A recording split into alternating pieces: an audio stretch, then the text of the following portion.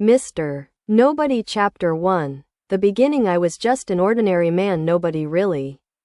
I called myself Mr. Nobody. I really had nothing going for me in life. Life was just so depressing. I tried so hard at everything just to get so little in life. I said to myself, worked hard on this project and got no views, no result again. I said to myself again, I guess it's just like King Solomon said, a striving after the wind. You try so hard, you get so little, you're just a nobody. I had learned multiple skills, tried multiple avenues of life to get ahead, never really getting ahead. I was really smart. I learned engineering and learned programming. Even taught myself 3 different coding languages, Python, JavaScript, and C++, thinking that would make me marketable. Built websites that nobody visited, created apps nobody downloaded. Yet despite everything, I still didn't get anywhere in life. I felt like I was nothing in life, though I was pretty sure I was a genius. The world had become a very difficult place. Life had become very hard in America. Big technology companies had pretty much taken over the government and the world, leaving us average and less than average people suffer. Inflation had destroyed our economy and our world, stealing our purchasing power. Everything had been so hard after just going through one crisis situation after another, then war. My savings had dwindled to almost nothing. And each month I wondered if I'd make rent on my cramped 1-bedroom apartment on the outskirts of the Tri-Cities. One day I decided to go for a walk up to a place called Badger Mountain. On top of the mountain was a desert with rattlesnakes. There was a path that you could walk that was fairly safe. I went there to meditate on my life. The morning had been particularly rough, another rejection letter from a tech company that had seemed promising. We appreciate your interest, the email had said, but we've decided to pursue other candidates. The same form letter I'd received dozens of times before. I thought to myself and said, I need to go for a walk. After suffering so much in life, I'm still nothing in life. I sat there and thought about how little my life had really meant. I was desperate to have meaning in life. It broke my heart after losing so much of my family. They passed on. In 2 decades, more than 28 people dead. Grandparents, parents, aunts, uncles, even a few cousins who died young from various illnesses and accidents.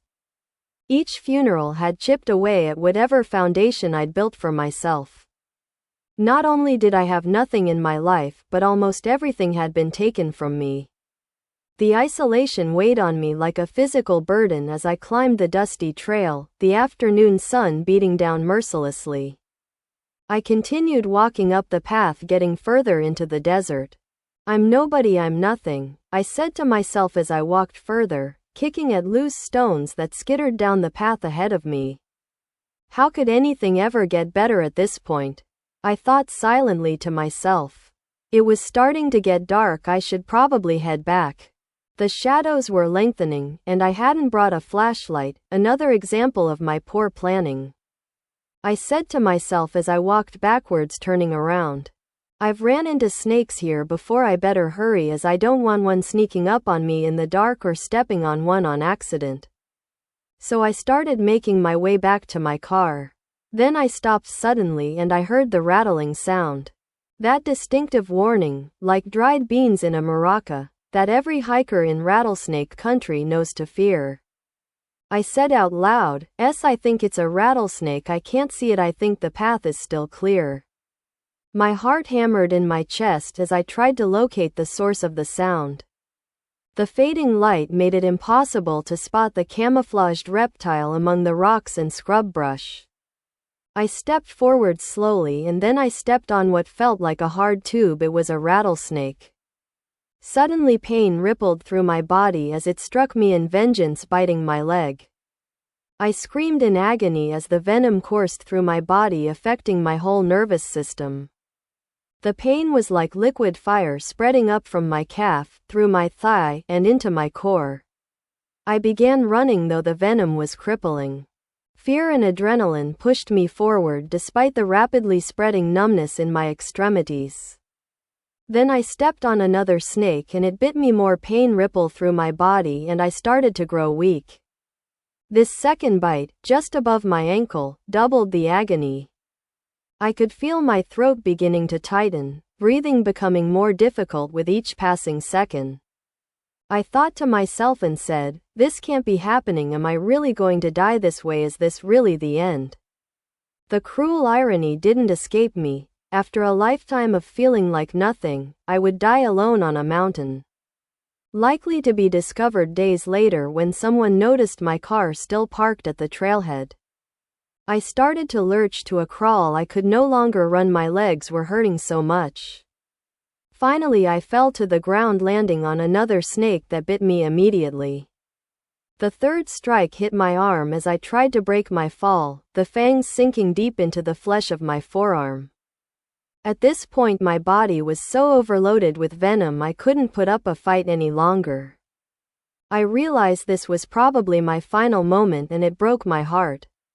After trying so hard in life, is this really how it ends?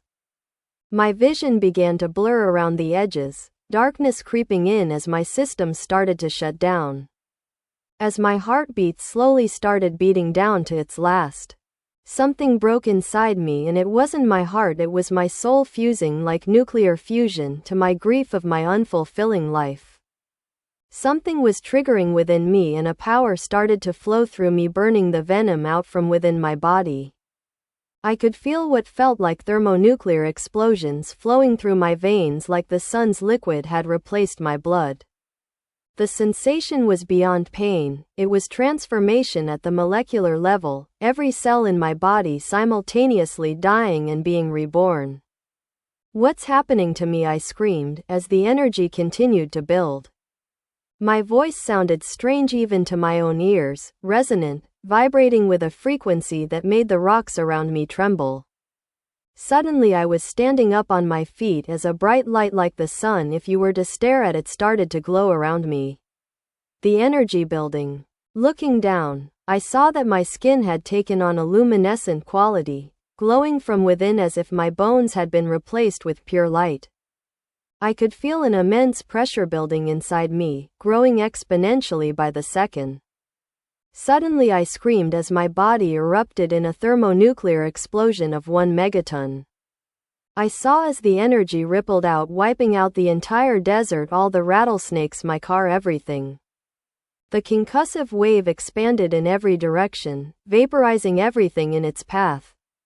Trees uprooted and disappeared, rocks melted into slag, and the very shape of the mountain began to change as the explosion reshaped the landscape.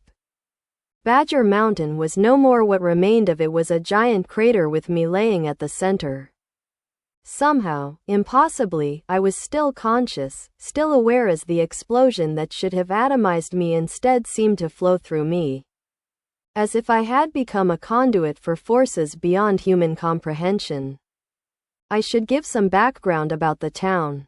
The Tri-Cities was a small but bustling town, not really small anymore, getting closer to being like Seattle.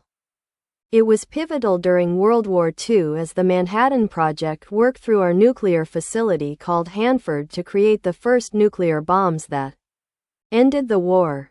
The B reactor at Hanford produced the plutonium used in the Fat Man bomb dropped on Nagasaki, forever linking our quiet corner of Washington state with the atomic age. Our town was somewhat special and pivotal in ending the war. I'd always suspected, due to radioactive containers leaking, that some of that toxic waste could have made it into the water supply, the land, even the food, maybe even the creatures. The Hanford site was infamous for its contamination issues, millions of gallons of radioactive waste stored in underground tanks, some of which had leaked over the decades. The government never admitted to widespread contamination, but locals had always had their suspicions about the unusually high cancer rates in certain neighborhoods. Somehow it had fundamentally altered who I was when this power manifested. I now seemed to be a walking nuclear bomb, the energy of fusion from the sun flowing through my veins. My life would never be the same now. I'm sure that 1 megaton nuclear explosion had not gone unnoticed. The Tri-Cities would have felt the shockwave, windows shattering for miles around. The night sky briefly turning to day as my transformation reached its climax. I awoke in the crater moments later, rejuvenated by the energy of the nuclear fusion coursing through my veins. The pain of the snake bites was gone, replaced by a humming vitality unlike anything I'd ever experienced. I felt simultaneously exhausted and more energized than I'd ever been in my life. No, I did not know why this happened. I chose to embrace it as I always wanted to mean something. Now maybe I could be a superhero, or maybe the world would just fear me. The thought of being feared sent a shiver through me despite the incredible heat I now generated. All my life I'd been ignored, overlooked, a nobody. Now I'd have the world's attention, but would it be the kind of attention I wanted? I managed to get away from the Badger Mountain crater now and go back to my home. My real name was John, but I called myself Mr. Nobody as I felt like nobody before all this had happened. I made my way carefully through the darkened streets, keeping to the shadows. I could feel the heat radiating from my body, see the faint blue glow my skin now emitted in the dark. A dog barked as I passed, then whimpered and retreated as it sensed something unnatural about me. Once home, I said to myself, I seem to have nuclear fusion in my veins now. It must have had something to do with Hanford. I examined my hands under the harsh bathroom light, watching as energy seemed to pulse just beneath the surface of my skin, following the paths of my veins and arteries. I sat there and wondered if the government was going to find me, as I might be radioactive now. I checked the Geiger counter app on my phone, a novelty thing I'd downloaded years ago during a brief panic about Hanford leaks, but it went haywire. Near my body, the digital needle spiking off the chart before the app crashed completely. Although nuclear fusion doesn't leave fallout from a thermonuclear bomb. That was something at least. I might be dangerous, but at least I wasn't contaminating everything around me with radiation. I turned on the TV and watched the news to see if anything was on there. The local anchor looked shaken, her usual professional demeanor cracking as she reported on what was already being called the Badger Mountain incident. The TV said, a terrible disaster has struck Badger Mountain. A 1-megaton thermonuclear bomb has been detonated. Authorities are investigating the cause of the explosion. Nothing is known yet. What used to be Badger Mountain now is a crater. Everything was wiped out, including a vehicle that authorities are trying to piece together to determine if anybody was up there during that time. The camera cut to aerial footage of the crater. Emergency vehicles surrounding the perimeter with their lights flashing ineffectually against the scale of the destruction. I recognized the twisted remains of what might have been my old Honda Civic, now just a blob of melted metal at the edge of the blast radius. I didn't even think about my car. Though it was destroyed, they might be able to piece together that it belonged to me. Though it was heavily destroyed, only the metal remained. Pieces of it, at least some of it, had melted. I don't think they likely would determine that it was my car. Still, you never know, I thought to myself. The VIN would be gone, the license plate vaporized. But modern forensic techniques could potentially identify the make and model. And how many people would be reported missing in connection with a car at that location? I wonder if they can track my energy, since I'm basically a walking nuclear reactor now. The thought sent a chill through me despite the heat of my body. Were there instruments that could detect the unique energy signature I now generated? I decided to lay low for now, because I didn't know how powerful I was yet, but I would have to find out. I'm a walking sun now. The phrase repeated in my mind, gradually shifting from terrifying to almost exhilarating. Whatever had happened to me, I was no longer ordinary, no longer a nobody. I decided to go for a walk to see if I could control my power on a small scale and figure out my limits. My apartment felt stifling, the walls too close, everything too fragile. I needed space, somewhere I could test these new abilities without risking more destruction. So I took a bus to reach an isolated area in a field that was undeveloped in the Tri-Cities. The other passengers gave me strange looks. Was I glowing visibly now, or just sweating profusely? Some people on the bus were saying, "Is it hot in here or is it just me?" A woman fanned herself with a magazine, while the driver kept adjusting the air conditioning, looking confused when the temperature gauge showed it was already at maximum. I thought in my head, I must run a little warm now, and I wonder if my hand would melt ice. I tried to make myself smaller in the seat, acutely aware of the discomfort I was causing. I said to myself as I walked the rest of the way there into West Richland, I need to control this power. The night air felt cool against my superheated skin, the stars unusually bright, or was my vision enhanced now too? I made it to the field and it didn't seem like anybody was around, so I should be okay. The area was used for grazing during parts of the year, but now lay fallow, tall grass swaying gently in the night breeze. So I looked for a part of the field and tried to release some of my nuclear fusion energy. I felt a little ridiculous, like a child playing at being a superhero, but the energy thrumming through my veins was undeniably real. I thought and visualized the energy building in the tip of my palm of my right hand. I imagined it gathering there, like water building behind a dam, ready to be released in a controlled flow rather than a catastrophic flood. I aimed for a bush, trying to channel the energy towards it. Suddenly I released a low-yield nuclear blast out of my right hand. A beam of blue-white energy, no wider than a pencil, shot from my palm and struck the bush with pinpoint accuracy. The bush was annihilated, leaving a small crater. Not just burned or damaged, completely vaporized, leaving nothing but a smoking depression in the earth. So I had an idea of how to control my power. A lot of it had to do with visualizing the effect and allowing it to come to the forefront, manifesting it into existence, channeled by my now replaced blood plasma that was full of the very material that the sun produced nuclear fusion with. I literally had become a walking nuclear fusion reactor. The realization was both terrifying and exhilarating. I tried again with another bush, this time visualizing a weaker beam, and managed to merely scorch its branches rather than obliterate it completely. Progress. Then suddenly I felt a surge of power. I felt like I was losing control. I couldn't figure out why suddenly my power was intensifying, as if it was sensing something was coming. My skin began to glow brighter, the energy in my veins pulsing faster, hotter. I felt like I was about to go thermonuclear all over again. Was there danger nearby? Could I sense it? I asked myself. Had my transformation given me some kind of extrasensory perception, an ability to detect threats? I didn't know what to think in this moment. The energy was building involuntarily now, responding to something I couldn't yet perceive.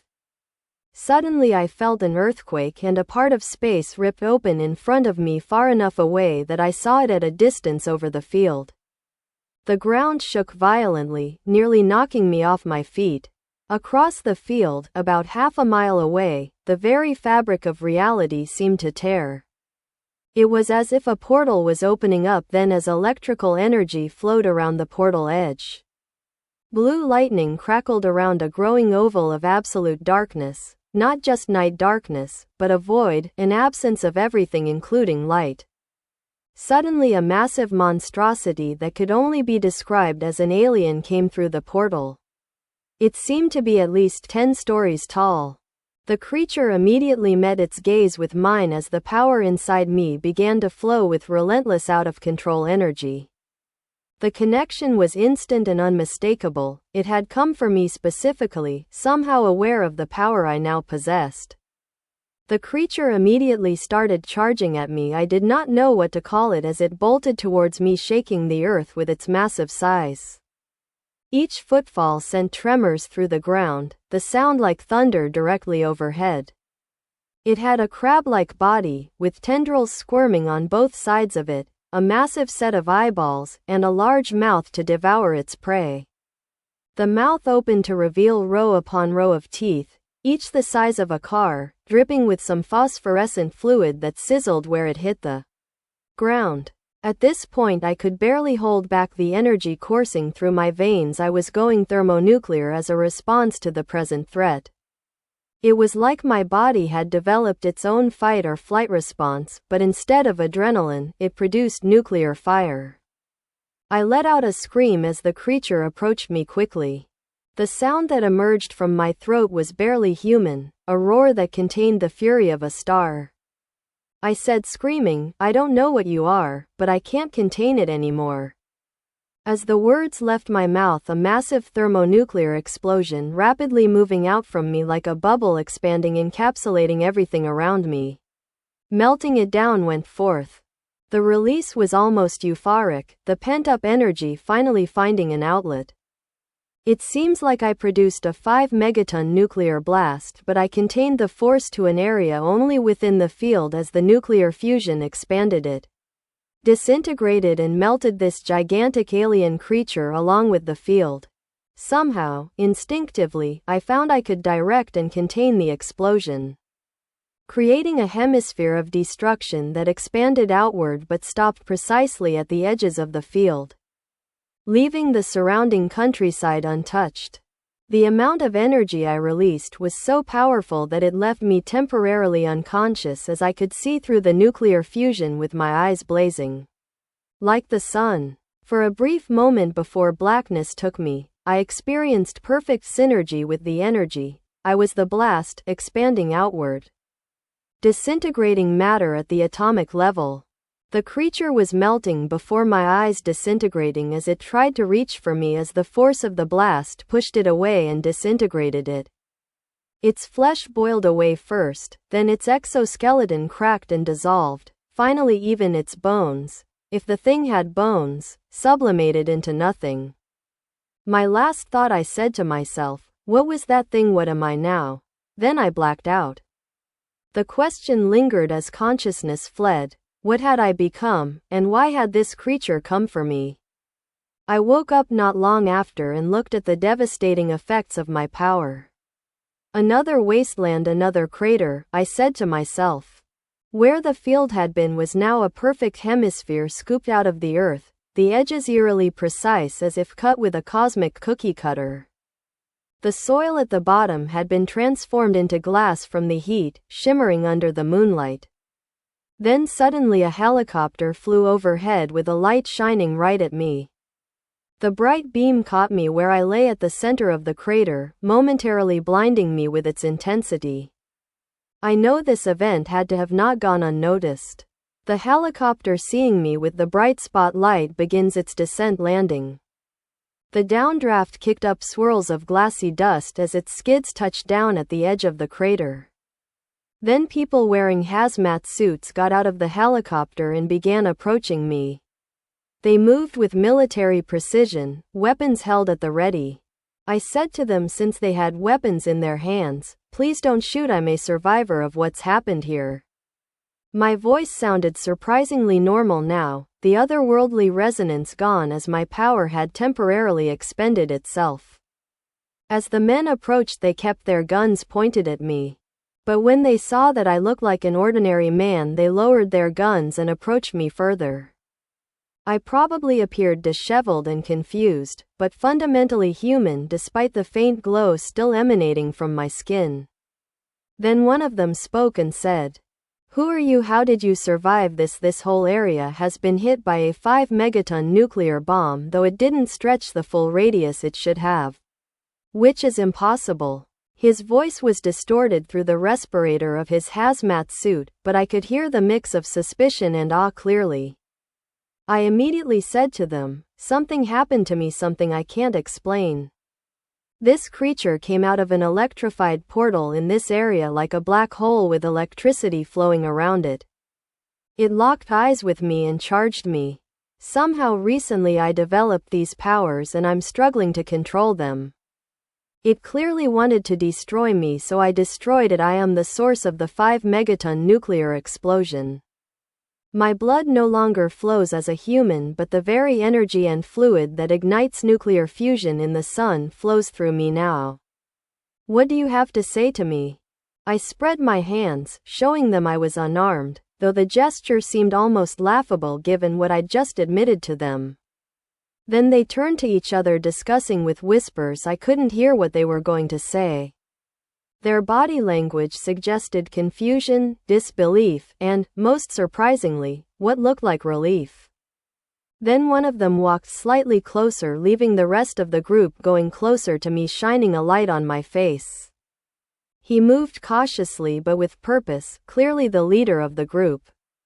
As he shined the light on my face, my eyes glowed like the sun, so bright that they had to look away for a second.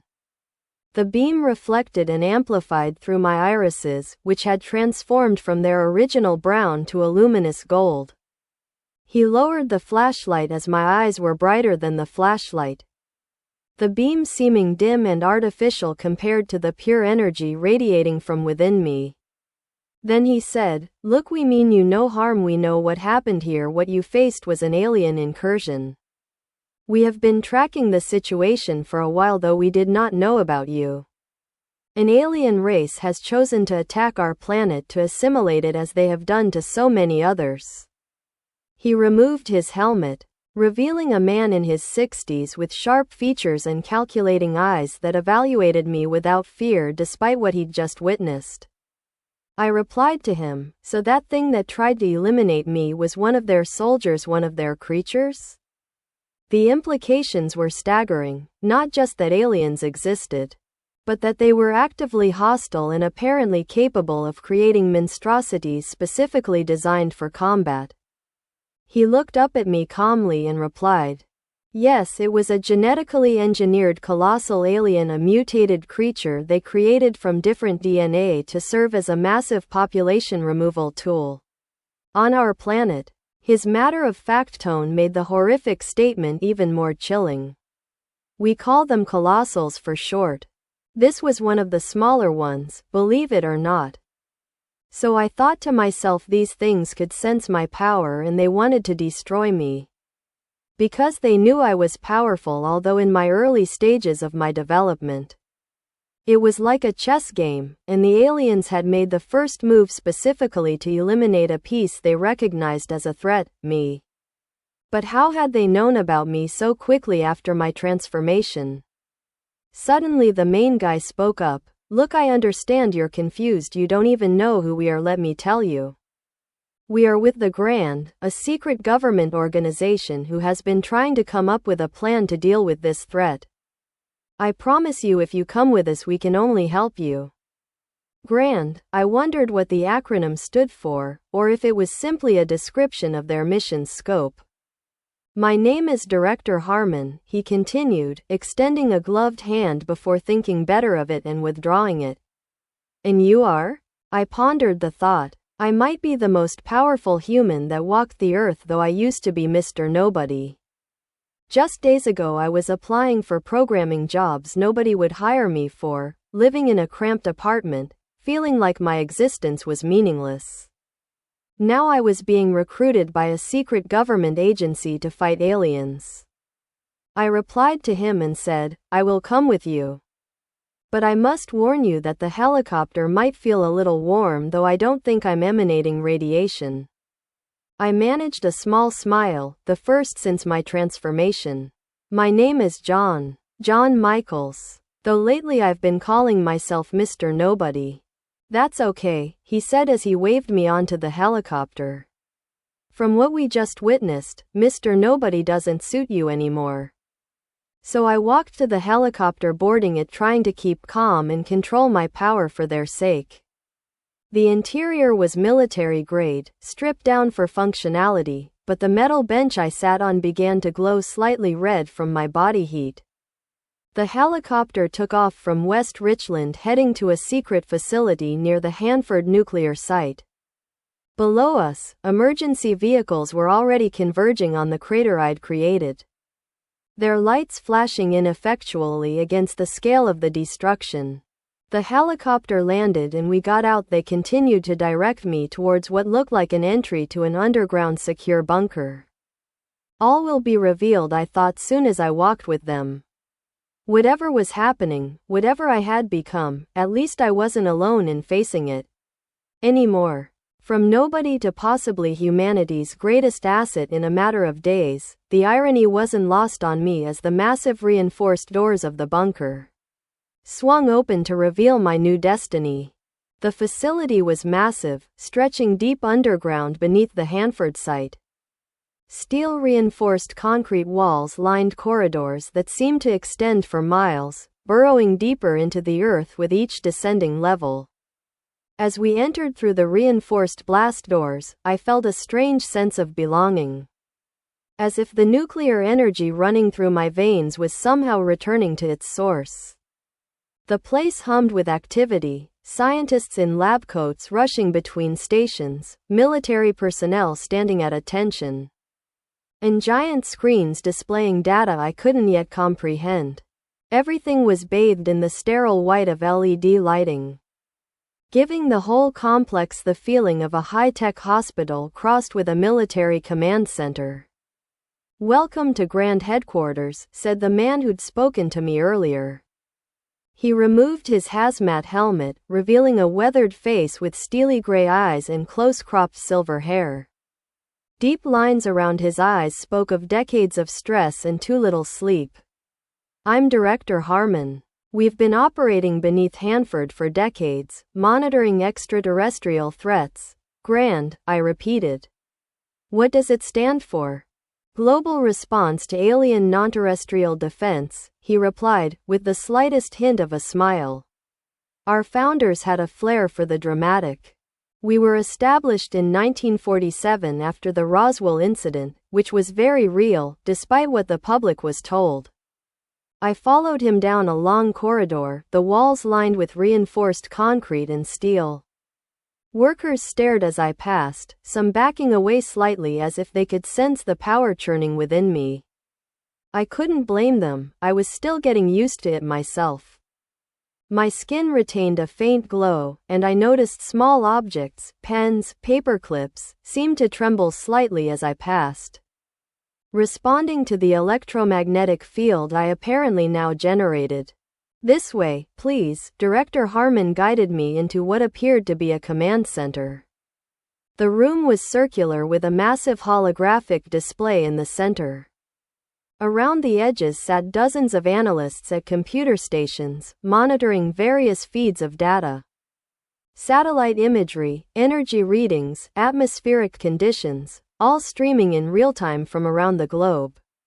"This is where we track incursions." "Incursions?" I asked, the unfamiliar term feeling strange on my tongue. Though after what I'd witnessed in that field, I had a pretty good idea what it meant. "Alien portal openings," Harmon explained. "Like the one you experienced. They've been increasing in frequency over the past 6 months. He gestured to a technician who pulled up a graph showing a steady rise in what were labeled as dimensional rupture events beginning in January of this year. What used to be 1 or 2 a month has become almost daily worldwide. Tonight was the first one in the Tri-Cities area. One of the scientists approached, a woman with sharp features and intelligent eyes behind rimless glasses. Her lab coat was impeccably pressed, contrasting with her disheveled hair that suggested long hours at work. "Director, our readings from the West Richland event are extraordinary." She glanced at me with undisguised curiosity, her eyes widening as she noticed the subtle glow of my skin. "Is this him?" "Dr. Eliza Chen, meet John," Harmon introduced us. "John is, well, he's the source of the energy signature we detected." Dr. Chen's eyes widened. "That's impossible. The energy output registered was equivalent to 5 megatons," I finished for her. "Yeah, I know." The number still seemed abstract to me. Intellectually, I understood it was roughly 250 times the power of the bomb dropped on Hiroshima. But emotionally, I couldn't reconcile that level of destruction with something that had come from my own body. How are you even alive? She asked, then seemed to catch herself. I'm sorry, that was unprofessional. She straightened her posture, attempting to regain her clinical demeanor, but her eyes betrayed continued fascination. It's a fair question, I replied. I don't know the answer myself. Something happened to me on Badger Mountain. I got bitten by rattlesnakes, was dying, and then something changed. My blood, my entire body. It's like I became a nuclear reactor. I held out my arm, where the skin still showed faint traces of the snakebite that should have killed me. I've been living near Hanford my whole life. Maybe there was something already in me, something the venom catalyzed. Director Harmon gestured to the central display. We need to show you something, John. His tone was grave, the brief moment of levity when explaining the organization's name now completely gone. The holographic display shifted, showing a 3D model of Earth with dozens of red dots scattered across its surface. The planet rotated slowly, revealing concentrations of these markers in North America, Europe, and Asia, with fewer in the southern hemisphere. Each of these marks an incursion point over the past 6 months. They started small, single creatures coming through, testing our defenses. But they're escalating. The display zoomed in on various locations, showing footage of creatures similar to the one I'd faced, massive, mutated horrors that seemed to be cobbled together from various Earth species but with distinctly alien features. One resembled a giant scorpion but with the head of a wolf. Another looked like a cross between an elephant and some kind of insect, with multiple compound eyes and a chitinous exoskeleton.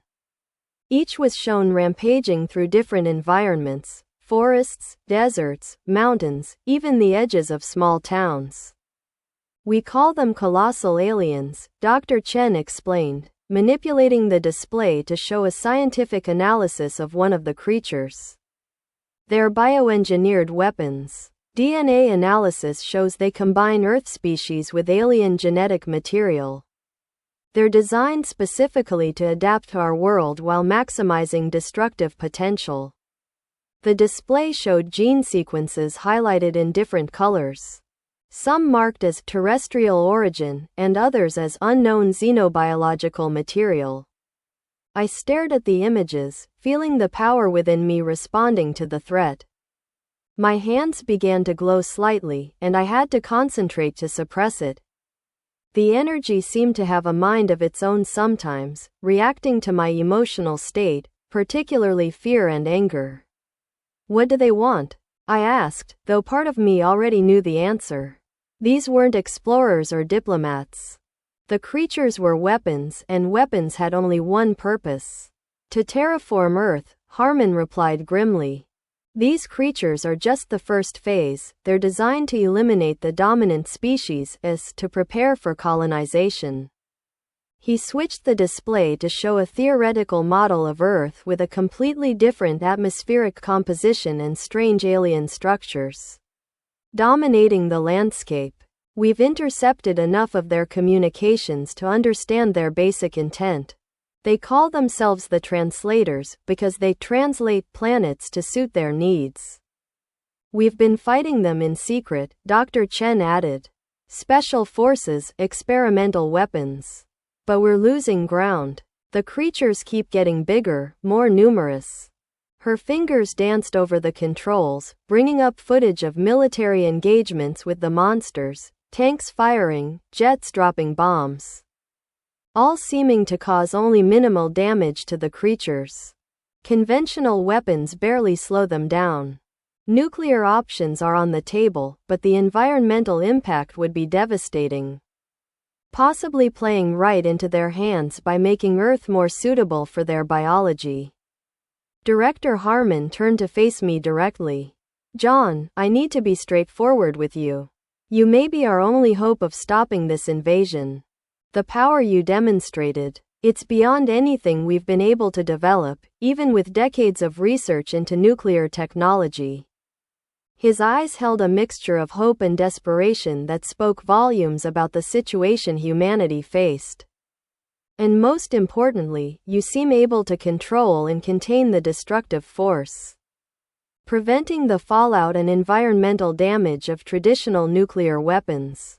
I laughed bitterly, the sound echoing strangely in the high-tech command center. Me? I was nobody before this happened.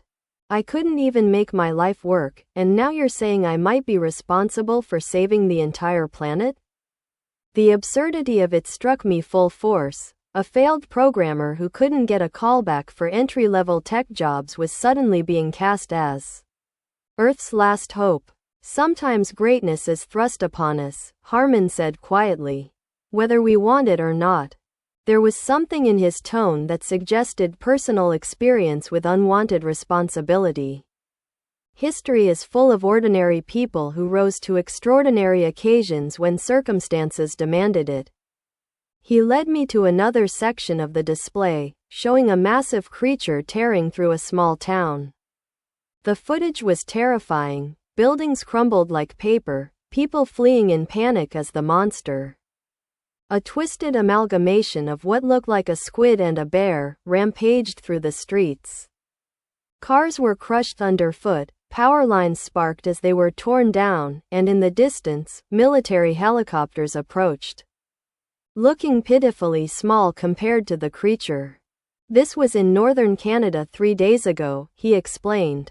A small mining town. Population 3,000. Survivors, 42.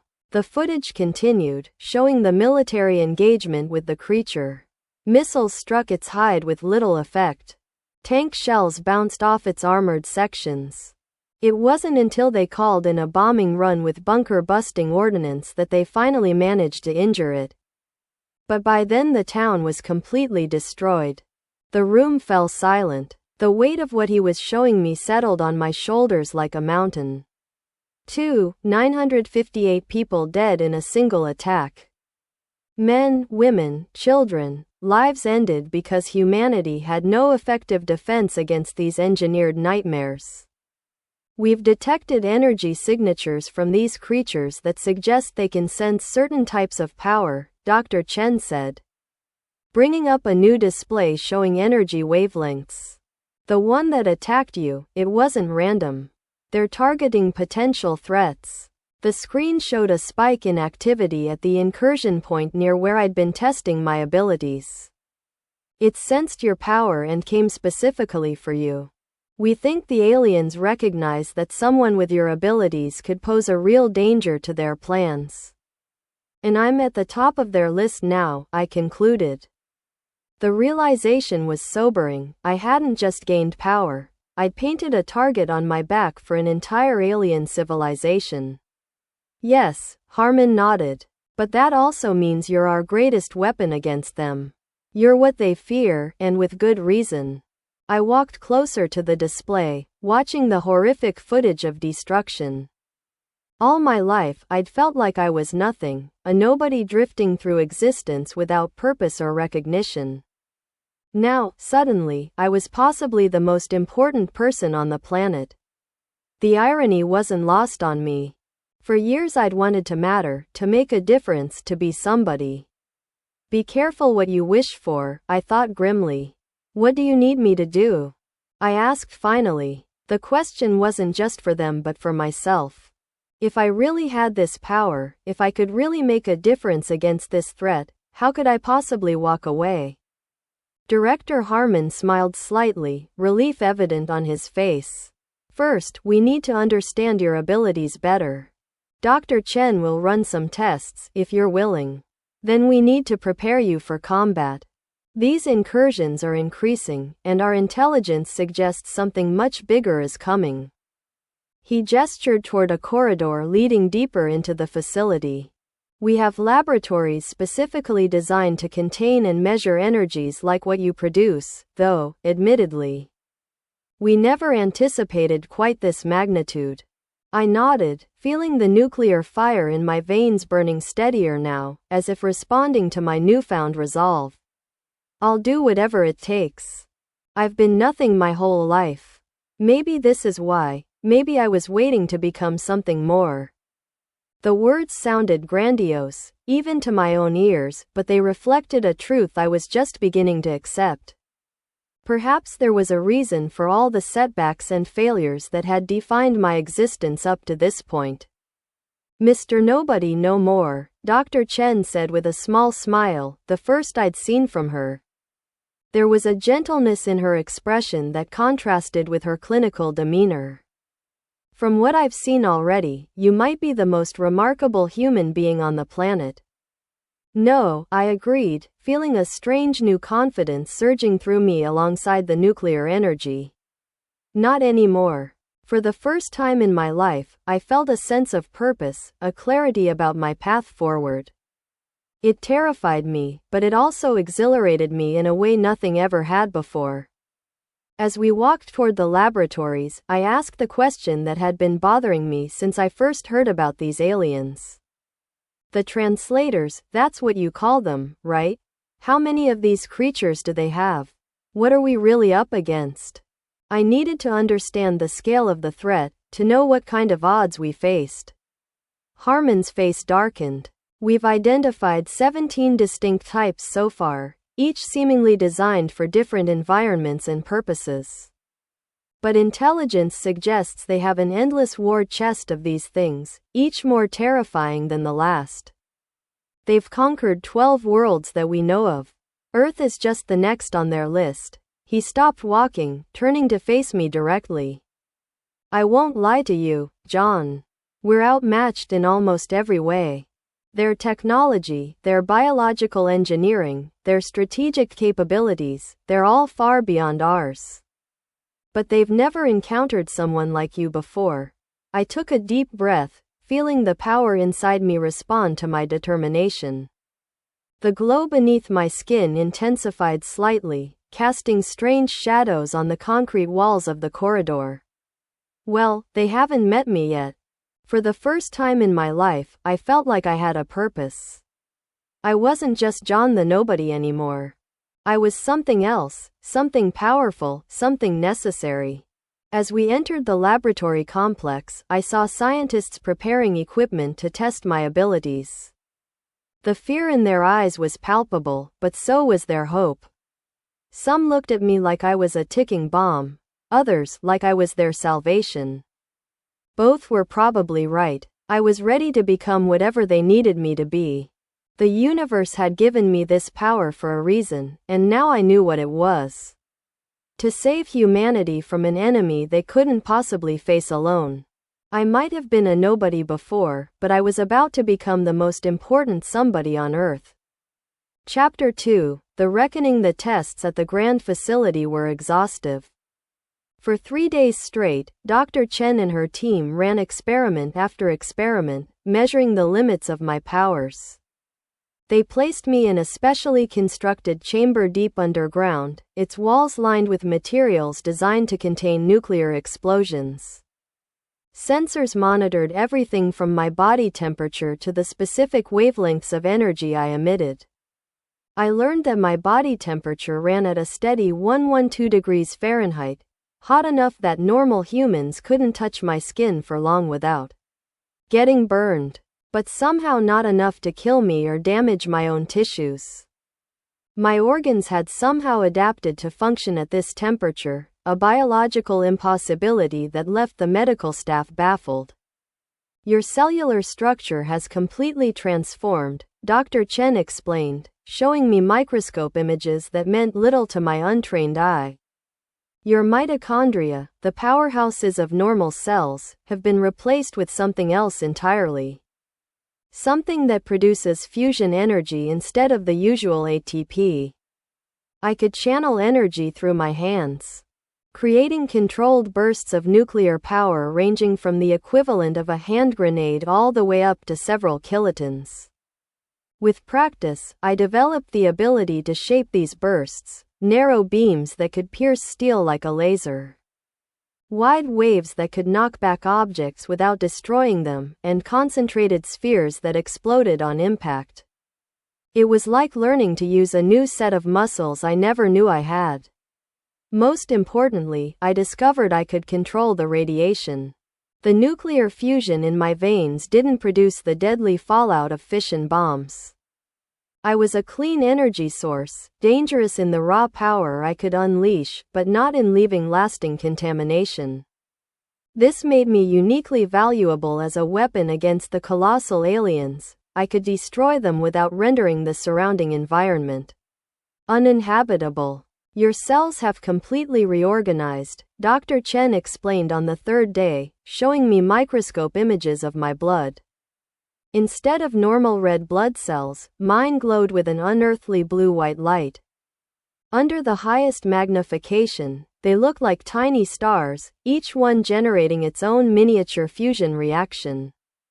It's as if the rattlesnake venom combined with trace elements of radioactive material in your system, probably accumulated from living near Hanford your whole life, and triggered a complete biological transformation. So I'm not human anymore? I asked, staring at the strange glowing cells. The question had been haunting me since my transformation. Was I still John Michaels, or had I become something else entirely? Some new species caught between human and whatever lay beyond? You are, she assured me, her expression softening as she recognized my existential concern. But, evolved, enhanced, like nothing we've ever seen before.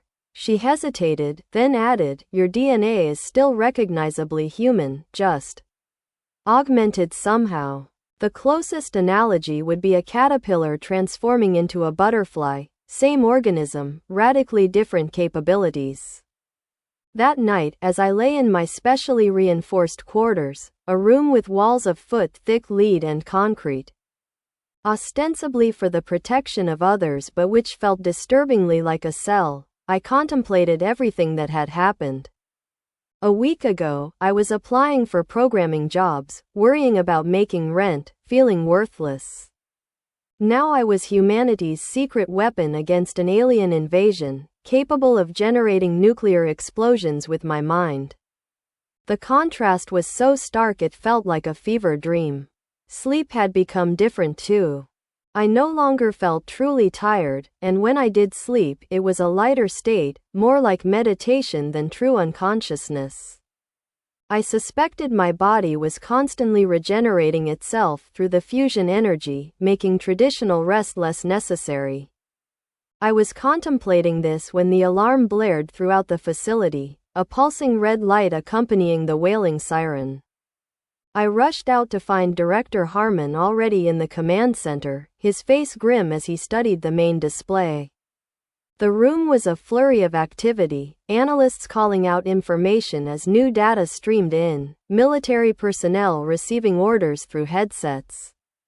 The central holographic globe showed a pulsing red dot over what appeared to be China. What's happening? I asked, approaching Harmon, who hadn't noticed my arrival. His intense focus on the display was absolute, his body language radiating tension.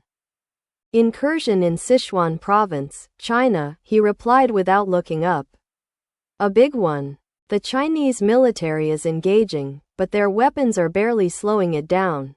He finally turned to me, his eyes reflecting the red warning lights. We've been expecting something like this, a major attack to test our response capabilities. But the timing suggests they know about you now and are accelerating their timetable. The display showed helicopter footage of a massive creature moving through forested mountains. It was hard to make out details from the aerial view, but it looked like a terrifying hybrid of a sea creature, perhaps a giant squid or octopus, and a grizzly bear. Its body was covered in coarse brown fur, but tentacles writhed from its sides, pulling down attack helicopters and crushing tanks. It had to be at least twice the size of the creature I'd faced in West Richland. Jesus, I whispered, watching as it tore through a line of defensive positions, Chinese military equipment burning in its wake. How many casualties so far? Unknown, Harmon replied grimly. But the creature is heading toward Chengdu, a major metropolitan area. If it reaches the city, he didn't need to finish the thought. We both knew what would happen, thousands, possibly millions of deaths. We need to deploy, Harmon said, finally turning to me. The Chinese government has reluctantly accepted our offer of assistance, but they don't know exactly what we're sending. Are you ready? The question carried the weight of those potential casualties. The implicit understanding that I might be the only thing standing between that creature and unimaginable destruction. I swallowed hard. I've only had 3 days of training. The inadequacy of that preparation struck me forcefully now, faced with the reality of what I was being asked to do. In the controlled environment of the test chamber, my powers had seemed manageable, even impressive. But this was different, a real threat, real lives at stake, no safety measures if I failed. I know, he said, placing a hand briefly on my shoulder before withdrawing it with a slight wince from the heat. My skin temperature had risen with my anxiety, now probably closer to 120 degrees. But we're out of time. That thing is heading toward Chengdu, a city of over 16 million people. My mind reeled at the number. 16 million lives at stake. Families, children, ordinary people going about their lives with no idea that a nightmare from beyond their comprehension was bearing down on them. How could I say no? What else was this power for, if not this? I'll go, I said, surprised by the steadiness in my own voice.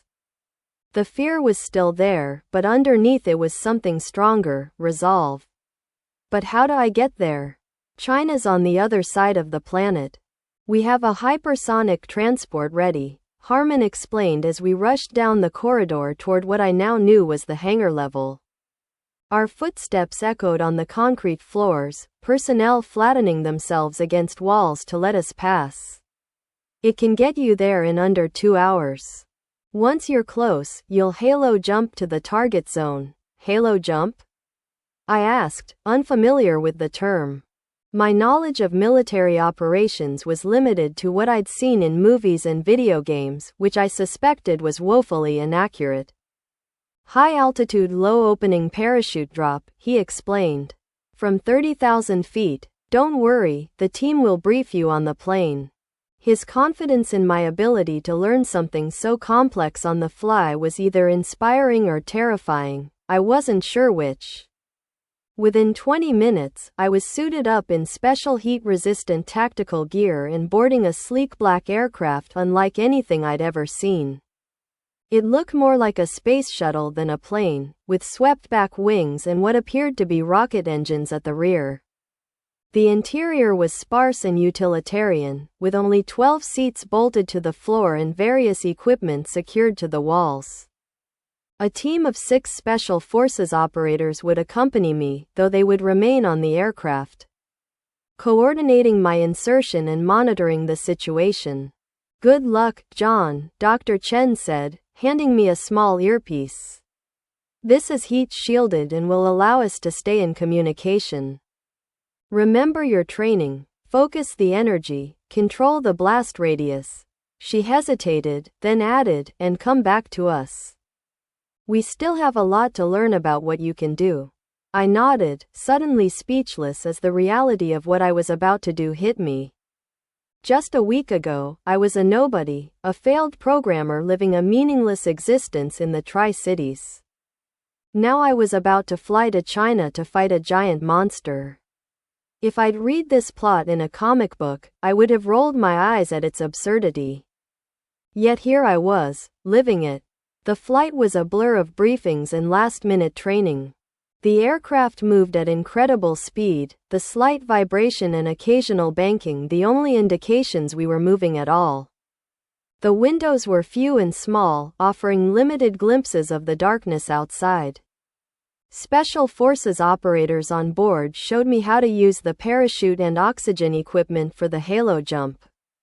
I tried to concentrate, but my mind kept returning to the creature I was about to face. Would my power be enough? What if I failed, and millions died? Don't overthink it, said one of the operators, a weathered man with a southern accent who introduced himself only as Jackson. That's the quickest way to get yourself killed. Trust your instincts, trust your training, and take it one step at a time. He demonstrated again how to check my oxygen levels and deploy the parachute. The suit's insulated against your body heat, but try not to get too excited up there. You start glowing too bright, you'll be a target before you even reach the ground. 2 minutes to drop zone, the pilot announced as we approached the mountains of Sichuan. Through the small windows, I could see smoke rising from the forests below. Distant flashes indicated heavy weapons fire, the Chinese military still trying to slow the creature's advance. Remember, the jumpmaster said as he helped me check my equipment one final time, pull at 2,000 feet, not before. The creature can detect aircraft, so we can't get too close. You'll need to glide in under canopy for about 3 miles to reach the target zone. He slapped my shoulder in encouragement. You got this. Just like we practiced. I nodded, my mouth dry with fear despite the thermal energy coursing through my veins. The jump door opened, and the roar of wind filled the cabin.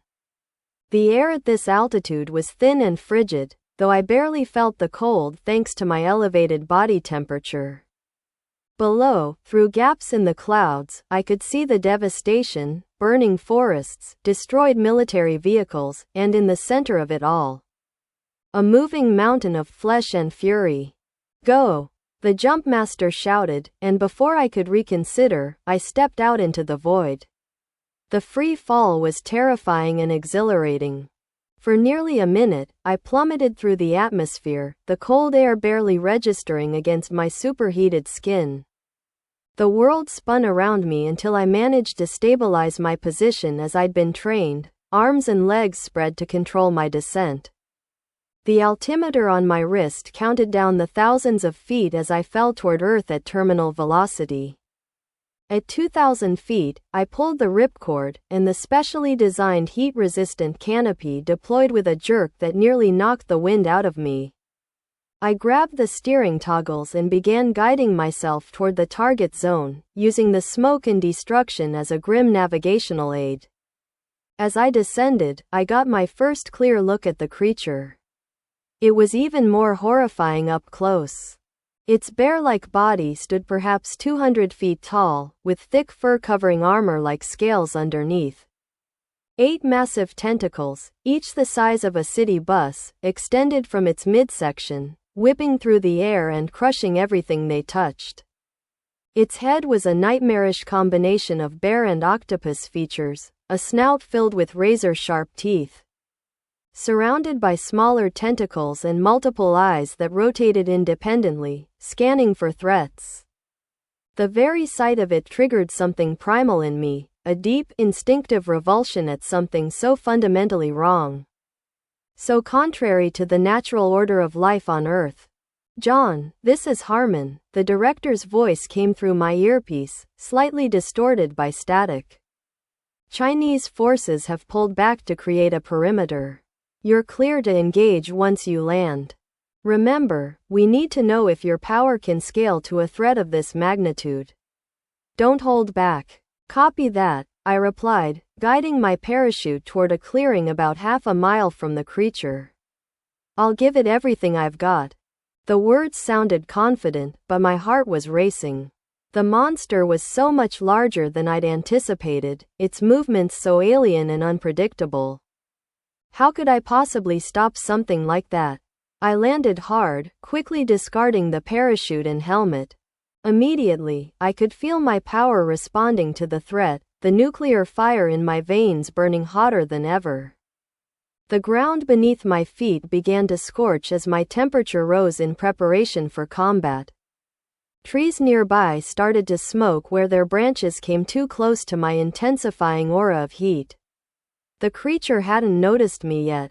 It was occupied with crushing the remains of a Chinese tank battalion, its tentacles wrapping around armored vehicles and crushing them like soda cans. The screams of soldiers filled the air, along with the stench of burning fuel and flesh. In the distance, I could see medical evacuation helicopters trying to reach the wounded, but the creature's tentacles made approach nearly impossible. I needed to get its attention, to draw it away from the military personnel still in the area. focusing my energy into my right hand. I created a compressed ball of nuclear fire, something I'd practiced at the facility, and hurled it at the creature's side. The projectile streaked through the air like a miniature sun before detonating against the monster's flank with the force of several tons of TNT. The creature roared in pain and rage, a sound so deep and loud it shook the earth beneath my feet. All of its eyes swiveled to focus on me, and I knew I had its undivided attention. The intelligence in those eyes was unmistakable. This wasn't just a mindless beast but a weapon with purpose and direction. "That's right," I muttered, gathering more energy into both hands now. "Come and get me, you overgrown seafood platter." The quip was forced, an attempt to calm my nerves with humor that fell flat even to my own ears. But the bravado helped steady me as the monster charged. The creature charged, moving with surprising speed for something so large. Its tentacles reached for me, churning up earth and trees as they swept across the ground. I dodged the first strike, rolling to the side and firing another energy blast, this one directly at one of the tentacles. The nuclear fire severed it completely, sending the appendage flopping uselessly to the ground where it continued to writhe. The creature roared again, this time in true pain. Black ichor that might have been blood sprayed from the wounded tentacle, sizzling where it hit the ground. The smell was acrid and alien, like burning rubber mixed with rotting seafood. I had heard it, but now it was truly angry. Its remaining tentacles lashed out with increased ferocity, and it charged toward me with renewed determination. I kept moving, using the agility Dr. Chen's team had helped me develop during our brief training. The monster was powerful but slow to turn its massive bulk. I circled around it, firing concentrated blasts at its legs and remaining tentacles, trying to immobilize it before attempting a killing blow. Each blast took a toll on my energy reserves, but I could feel the power regenerating almost as quickly as I used it. Like an internal reactor constantly producing new fuel. One tentacle caught me by surprise, sweeping in from my blind side and sending me flying through the air. I crashed through several trees before slamming into a hillside nearly half a mile away. The impact left a crater in the rock face and would have killed a normal human instantly, but I merely felt dazed. As I staggered to my feet, I realized my tactical gear was in tatters, torn apart by the force of the blow and the increasing heat of my body. My skin glowed brighter now, the nuclear fire within me responding to the threat and the damage I'd sustained. "John, are you all right?" Harmon's voice crackled in my earpiece. "Still here," I grunted, feeling the power within me surging in response to the attack. Each injury seemed to trigger an exponential increase in my energy output, as if my body interpreted damage as a need for more power. But I'm done playing around. I could see the creature charging toward me, its massive form crashing through the forest like a living landslide. Trees snapped like twigs beneath its bulk, the ground trembling with each step of its enormous paws. Behind it, I could make out the outskirts of what must be Chengdu City. Modern skyscrapers rose in the distance, home to millions of people who had no idea the nightmare that was heading their way. If this thing reached those densely packed buildings, millions would die. It was time to stop holding back. I planted my feet and focused, drawing on every ounce of the nuclear fusion energy that had replaced my blood. My vision began to glow white-hot as the power built within me, making my skin shine like molten metal. The rocks beneath my feet began to melt, the air around me shimmering with waves of heat that distorted the very fabric of reality. "Everyone clear the area," I shouted, hoping Harmon would relay the message to any remaining Chinese forces. "I'm going supercritical." The term had come from Dr. Chen's briefings, the point at which a nuclear reaction becomes self-sustaining and exponentially increasing. The creature was only 100 yards away now, its maw open to reveal rows of razor-sharp teeth, tentacles reaching forward to crush me. I waited until the last possible moment, until I could smell its fetid breath and feel the ground shaking with each step of its massive paws. Time seemed to slow as I focused my power, channeling it not into a focused beam or a contained explosion, but into a massive outpouring of pure nuclear energy. Then I released everything. The nuclear explosion blossomed from my body like a miniature sun being born on Earth. The shockwave hit the creature first, stopping its charge and pushing it back several hundred feet. Trees were instantly vaporized, the ground turned to glass in an expanding circle around me. Then came the heat and the pure energy, washing over the monster in waves of destructive force. I focused the blast like Dr. Chen had taught me, creating a directed cone of energy that engulfed the creature while minimizing the spread to surrounding areas. The monster's roars turned to screams as its fur caught fire, then its flesh began to melt. The tentacles thrashed wildly before disintegrating into ash. Its eyes boiled away in their sockets, and still I poured more energy into the blast, ensuring nothing would remain. The creature tried to retreat, but its legs were already dissolving under the onslaught of nuclear fire. By the time I finally exhausted myself, allowing the nuclear fire to die down, there was nothing left of the creature but a blackened skeleton rapidly crumbling to dust. The forest for nearly a mile in the direction of my blast was gone, replaced by a scorched wasteland. But I had contained the explosion, the city was untouched, and the blast radius hadn't extended beyond the unpopulated hills. I fell to my knees, suddenly exhausted. Using that much power had drained me temporarily, though I could already feel the nuclear fusion in my veins replenishing my strength. It was like drawing too much electricity from a battery. The power would return, but it needed time to recharge. Target eliminated, I gasped into the comms. My voice sounded strange even to my own ears, as if the nuclear fire had temporarily changed even that aspect of my being. Confirmed, John, Harmon replied, his voice filled with awe. Chinese satellite imagery shows complete destruction of the creature. A helicopter is being dispatched to your location for extraction.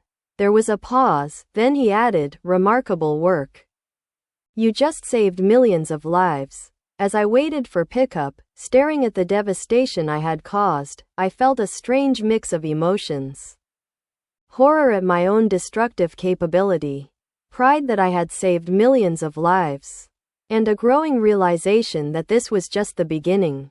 The heat of the blast had melted the surrounding landscape into strange, otherworldly shapes, flowing glass formations that caught the sunlight in bizarre ways. It looked like an alien landscape, which seemed fitting given the nature of my enemy. The creature had been twice as large as the one I'd faced in Washington, which suggested the aliens were escalating. How much bigger would the next one be? And how many more were coming? These weren't random attacks but calculated moves in a larger strategy. The aliens were testing Earth's defenses, probing for weaknesses, and now they knew about me, a new factor in their calculations.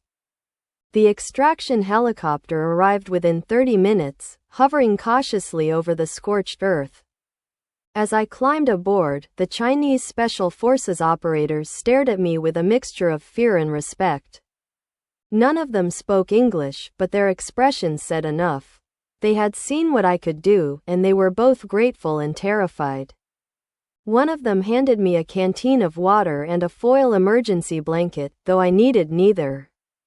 The gesture of human kindness, however, touched me in a way I hadn't expected. Despite my transformation, despite the godlike power I now wielded, I was still human enough to crave connection with my own kind. On the flight back to a Chinese military base where the hypersonic transport waited, I gazed out the window at the blackened landscape below. The destruction I'd caused was visible from miles away, a black scar on the green mountains of Sichuan. I had contained the destruction, focused it on the threat, but the power I wielded was still horrifying in its implications. What if I lost control? What if my aim had been off, and that blast had hit Chengdu instead of the creature? I was Mr. Nobody no more. I had become something else entirely, humanity's weapon against an alien threat, a walking nuclear arsenal. The weight of that responsibility pressed down on me heavier than any physical burden I had ever carried. For years I had longed to be significant, to matter. Now I mattered more than anyone on the planet. And the irony was that I would give anything to go back to anonymity if it meant being free of this terrible responsibility. As the helicopter banked toward the distant airstrip, I silently vowed to master this power completely. The aliens would send more creatures, bigger and deadlier with each incursion. And I would be ready for them, no matter what form they took. I would learn to control every aspect of this nuclear fire within me. To channel it with surgical precision when needed and to unleash its full fury when there was no alternative. The world needed me now. For the first time in my life, I was not just significant, I was essential.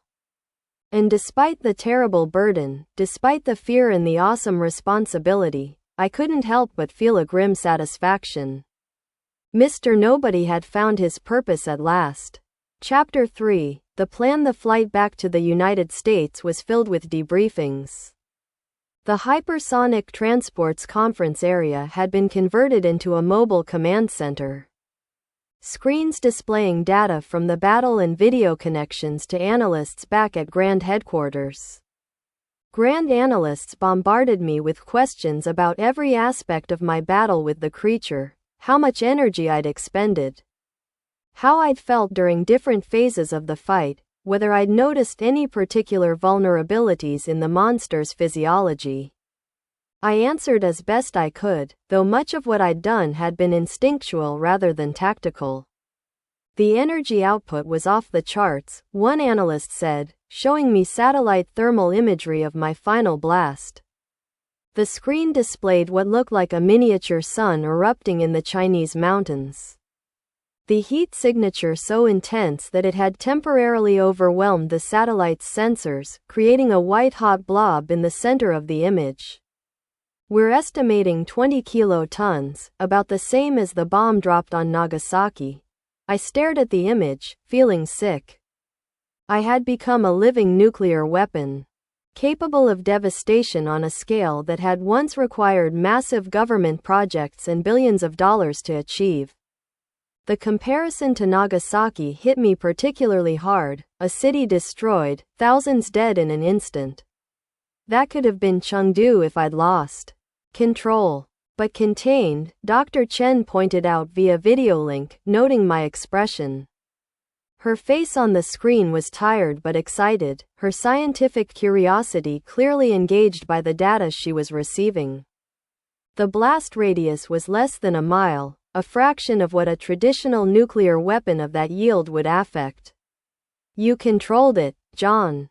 That's the remarkable thing. She manipulated something off-screen, and the display changed to show a comparison between my blast and a traditional nuclear explosion of similar yield. The difference was stark. My energy had been focused in a cone, directed at the creature, while a normal nuclear blast would have created a spherical area of destruction many times larger. And clean, added another scientist whose name I didn't catch. No radiation signature in the aftermath. Just heat and concussive force. It's unprecedented. The discussion continued this way for hours. The scientific team dissecting every aspect of what I'd done while military strategists considered the implications for future engagements. I participated as best I could, but my mind kept returning to the monster itself, its intelligence, its purposeful attack. The way it had specifically targeted me once it realized what I was. By the time we landed back at the Hanford facility, news of my success had spread throughout Grand. Personnel lined the corridors as I walked through, some applauding, others simply staring in awe or fear. I kept my head down, uncomfortable with the attention. All my life I'd been invisible, a nobody, and this sudden shift to being the center of attention was jarring. Every person we passed had a different reaction. Respect, fear, awe, curiosity. But none of them saw me as just another human being anymore. I had become something else in their eyes, something more and less than human. Director Harmon met me in the command center, where the main display now showed multiple red dots pulsing in various locations around the globe. Each represented a potential incursion point. Areas where the aliens' energy signatures had been detected forming but not yet manifested as full portals. The number was alarming, at least 20 dots scattered across every continent. "It's getting worse," he said without preamble. "Since your encounter in China, we've detected 12 new portal signatures forming. They haven't activated yet, but they will soon." His face was drawn with exhaustion, the lines around his eyes deeper than ever. I wondered when he had last slept. "How soon?" I asked, studying the map. The concentrations were heaviest in North America, particularly around major population centers, New York, Los Angeles, Chicago. The aliens were strategically targeting our most densely populated areas. Days. Maybe hours. He ran a hand through his silver hair, looking suddenly older and more tired than I'd ever seen him. "The Chinese incident changed things. The aliens know we have a weapon that can hurt them now. They're going to hit us harder, and in multiple locations simultaneously." He zoomed in on North America, where 7 of the dots pulsed ominously. "Our analysts believe they're preparing for a coordinated attack, multiple colossals deployed at once to overwhelm our defenses." "I can't be everywhere at once," I said, the implication sinking in. Even with the hypersonic transport, I could only be in one place at a time. If the aliens opened portals in New York, Los Angeles, and Chicago simultaneously, millions would die while I tried to reach each location. "No," Harmon agreed grimly. "You can't."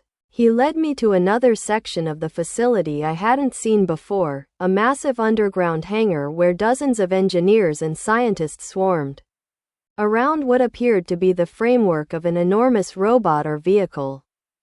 The space was cavernous, with a ceiling that had to be at least 100 feet high to accommodate the structure being built at its center. The air smelled of metal and ozone, welding sparks flying as teams worked frantically on different sections of the massive machine. The structure had to be at least 50 feet tall, even unfinished, with a humanoid shape but proportions that suggested it would stand much taller when completed. "What is this?" I asked, staring up at the colossal framework. The scale was difficult to comprehend. It made construction equipment I'd always considered massive look like children's toys by comparison. "Project Colossus," Harmon replied. "We've been working on it for 3 years, ever since we first detected alien signals in our solar system. It was meant to be our last line of defense, a machine large enough and powerful enough to go toe-to-toe with the creatures." He gestured to a nearby engineer, who brought over a tablet displaying technical schematics. The original concept came from Japanese mecha designs, believe it or not. The idea that humanity might need to create our own giants to battle monsters from beyond. The scale was breathtaking. Up close, I could see that the outer shell was composed of layers of advanced alloys and composite materials, designed to withstand enormous stresses. Workers on scaffolding were installing what looked like weapon systems into the arms and shoulders, missile pods, energy projectors, and things I couldn't begin to identify with my limited knowledge of military technology. "It's incredible," I said. "But you're telling me it's not enough?" Despite its impressive size and apparent firepower, Harmon's demeanor suggested the project had fallen short in some crucial way. Harmon's expression darkened. "We hit a roadblock we couldn't overcome. Powering something this size requires an energy source beyond anything humanity has developed. We've tried everything: nuclear reactors, experimental fusion cells, even zero-point energy modules. Nothing could generate enough consistent power to make Colossus operational for more than a few minutes. He pointed to a spherical chamber at the center of the machine's chest. The power requirements are astronomical, enough energy to move 500 feet of advanced alloys at speeds that could match the colossal aliens, while simultaneously powering weapons systems capable of damaging their armored hides. I began to understand where this was heading. Until you, he confirmed. What happened to you on Badger Mountain? It's beyond anything our scientists thought possible. You're a walking fusion reactor, John, producing clean, virtually unlimited energy that you can control with your mind. You're exactly what Colossus needs. His eyes held a mixture of hope and calculation that made me slightly uneasy. Had they been planning this from the moment they found me, or was this a desperate adaptation to changing circumstances? Dr. Chen joined us, carrying a tablet displaying complex schematics. Her face showed the strain of what must have been days without proper rest, but her eyes were bright with excitement. We've been redesigning Colossus around the clock since you arrived, she explained. The original plan was to house multiple nuclear reactors throughout its frame. We're replacing those with a single chamber in the center, a heart, if you will, where you would sit, channeling your energy throughout the machine. I walked closer to the massive structure, trying to envision myself inside it, powering this metal giant. The concept was both terrifying and exhilarating. A way to amplify my power to match the scale of the threat we faced. How tall will it be when it's finished? Just over 500 feet, Harmon said. Tall enough to look most of the colossal aliens in the eye. He pointed to a section of the schematics showing a human figure for scale, a tiny stick person next to the towering machine. With you at its core, channeling your energy throughout its systems. Colossus could engage multiple threats without the collateral damage of your direct interventions. The implications were staggering. If I could channel my power through something this size, focusing and directing it with precision, I could fight them on their own terms, I said, thinking aloud. Match them size for size, but with human intelligence guiding the machine. The theory is sound, Dr. Chen continued. The Colossus would amplify and direct your energy, giving you even greater control than you have now. And it would allow you to engage multiple threats without the risk of widespread destruction. She manipulated the tablet, showing a simulation of the completed Colossus engaging one of the creatures I'd fought. In the animation, the machine moved with fluid grace despite its size, precisely targeting the monster's vulnerabilities while minimizing damage to surrounding areas. Because the China incident made something very clear, Harmon added. You're incredibly powerful, John, but your method of defeating these creatures is too destructive for populated areas. We can't have nuclear explosions in major cities, no matter how controlled. His expression was grave as he showed me footage from my battle in China, focusing on the collateral damage to the forest and mountains. If that creature had reached Chengdu before you engaged it, the city would have been saved from the monster only to be damaged by your counterattack. He was right, of course. I'd been lucky in China, the creature had been in a relatively remote area when I engaged it. If it had reached Chengdu, I might have saved the population from the monster only to endanger them with my own power. The thought of having to make that choice, let a monster rampage through a city or unleash nuclear fire in a populated area, was horrifying. How long until it's ready? I asked, watching as teams of engineers and scientists swarmed over different sections of the massive machine. Despite their numbers and obvious expertise, the project still looked months from completion to my untrained eye. That's the problem, Harmon said. At our current pace, weeks. Maybe a month. But based on the portal signatures we're detecting, we don't have that kind of time. He gestured back toward the command center and its display of impending incursions. The earliest of these could activate within days. If they all come online at once, can we accelerate the construction? I looked around at the workers, already moving with urgent purpose. More people, more resources? We're bringing in every resource we have, Harmon assured me. The president has given us carte blanche after seeing the footage from China.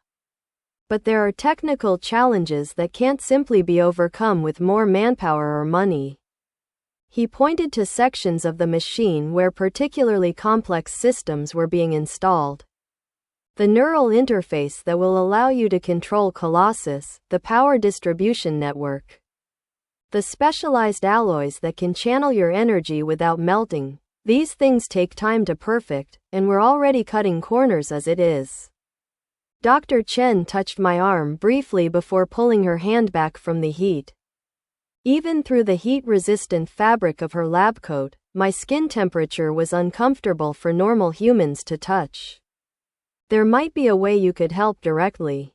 Your power, it's not just destructive. In controlled amounts, you might be able to help with some of the more difficult welding and forging processes. The idea appealed to me immediately. After all the destruction I'd caused, the thought of using my power to create something was deeply attractive. Show me, I said. Dr. Chen led me to a section where engineers were struggling to join two massive plates of a special alloy. This material needs to be heated to over 3000 degrees Celsius to properly fuse, she explained.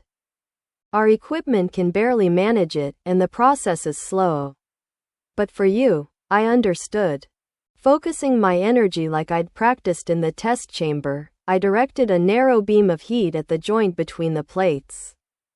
The metal began to glow almost instantly, quickly reaching a white-hot state that had the engineers backing away and lowering their welding masks. I maintained the temperature, carefully moving along the seam as Dr. Chen directed, until the two pieces had fused perfectly. Amazing, one of the engineers said, examining the joint after it had cooled. Stronger than anything our equipment could produce, and in 1/10 of the time. I'll do whatever I can, I promised, looking around at the sections that still needed completion. For the first time since my transformation, I felt a purpose beyond destruction. My power could build as well as break, create as well as annihilate. For the next 72 hours, I worked alongside the engineers and scientists, learning to focus my energy into tight, controlled beams that could cut and weld the special alloys used in Colossus's construction. It was exhausting, precision work that required concentration I'd never needed before. But seeing the massive machine take shape under my hands gave me a satisfaction I'd never experienced in my previous life. This was meaningful work, directly contributing to humanity's defense against an existential threat. I found I could regulate my energy output with increasing precision. From a warming glow that softened materials to a pinpoint beam hot enough to cut through the densest alloys. The engineers quickly adapted their processes to take advantage of my unique capabilities, bringing me in for the most challenging joins and the components that required the highest temperatures. By the end of the third day, progress had accelerated dramatically. My unique abilities had allowed the team to overcome several of the most challenging technical obstacles, particularly in the core chamber where I would eventually be housed. The spherical room at the center of Colossus's chest was now complete, lined with materials specifically designed to channel and amplify my energy throughout the machine's systems. But as we worked, the situation around the world deteriorated. The command center reported new incursions daily, a serpentine creature in the Amazon rainforest, a winged monstrosity over the plains of Russia, a burrowing behemoth in Australia. Traditional military forces were engaging them, but casualties were mounting. Each report added urgency to our work, the knowledge that every hour we spent building Colossus meant more lives lost to the alien creatures.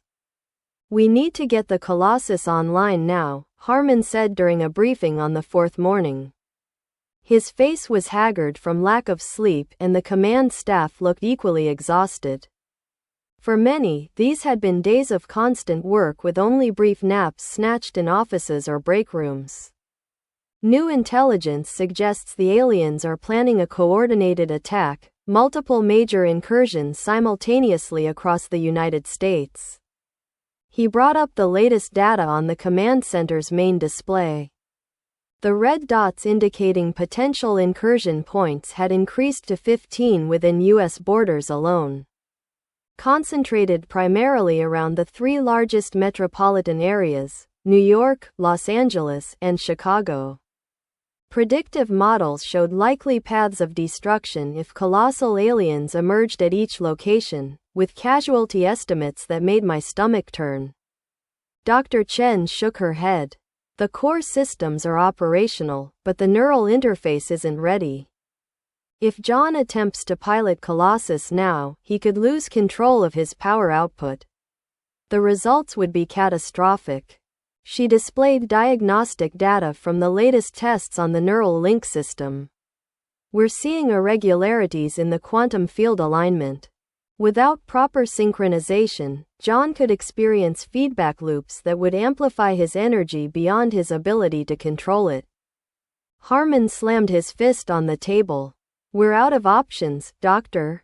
The predictions show incursions in Los Angeles, Chicago, and New York within the next 12 hours. Millions of lives are at stake. His usual composed demeanor had cracked, revealing the desperate man beneath. The president is considering nuclear options if we can't provide an alternative. The implication was clear: if Colossus wasn't ready, the government might resort to nuclear weapons against the colossal aliens in populated areas. The devastation would be unimaginable, potentially playing right into the aliens' hands by making large sections of Earth uninhabitable for humans but potentially suitable for the invaders. I'd been silent during the exchange, but now all eyes turned to me. The weight of the decision pressed down on my shoulders like a physical burden. Could I risk piloting an unfinished Colossus? The potential for disaster was enormous. But if I did nothing, how many would die? I'll do it, I said quietly. But not with an unfinished machine. We have 12 hours, let's make them count. I turned to Dr. Chen. Show me exactly what needs to be completed on the neural interface. Maybe I can help there too. For the next 12 hours, the facility transformed into a hive of desperate activity. I worked without rest, using my powers to finish the most critical components while engineers scrambled to complete the neural interface that would allow me to control Colossus as if it were an extension of my own body. My ability to generate precise heat proved invaluable for the delicate electronic components, allowing for perfect solder joints and precisely calibrated quantum entanglement fields. Dr. Chen supervised the installation of the core chamber, a spherical room at the center of the machine's chest where I would sit, channeling my energy throughout its massive frame. The chamber was a marvel of engineering, with walls that could direct and amplify my power while protecting me from external damage.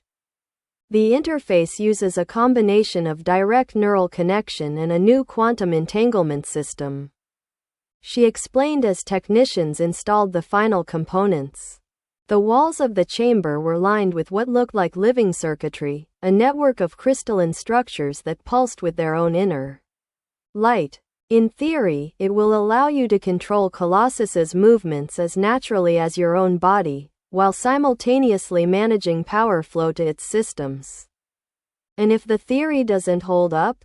I asked, watching as they calibrated instruments I could barely comprehend.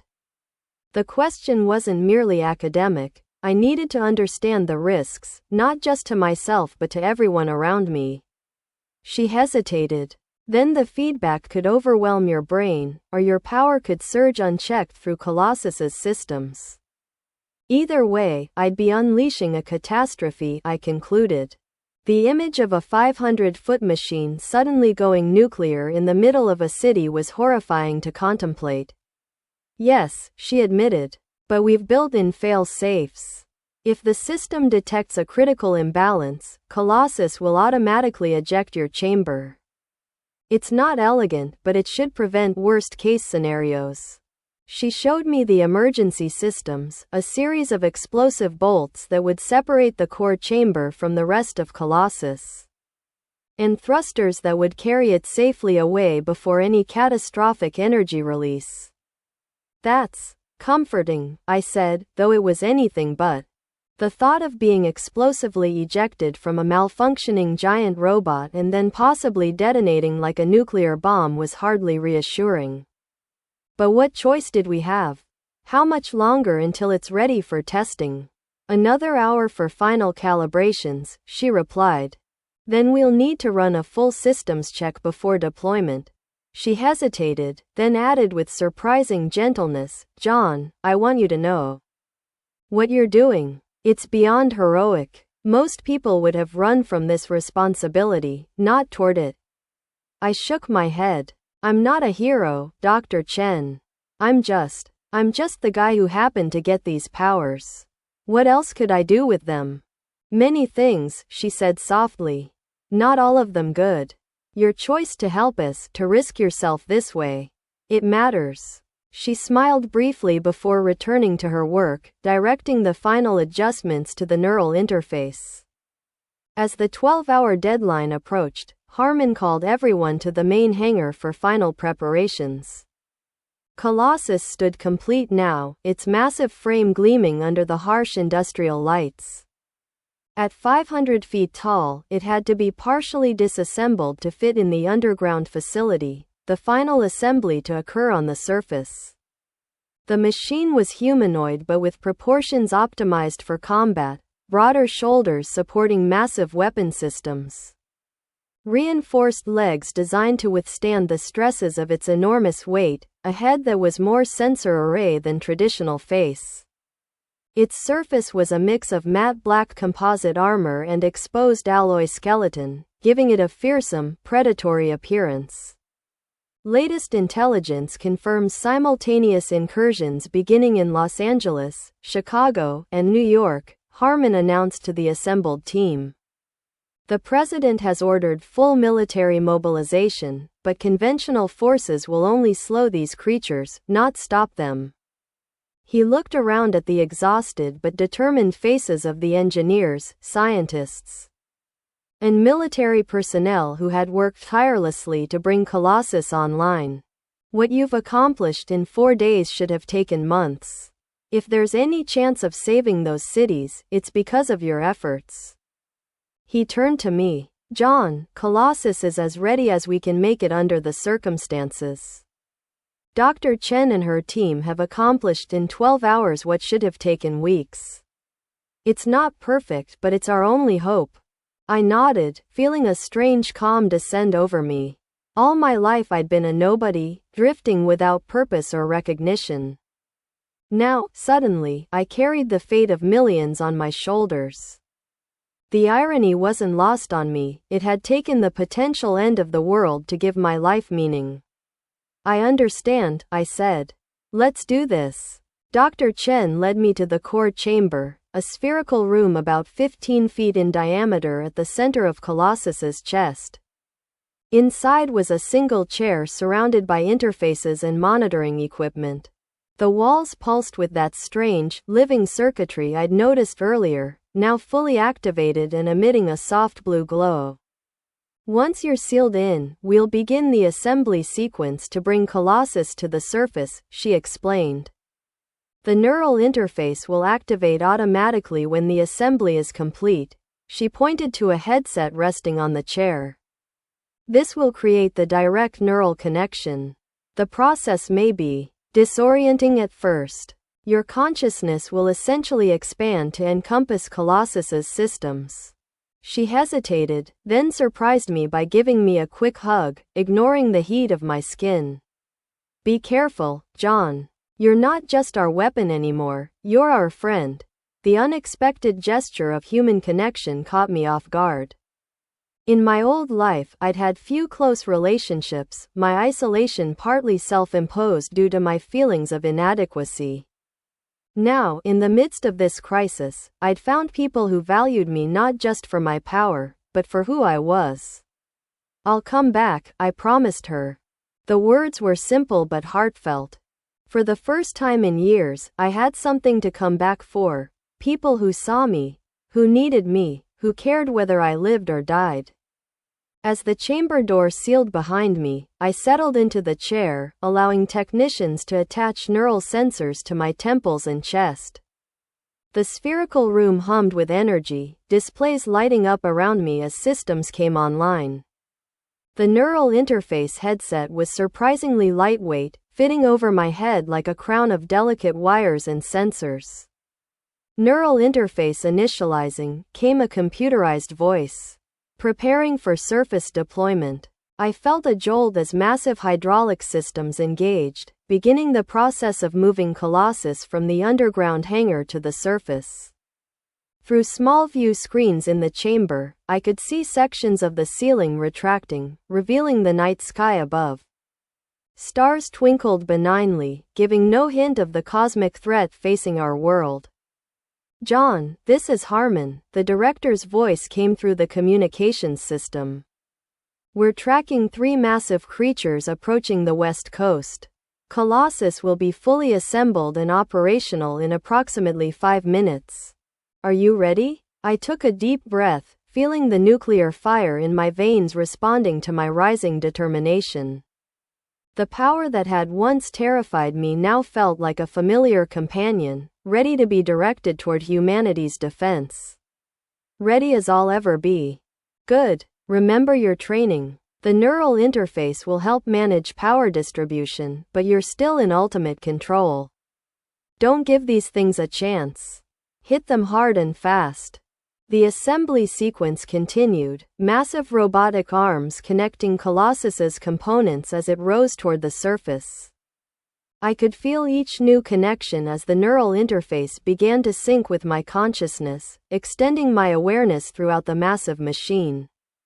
It was like growing new limbs, gaining new senses, strange at first, but gradually becoming natural as my brain adapted to the expanded input. It was an extraordinary sensation, like suddenly growing to 500 feet tall. I could feel the weight of Colossus's limbs, the power systems running through its frame, the weapons mounted in its arms and shoulders. Sensors gave me a 360-degree awareness of my surroundings, enhanced vision that could zoom in on details miles away. Thermal imaging that showed heat signatures through walls.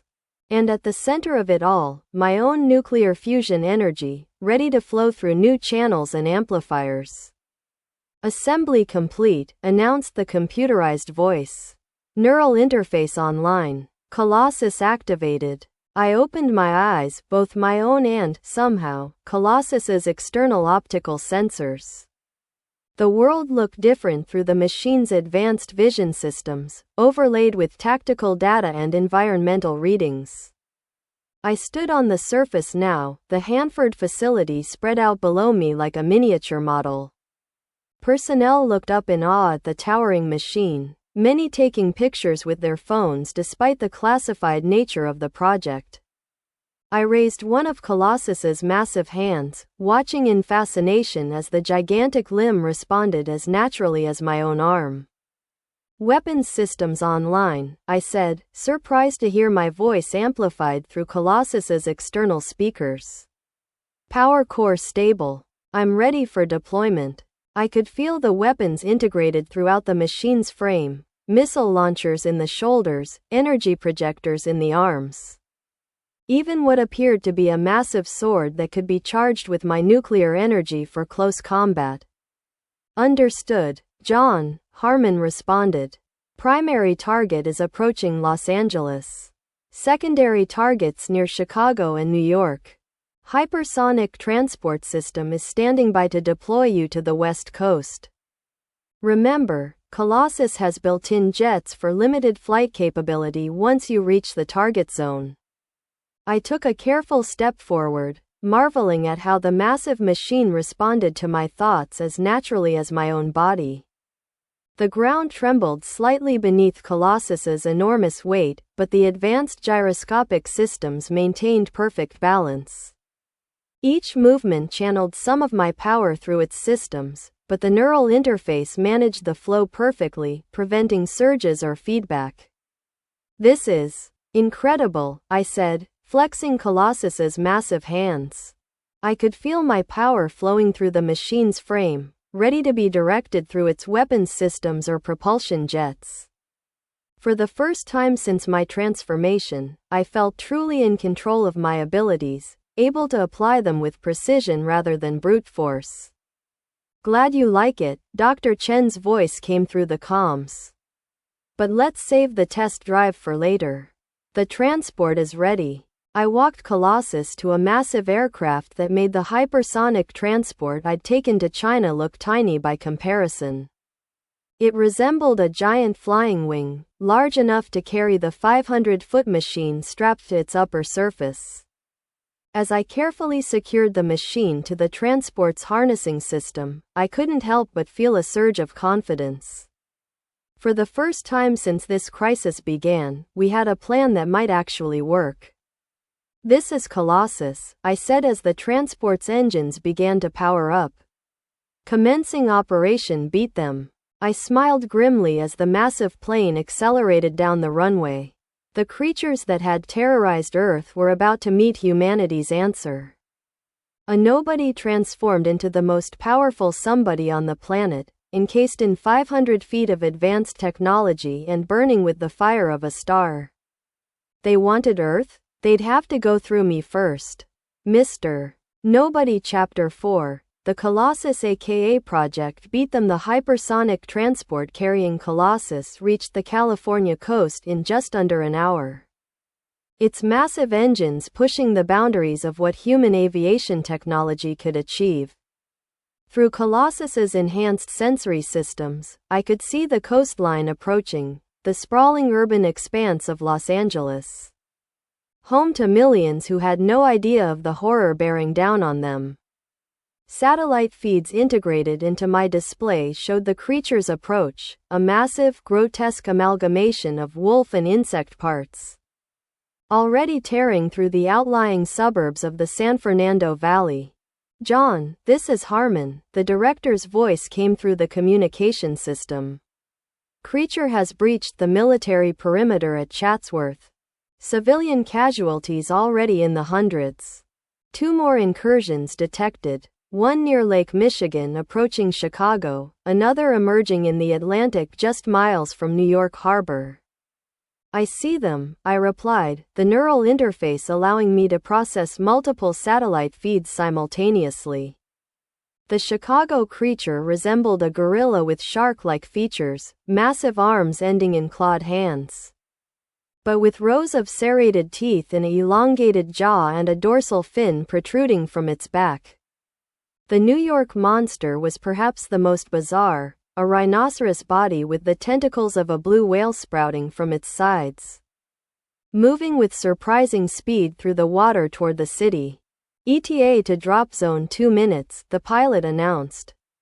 "Stand by for deployment." I felt a surge of nervousness mixed with determination. This would be my first real test piloting Colossus, not in a controlled training environment but in the chaotic reality of combat against an alien monstrosity. The neural interface translated my emotions into data, Colossus's systems automatically adjusting power distribution to prepare for the coming battle. "Remember your training," Dr. Chen's voice came through the comms. "The interface will help manage power flow, but you need to maintain emotional control. Spikes in fear or anger could trigger power surges beyond the system's capacity to regulate." "Understood," I replied, forcing myself to breathe deeply, centering my mind as she had taught me during our brief training sessions. "I'm ready." "Good luck, John," Harmon said. "Military forces are evacuating civilians from the projected path, but you're the only thing standing between that creature and millions of people." The transport's bay doors opened beneath me, wind howling through the massive aircraft. Colossus was secured to a deployment platform that would lower it into freefall before detaching. Deployment in 3, 2, 1. Release. I felt the platform drop, the massive weight of Colossus plummeting toward Earth from 30,000 feet. The sensation was disorienting. Physically, my body remained seated in the control chamber, but through the neural interface, I experienced the free fall as if it were happening to my own body. Wind rushed past Colossus's massive frame as we fell, the ground approaching with alarming speed. At 10,000 feet, I activated the thrusters, powerful jets built into Colossus's back and legs roaring to life, drawing on my energy to slow our descent. The neural interface translated my intentions perfectly. What would have taken a conventional pilot complex sequences of commands happened instantaneously with my thoughts. The deceleration pushed against me, but the control chamber's inertial dampening systems protected me from the worst of the G-forces. Colossus touched down with surprising grace for something so enormous, landing in what had once been a shopping mall parking lot, now abandoned as the evacuation had cleared the area. The impact still created a substantial crater, concrete cracking beneath the machine's massive weight. Through Colossus's sensors, I could see the creature approaching less than a mile away, leaving destruction in its wake. Houses were flattened, cars tossed aside like toys, fires burning throughout the neighborhood. The monster stood at least 400 feet tall, a nightmarish hybrid of wolf and insect. Its body was covered in coarse gray fur, but where a wolf's head should have been, a grotesque insectoid face peered out. Compound eyes glittering with alien intelligence. Multiple jointed limbs protruded from its sides, not the legs of a wolf but the appendages of some giant mantis or spider. Target acquired, I said, feeling Colossus's weapons systems coming online in response to my thoughts. Moving to engage. I took a step forward, then another. Each movement of the massive machine becoming more natural as the neural interface adjusted to my thought patterns. Colossus moved with surprising agility for its size, covering ground quickly as I directed it toward the creature. The monster noticed me immediately, its compound eyes swiveling to track Colossus's approach. It let out a sound no earthly creature could make, a combination of wolf's howl and insect chittering that sent shivers down my spine despite the protection of the control chamber. Then it charged, covering ground with alarming speed, its multiple limbs propelling it forward like some demonic spider.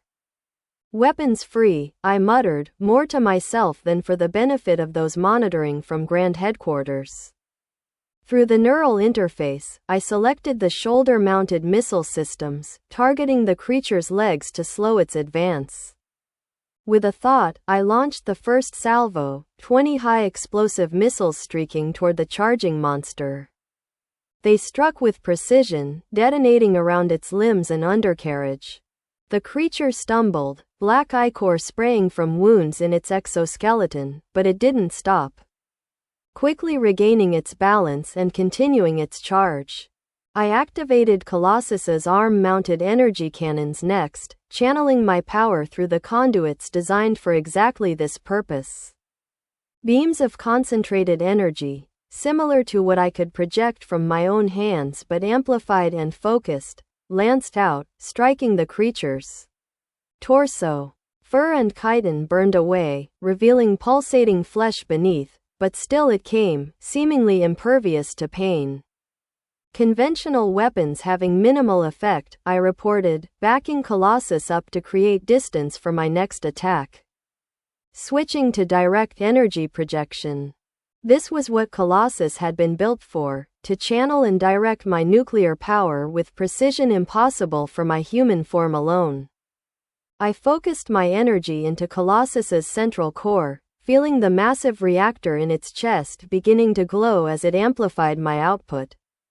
Power rushed through the machine's conduits, building in its palms just as I had learned to do with my own hands. The creature leapt the final distance between us, its weight slamming into Colossus with enough force to stagger the massive machine. Multiple limbs wrapped around Colossus's frame, razor-sharp claws seeking weaknesses in its armor. Warning signals flashed across my visual field as the creature's strength began to compromise outer hull integrity. Direct hit. Channeling maximum safe power to external shell. I shouted, redirecting energy to Colossus's outer armor. The machine's surface began to glow white-hot, burning the creature's limbs where they gripped the metal. It shrieked but didn't release its hold, mandibles snapping at Colossus's head, trying to tear into the sensor arrays. I activated the chest reactor, a concentrated burst of my nuclear energy erupting from Colossus's core. The blast caught the creature at point-blank range, sending it flying backward, landing in a tangle of limbs nearly a quarter-mile away. It writhed in pain, several of its appendages now completely gone, vaporized by the energy discharge. Target damaged but still active, I reported, advancing Colossus toward the wounded monster. Preparing to terminate, the creature struggled to its feet, black ichor pouring from multiple wounds. Its compound eyes fixed on Colossus with what could only be described as hatred, an emotion that seemed too human for something so alien. It chittered something that the translation systems couldn't interpret, then charged again, moving with desperate speed despite its injuries. I channeled more power into Colossus's systems. Feeling the neural interface begin to strain as I approached the upper limits of what the machine could safely handle. Warning indicators flashed, but I ignored them. This creature had already killed hundreds. I couldn't let it reach the heart of Los Angeles. Initiating maximum energy projection, I said, bracing myself as I directed all of Colossus's power systems to its central core. The chest plate opened, revealing the energy amplification chamber beneath. Light brighter than the sun built within it, drawing directly from my nuclear fusion capabilities. I shaped the energy with my mind, focusing it into a tight beam rather than the omnidirectional explosion I had used in China. Colossus helped channel and direct the power, allowing for a precision that would have been impossible with my human body alone. When the creature was less than 100 yards away, I released the energy. A column of pure white nuclear fire erupted from Colossus's chest, engulfing the charging monster completely. The beam cut through its body like a laser through paper, vaporizing alien flesh and bone in an instant. The creature's momentum carried what remained of it forward a few more yards before what was left, little more than a partial torso and head, collapsed to the ground. Black ichor boiling away under the continuing onslaught of energy. I maintained the beam for several more seconds, ensuring nothing remained. When I finally cut the power, all that was left was a smoking crater where the creature had been. Colossus's systems automatically began cooling procedures, venting excess heat through specialized channels. Target eliminated, I reported, feeling drained despite the seemingly limitless energy I possessed. The neural interface translated the physical act of targeting and firing into mental exertion. I felt exhausted in the way one might after hours of intense concentration. Confirmed, Harmon replied. Satellite imagery shows complete destruction of the Los Angeles target. John, that was.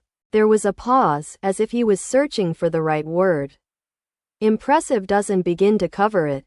The Chicago creature has reached the city limits, Dr. Chen cut in, her voice tight with urgency.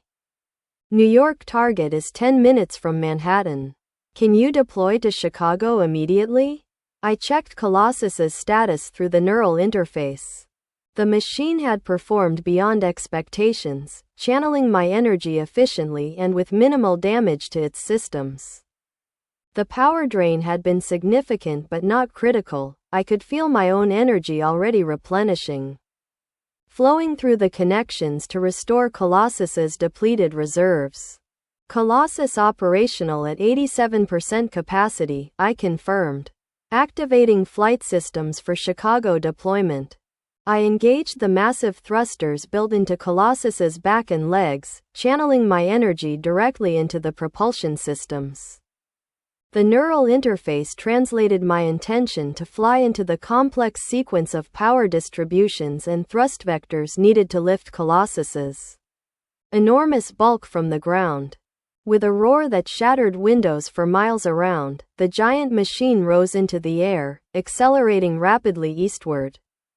At maximum speed, Colossus could cover the distance to Chicago in under 20 minutes, not as fast as the hypersonic transport, but fast enough to intercept the creature before it could reach the densely populated downtown area. As I flew, I received continuous updates from Grand Headquarters. The Chicago creature had already destroyed several outlying neighborhoods, and the death toll was rising. "John, be advised," Harmon's voice came through the comms as I approached the Midwest. "Chicago target is exhibiting different tactical behavior than the Los Angeles creature. It appears to be deliberately targeting infrastructure, power plants, water treatment facilities, communications hubs."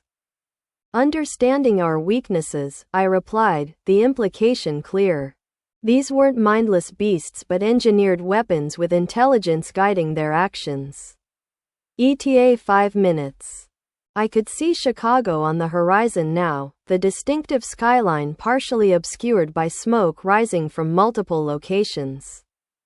Through Colossus's enhanced visual systems, I located the creature, a grotesque combination of gorilla and shark as the satellite imagery had shown, but even more horrifying up close. It stood about 350 feet tall, massive muscular arms ending in clawed hands that were currently tearing apart a power substation, causing cascading blackouts across the north side of the city. "Target acquired," I announced, adjusting my approach vector to come at the creature from behind. Engaging with ranged weapons first to assess vulnerabilities. I launched a barrage of missiles from Colossus's shoulder mounts, the projectiles streaking toward the creature's exposed back. They impacted with precision, detonating against its thick hide.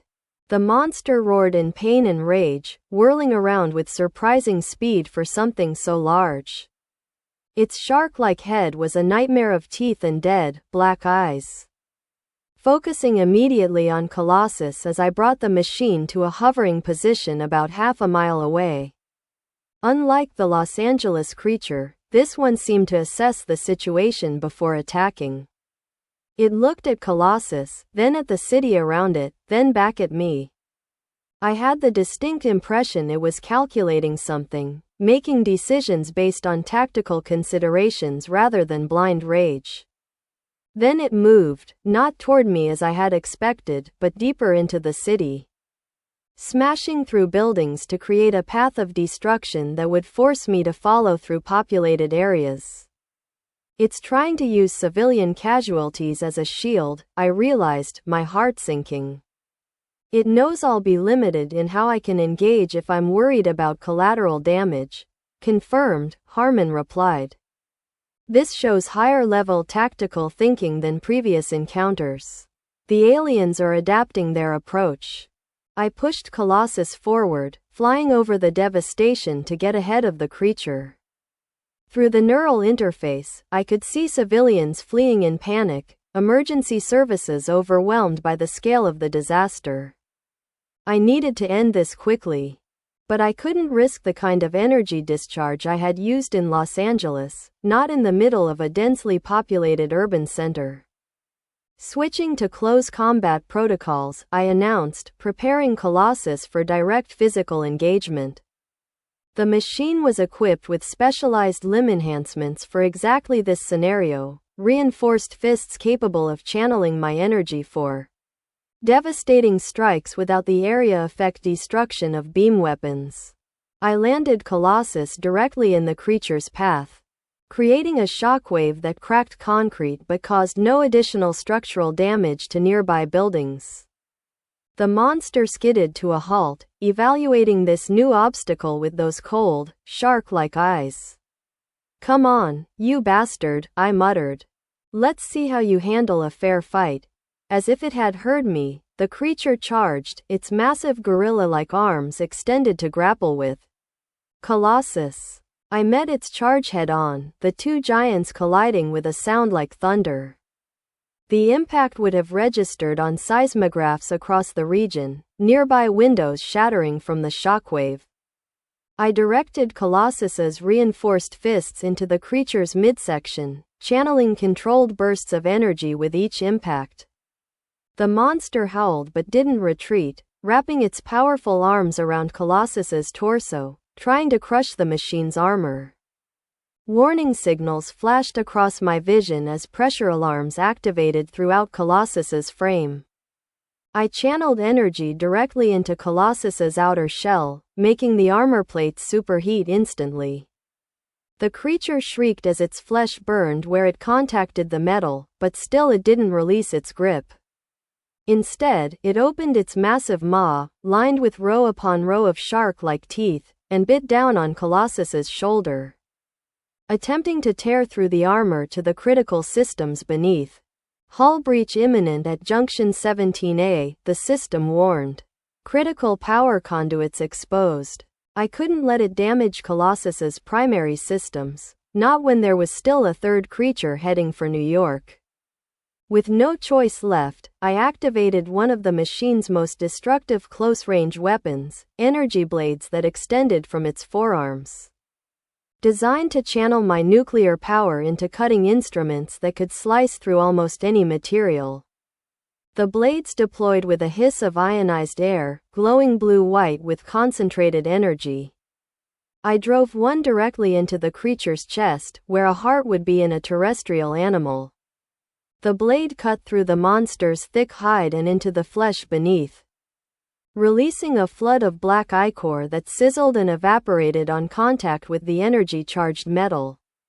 The creature released its grip, staggering backward, clawed hands clutching at the grievous wound in its chest. Instead of pressing the attack, it did something unexpected. It turned and fled, moving with surprising speed despite its injury. Heading toward Lake Michigan. Target is retreating, I reported, advancing Colossus in pursuit. Permission to terminate before it reaches the water? Granted, Harmon replied immediately. Do not let it escape. These things may have aquatic capabilities we haven't observed yet. I pushed Colossus to its maximum ground speed, the massive machine covering dozens of yards with each stride. The creature was fast but injured and slowing. I caught up to it at the lake shore, just as it was about to plunge into the water. There was no time for subtlety. I directed all available power to Colossus's chest reactor, channeling my energy into one concentrated blast. The beam caught the creature mid-leap, engulfing its entire body in nuclear fire. For a brief moment, its silhouette was visible within the column of energy, writhing, dissolving, and finally disappearing completely as the atomic bonds of its body were broken apart. When I cut the power, nothing remained but a section of glass-smooth beach where the sand had been fused by the heat of the blast. I scanned the water for any sign of the creature, but the sensors showed nothing. It had been completely vaporized.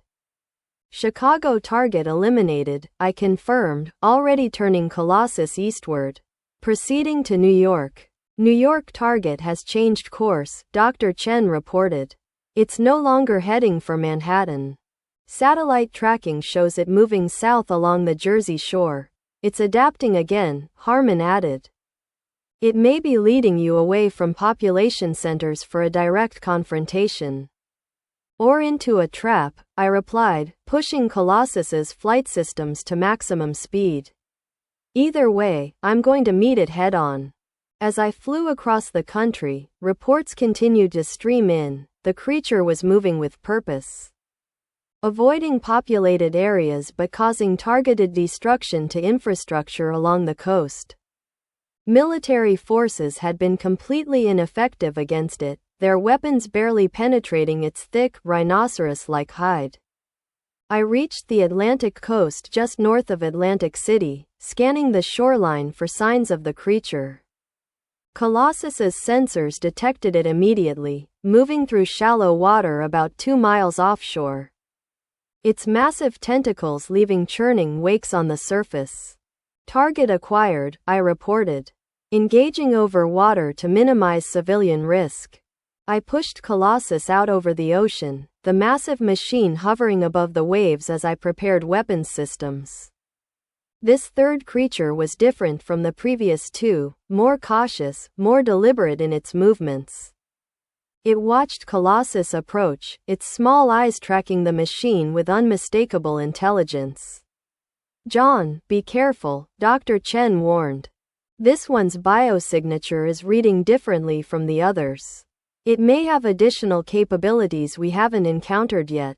As if to confirm her suspicion, the creature suddenly launched one of its tentacles from the water, the appendage extending to an impossible length, wrapping around Colossus's leg before I could react.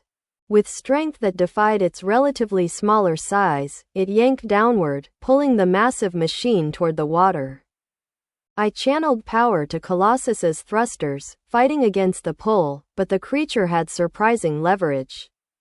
2 more tentacles shot from the water, entangling Colossus's arms, restricting my ability to aim weapons effectively. Target employing constriction tactics, I reported, struggling to free the machine from the creature's grip. Attempting countermeasures. I directed energy into Colossus's outer armor again, superheating the metal.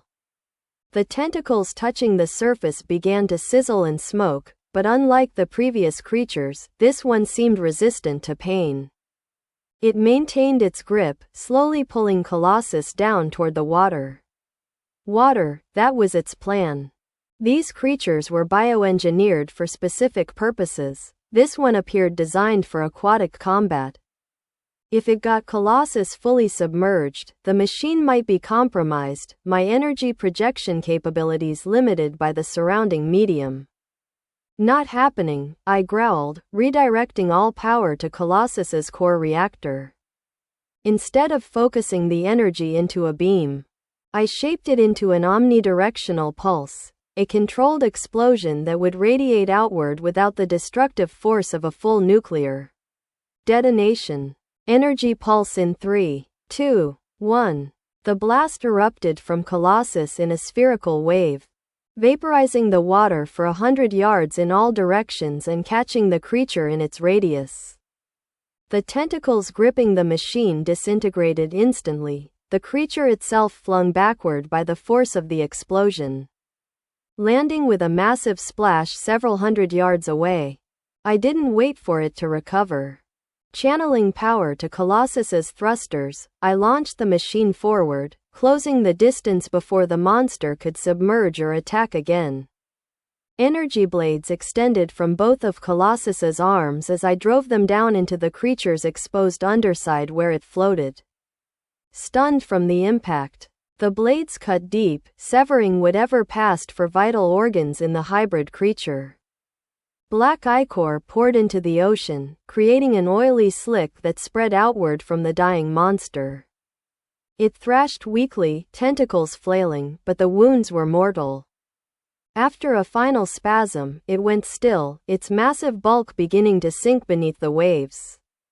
"New York target neutralized," I reported, feeling a profound exhaustion despite the endless energy flowing through my veins. The mental strain of controlling Colossus through 3 intensive battles had taken its toll, even though my physical body remained unharmed. "Confirmed," Harmon replied, relief evident in his voice. "All 3 primary targets eliminated. John, what you've just accomplished. It's unprecedented. You've saved millions of lives today." I guided Colossus back toward shore, running diagnostics through the neural interface. The machine had performed admirably, sustaining damage but remaining operational throughout all 3 engagements. With proper repairs, it would be ready for whatever came next, and I had no doubt more was coming. "Colossus returning to base," I said, setting a course for the Hanford facility. But this is just the beginning, isn't it? They'll send more, and they'll be even better adapted to fight us. Almost certainly, Dr. Chen concurred. But today's data will help us improve Colossus for the next encounter. We've learned valuable information about their tactical capabilities and biological weaknesses. As Colossus soared westward, I gazed down at the country passing beneath me. Cities, towns, forests, mountains. All of it home to people who had no idea how close they had come to annihilation today. They still didn't know the true nature of the threat, the government having attributed the attacks to unspecified natural disasters to prevent panic. But I knew. And I knew that the creatures we had faced today were just the opening moves in a much larger game, one where the future of humanity hung in the balance. The aliens would analyze today's failures, adapt their strategies, create new monstrosities designed specifically to counter Colossus and my unique abilities. I'll be ready, I promised myself, feeling the nuclear fire in my veins burning steady and strong. Mr. Nobody had found his purpose, and that purpose was clear: to stand between humanity and the darkness that sought to consume it, no matter what form that darkness took. Chapter 5: Rapid Deployment. The return to the Hanford facility was a hero's welcome I neither expected nor felt I deserved. As Colossus descended to the massive deployment platform that would return it to the underground hangar, I could see hundreds of Grand personnel gathered, cheering and applauding. Through the external cameras, I watched their faces: relief, awe, gratitude, emotions directed not at John Michaels, the nobody programmer, but at Colossus and the power it represented. Once the machine was secured in its maintenance bay, I disengaged the neural interface, feeling a momentary disorientation as my consciousness contracted from the vast awareness of Colossus back to the limitations of my human body. The core chamber hissed open, and I emerged on shaky legs, still adjusting to normal human movement after hours of piloting a 500-foot machine. Director Harmon was the first to approach, looking more haggard than ever but with new hope in his eyes. "John," he said simply, offering a hand before remembering my elevated body temperature and withdrawing it with an apologetic smile. "I don't have words adequate to describe what you accomplished today." Dr. Chen joined him, her analytical eyes scanning me for signs of stress or injury. "How do you feel?" "The neural load must have been tremendous." "Tired," I admitted. "Not physically, the energy's still there, but mentally. It's like I ran 3 back-to-back marathons using only my brain." "That's not far from the truth," she replied. "The neural interface translates physical commands into mental processes. Your brain was working at capacity for hours, controlling systems orders of magnitude more complex than a human body." Harmon guided me toward the command center, the path lined with personnel who paused in their work to watch me pass. Their expressions ranged from awe to fear to something approaching reverence, all of which made me profoundly uncomfortable. I wasn't a hero or a god. I was just a man who had been in the right place at the wrong time, transformed by chance into something the world desperately needed. "The president would like to speak with you," Harmon said as we entered the command center. Privately. He led me to a secure communication room, where a large screen displayed the presidential seal. When the connection activated, the president himself appeared, looking worn but determined. I'd seen him on television, of course, but never expected to speak with him directly. "Mr. Michaels," he greeted me. "Or should I call you Colossus now?" "John is fine, Mr. President," I replied awkwardly. "John, then. I've been briefed on today's events. On behalf of a nation that will never know how close it came to devastation, thank you." His expression was solemn, the weight of his office evident in the lines of his face. "Director Harmon tells me you're the key to our defense against these incursions." "I seem to be, sir. Though I'm still learning what I can do." The president nodded. I understand you were a civilian until recently. This responsibility wasn't something you sought out or trained for. No, sir. A week ago, I was an unemployed programmer trying to make rent.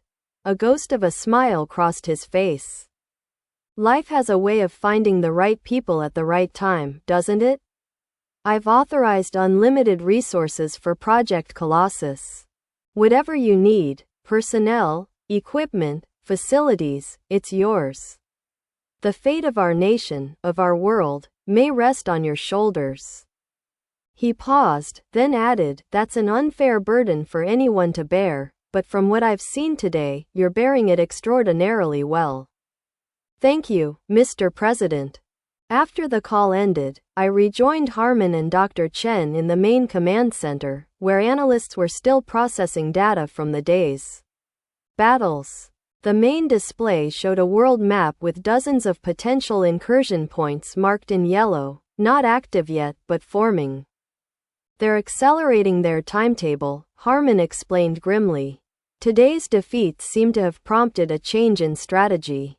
Instead of testing us with individual attacks, they may be preparing for a larger, coordinated offensive. How soon? I asked, studying the distribution of potential incursion points, concentrated in North America, Europe, and Asia, with fewer in the southern hemisphere. Hard to say with certainty, Dr. Chen replied. The energy signatures suggest portal formation, but they haven't stabilized yet. Could be days, could be hours. Then we need to be ready, I said. Colossus took damage today. How quickly can it be repaired? Engineering teams are already working on it, Harmon assured me. The primary structure is intact, but several power conduits and weapons systems need replacement. Approximately 12 hours for essential repairs, another 12 for full restoration. That might not be enough time, I pointed out, gesturing to the map. No, Harmon agreed, which is why we're implementing contingency plans. The President has authorized deployment of tactical nuclear weapons as a last resort if Colossus is unavailable or overwhelmed. The implication was clear: if I couldn't stop the next wave of incursions, humanity would resort to destroying its own cities to prevent them falling to the alien creatures. Millions would die either way. There must be another option, I said, the weight of responsibility pressing down on me like a physical burden. Dr. Chen hesitated, exchanging a glance with Harmon before speaking. There might be. We've been analyzing the data from your direct engagements in Washington and China, before Colossus was operational. Your power levels were actually higher when you weren't channeling energy through the machine, unfiltered, uncontrolled. But potentially more destructive. You want me to engage directly? Without Colossus? The idea was both terrifying and strangely appealing. Colossus provided precision and protection. But there was something liberating about using my power directly, without the interface mediating the experience. Only as a last resort, Harmon clarified. Colossus allows you to engage multiple threats sequentially with minimal collateral damage. But if we face simultaneous incursions beyond the machine's capacity to address, we may need your raw power deployed directly. I nodded slowly, understanding the implications. I should rest, then. Recharge while I can. Yes, Dr. Chen agreed. We've prepared special quarters for you, reinforced and heat-resistant. Try to sleep if you can. We'll wake you if anything changes. My special quarters turned out to be a converted research lab, its walls lined with the same materials used in Colossus's core chamber. The bed was a custom design with heat-resistant materials that wouldn't ignite from my elevated body temperature. I lay down, not expecting to sleep. My transformed physiology seemed to require less rest than before, but surprisingly, exhaustion claimed me almost immediately. I dreamed of stars, not distant points of light in the night sky, but the roiling, churning surfaces of suns, nuclear furnaces burning in the void. In the dream, I wasn't observing them. I was them. My consciousness spread across multiple stellar bodies, burning and creating and destroying in the endless cycle of cosmic existence. I felt a kinship with these celestial entities, a fundamental connection that transcended my human origins. I was awakened abruptly by an alarm, red lights pulsing throughout the facility. Dr. Chen's voice came over the intercom. John, report to the command center immediately. We have multiple incursions forming. I rushed to the command center, finding it in a state of controlled chaos. Analysts moved with urgent purpose between stations. Communications officers relayed information to military units worldwide. And at the center of it all, Director Harmon stood before the main display, his face grim as he studied the unfolding crisis. What's happening? I asked, joining him at the display. It's worse than we predicted, he replied without looking away from the screen. 7 confirmed incursions activating simultaneously, 3 in the United States, 2 in Europe, 1 in Russia, and 1 in China. Creatures larger than any we've encountered before, and they're all emerging within the next 30 minutes. The display showed the locations: San Francisco, Denver, and Miami in the US, London and Rome in Europe, Moscow, and Beijing. Each marked with a pulsing red dot indicating an opening portal and the estimated size of the emerging creature. Colossus isn't ready, Dr. Chen said, joining us at the display. Repairs are only 60% complete, and critical power distribution systems are still offline. If we deploy now, it could suffer catastrophic failure during engagement. Then I'll have to go myself, I said, the decision forming with surprising clarity. Without Colossus, Harmon shook his head. Even you can't be in 7 places at once, John.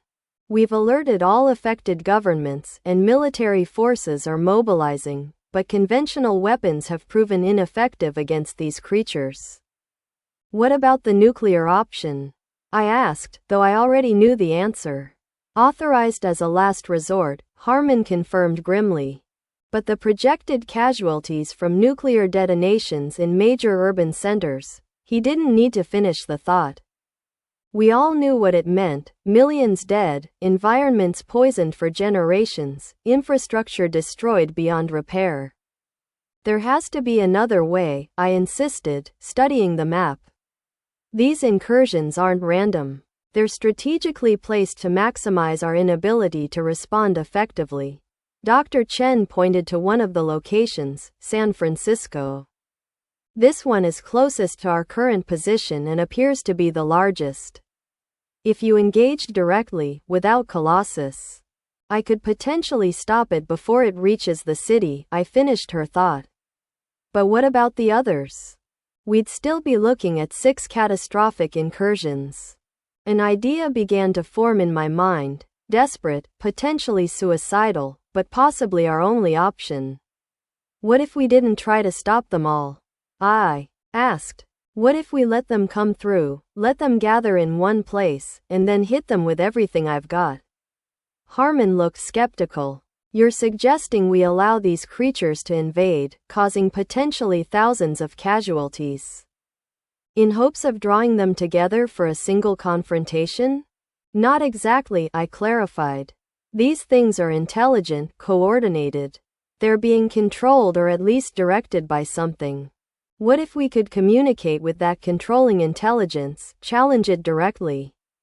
Bait them, Dr. Chen said, grasping my intent. Use you as the lure to draw them to a single location where civilian casualties could be minimized. Exactly, I nodded. From what we've seen, they perceive me as the primary threat to their invasion. The creature in China came specifically for me. The one in New Jersey tried to lure Colossus into a trap. They want me eliminated. Harmon considered the idea, his tactical mind weighing the possibilities. It could work, he admitted reluctantly. But the risk is enormous. If they accept the challenge but overpower you, then we're no worse off than we are now, I pointed out. The nuclear option would still be available as a last resort. How would we even communicate this challenge? Dr. Chen asked. We have no direct line to whatever intelligence is controlling these incursions. Actually, we might, Harmon said slowly. Our signals intelligence team has been monitoring unusual transmissions since the first incursions began, patterns embedded in standard electromagnetic radiation that don't match any known human communication protocol. If these are the aliens communicating with their bioengineered weapons, we could potentially hijack those frequencies, Dr. Chen finished, already moving to a communications station. Broadcast our own message on the same channels. What would we say? I asked. How do we know they'd even understand our language? They've been studying us for months, possibly years, Harmon replied. The precision of their attacks suggests detailed knowledge of human population centers and infrastructure. It's a reasonable assumption they've decoded our languages as part of their intelligence gathering. And if they haven't, Dr. Chen added, we can supplement verbal communication with visual imagery of you, of your power, and a clear indication of location. Even without language, the message would be clear. Come face me. Where? Harmon asked, turning to the map. Where do we make our stand? I studied the display, considering the options. It needed to be somewhere remote enough to minimize civilian casualties but accessible enough for rapid deployment. Here, I said finally, pointing to a location in the Nevada desert. The nuclear test range. It's already evacuated, secured against unauthorized entry, and designed to contain explosive events. Harmon nodded slowly. It's our best option. But John, you need to understand what you're proposing. If these creatures accept your challenge, you'll be facing multiple colossal aliens simultaneously, without Colossus to protect you or channel your power. I know, I said, feeling strangely calm despite the enormity of what I was suggesting. But this is what happened to me for, isn't it? This power, this transformation, it has to have a purpose. Maybe this is it. Dr. Chen looked at me with an expression I couldn't quite read, concern mixed with something like admiration. We'll need to transport you there immediately, before the incursions fully materialize. I can get there faster on my own, I replied. I've never really tested the limits of my flight capabilities without Colossus, but the energy's there. I can feel it. Flight? Harmon questioned.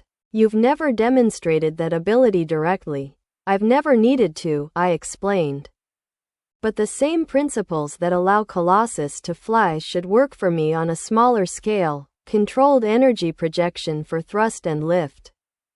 Theoretically, Dr. Chen looked dubious. That's an enormous risk, John. If your theory is wrong, then I fall and probably survive, given what we know about my durability, I countered. Time is critical here. Every minute we delay means more incursions forming, more lives at risk. Harmon made the decision with the swift certainty of a man accustomed to command. Do it. Communications team will broadcast the challenge on all identified alien frequencies. Dr. Chen, prepare a transport as backup in case John's flight theory doesn't pan out. As the facility erupted into activity around us, Dr. Chen pulled me aside. John, I need to tell you something before you go, she said, her voice low and urgent. Our analysis of your cellular structure suggests your power may have upper limits we haven't observed yet. In theory, your nuclear fusion capability could extend far beyond what you've demonstrated, potentially to the level of a small star. I stared at her, trying to process the implications. Are you saying I could go supernova? Potentially, yes, she admitted.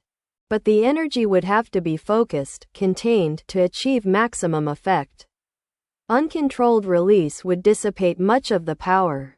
If you find yourself overwhelmed out there, I focus everything into a single point, I finished her thought. Like compressing a star until it explodes. She nodded, her expression grave. It would likely be fatal, even for you.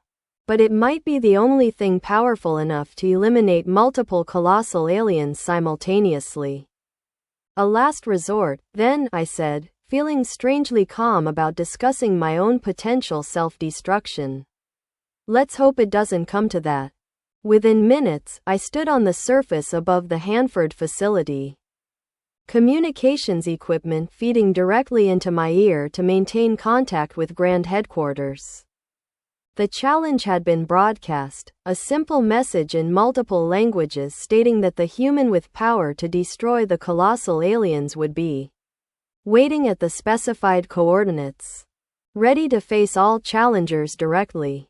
Telemetry shows portal formation temporarily paused at all incursion points, Harmon's voice reported in my ear. They received the message. Now we wait to see if they accept the challenge. They will, I replied with certainty. They want me eliminated as much as we want them stopped. I focused on the nuclear energy flowing through my veins, channeling it downward and behind me as I had seen Colossus do during flight. The ground beneath my feet began to scorch as power built, creating a shimmering aura of superheated air around my body. Here goes nothing, I muttered, and released the energy in a controlled burst. The force lifted me from the ground with surprising speed, sending me shooting upward like a missile. For a moment, panic seized me. I was rising too fast, without control, but then instinct kicked in, and I adjusted the energy output, stabilizing my ascent at around 5,000 feet. It worked. I shouted, exhilaration flooding through me as I hung suspended in the air, propelled and supported by nothing but the nuclear fire within my own body. I'm airborne and in control.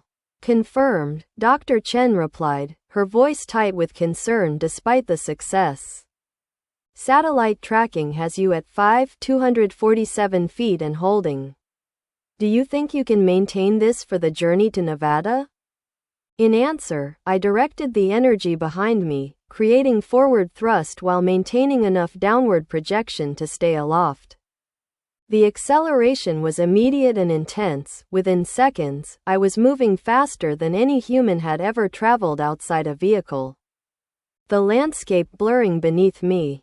Estimated speed 200 miles per hour and increasing, came an analyst's voice over the comms. At this velocity, ETA to Nevada test range approximately 25 minutes. As I soared southeast toward Nevada, reports continued streaming in. The incursion portals had begun moving, converging toward my destination. The aliens had accepted the challenge. All 7 incursion signatures converging on target coordinates, Harmon confirmed. Military forces are establishing a perimeter at maximum safe distance. John, are you sure about this? It's not too late to abort, try another approach. I'm sure, I replied, watching the desert landscape unfold beneath me. This ends today, one way or another. I reached the Nevada test range ahead of the portals, landing in a flat expanse of desert that had witnessed dozens of nuclear detonations during the Cold War. The irony wasn't lost on me. A place created to test humanity's most destructive weapons would now host what might be our last stand against an alien threat. I'm on site, I reported, scanning the horizon. The desert stretched empty in all directions, nothing but scrub and sand under the merciless sun.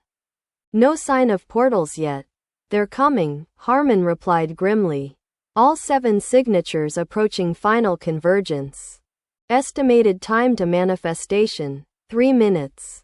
I used those minutes to center myself, focusing on the nuclear energy that had become as much a part of me as my own blood.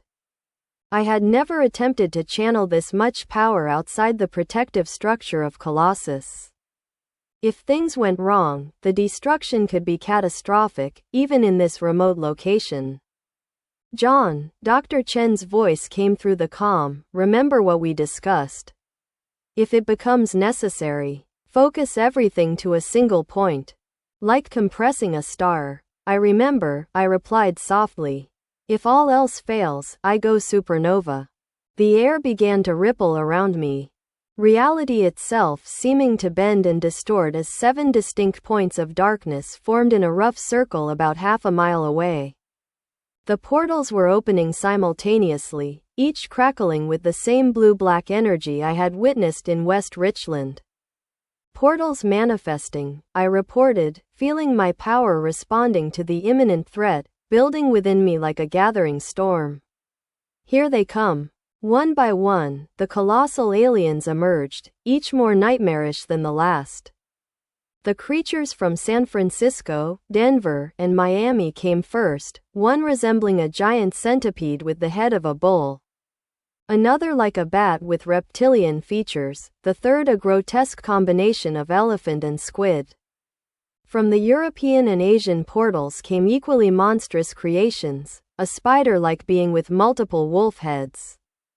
A winged serpent with arms that ended in razor-sharp pincers, a massive ape-like creature covered in what appeared to be coral formations, and, finally, a towering monstrosity that resembled nothing so much as a walking mountain. Its surface rippling with what might have been faces pressing outward from within. They formed a circle around me, each standing roughly 500 feet tall, their alien gazes fixed on my comparatively tiny human form.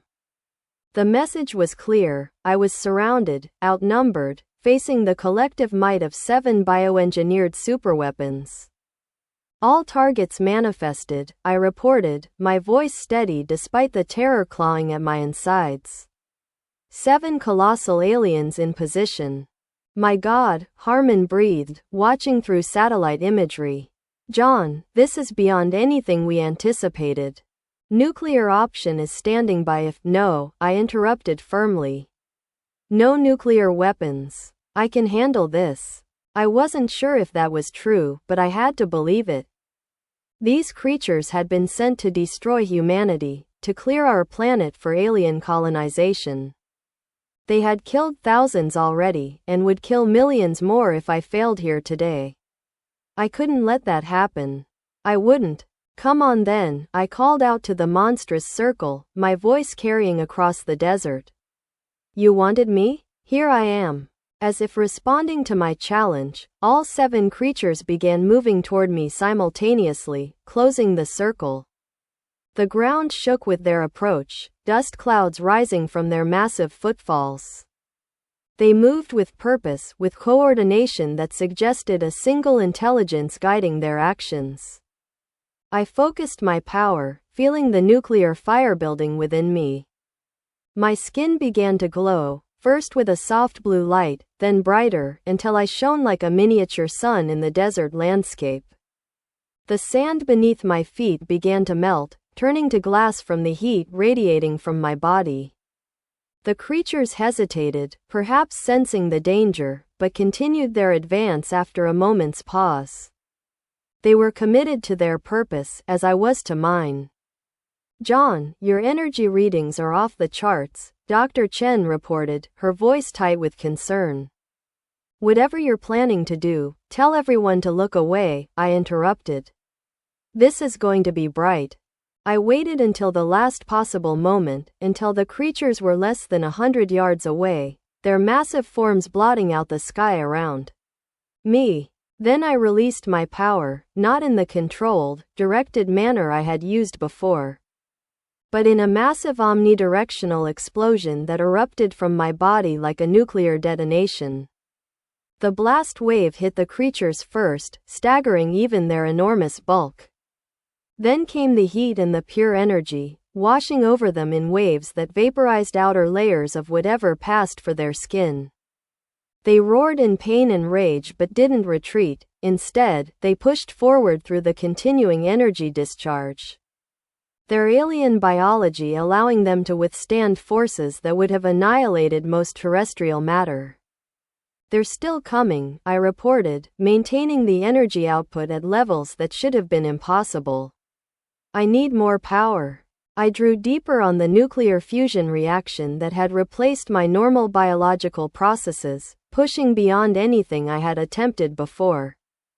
The desert around me was transforming, sand turning to glass in an expanding circle, rocks melting into flowing rivers of molten stone. The air itself seemed to catch fire, superheated to temperatures that would have incinerated any normal matter. And still the creatures came, wounded but relentless, closing the distance yard by painful yard. One of them reached me first, the centipede bull hybrid, its armored segments charred but intact, its bullhead lowered to impale me on massive horns. I focused a concentrated beam of energy directly at it, pouring everything I had into the attack. The creature's front segments disintegrated under the assault, but its momentum carried the rest of its massive body forward, crashing into me with enough force to send me flying backward. I landed hard, skidding across the glass-smooth surface I had created, but was on my feet again almost instantly. The other creatures were converging on my position, their movements coordinated for maximum effect, some attacking directly while others maneuvered to flank me. This isn't working, I realized with growing horror. They're too strong, too numerous. I can't maintain enough power to stop them all simultaneously. John, your vitals are critical. Dr. Chen's voice came through the comm, distorted by static from the energy I was generating. You're approaching theoretical limits for controlled fusion. I understood what she wasn't saying, I was running out of options. These creatures had been designed specifically to withstand enormous energy discharges, perhaps even adapted based on data from my previous encounters. Conventional attacks, even at the power levels I was generating, wouldn't be enough. Harmon, I said, dodging a swipe from the bat reptile's massive wing, if I don't make it, you still have the nuclear option. Use it if necessary. John, wait, he began, but I cut the communication, focusing entirely on the battle at hand. The 7 creatures had nearly surrounded me again, each damaged but still very much functional. I had hurt them, but not enough, not nearly enough to stop them. There was only one option left. I remembered Dr. Chen's words, focus everything to a single point. Like compressing a star. All right, I muttered, centering myself as the creatures closed in. Let's see what happens when Mr. Nobody goes supernova. I began drawing in all my power, concentrating it not outward as I had before, but inward. Compressing the nuclear fusion energy into an ever smaller point at the core of my being. It was agonizing, like trying to contain a sun within my chest, but I held on, pulling in more and more power as the creatures reached me. Their massive forms loomed over me, tentacles, claws, pincers, and more unnatural appendages reaching to tear me apart. But it was too late for them. The compression had reached critical mass. With a final effort of will, I released everything, not in an outward explosion, but in an implosion that immediately reversed, creating a chain reaction of pure nuclear force. For a brief, transcendent moment, I felt myself become pure energy, my consciousness expanded to encompass the destructive power I had unleashed. Then the desert exploded in light brighter than 1,000 suns. Chapter 6. The aliens reveal themselves. The light faded slowly, reality reasserting itself in painful increments. I found myself lying in a crater of fused glass nearly a mile wide. The desert transformed by forces equivalent to a small star momentarily existing on Earth's surface. Somehow, impossibly, I was still alive, though alive seemed an insufficient term for what I had become. My body glowed with a constant, steady light, no longer the pulsing brightness that had characterized my transformation until now. It was as if the supernova event had stabilized whatever process had been occurring within me, completing a metamorphosis that had begun on Badger Mountain. Of the 7 colossal aliens, nothing remained but scattered molecular residue. Not even ash or bone had survived the unleashing of my full power. They had been completely atomized, along with everything else within the blast radius. John, do you read? Harmon's voice crackled through my comm device, somehow intact despite the forces that had obliterated everything else around me. Satellite imagery shows a detonation estimated at.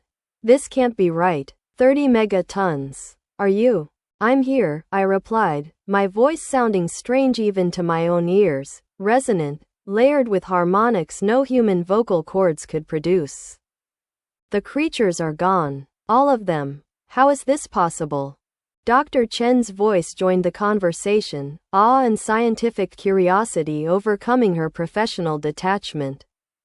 No human being could survive energy release on that scale, let alone generate it. I don't think I'm entirely human anymore, I admitted, examining my transformed body. My skin had taken on a permanent luminescence, as if the nuclear fire that had replaced my blood now shone through from within. Whatever I've been becoming since Badger Mountain. I think the process is complete now. Military helicopters appeared on the horizon, approaching cautiously. I stood in the center of the massive crater, watching them circle at a safe distance. No doubt their instruments were going haywire, trying to measure radiation that didn't exist. My power was fusion, not fission. Leaving no radioactive fallout despite its destructive capability. John, we're dispatching a specialized transport to bring you back to the facility, Harmon informed me. The president has been briefed on the situation. The world needs to know what happened here, what you did. No, I replied immediately. The world can't know. Not yet. If people knew what I've become, what I can do, there would be panic, fear. I'd be seen as a threat as dangerous as the aliens themselves. There was a pause, then Harmon responded, his tone suggesting he had already considered this possibility. You may be right. For now, official reports will attribute the Nevada event to a controlled nuclear test, a demonstration of force meant to deter the unspecified foreign threat that caused the previous incidents.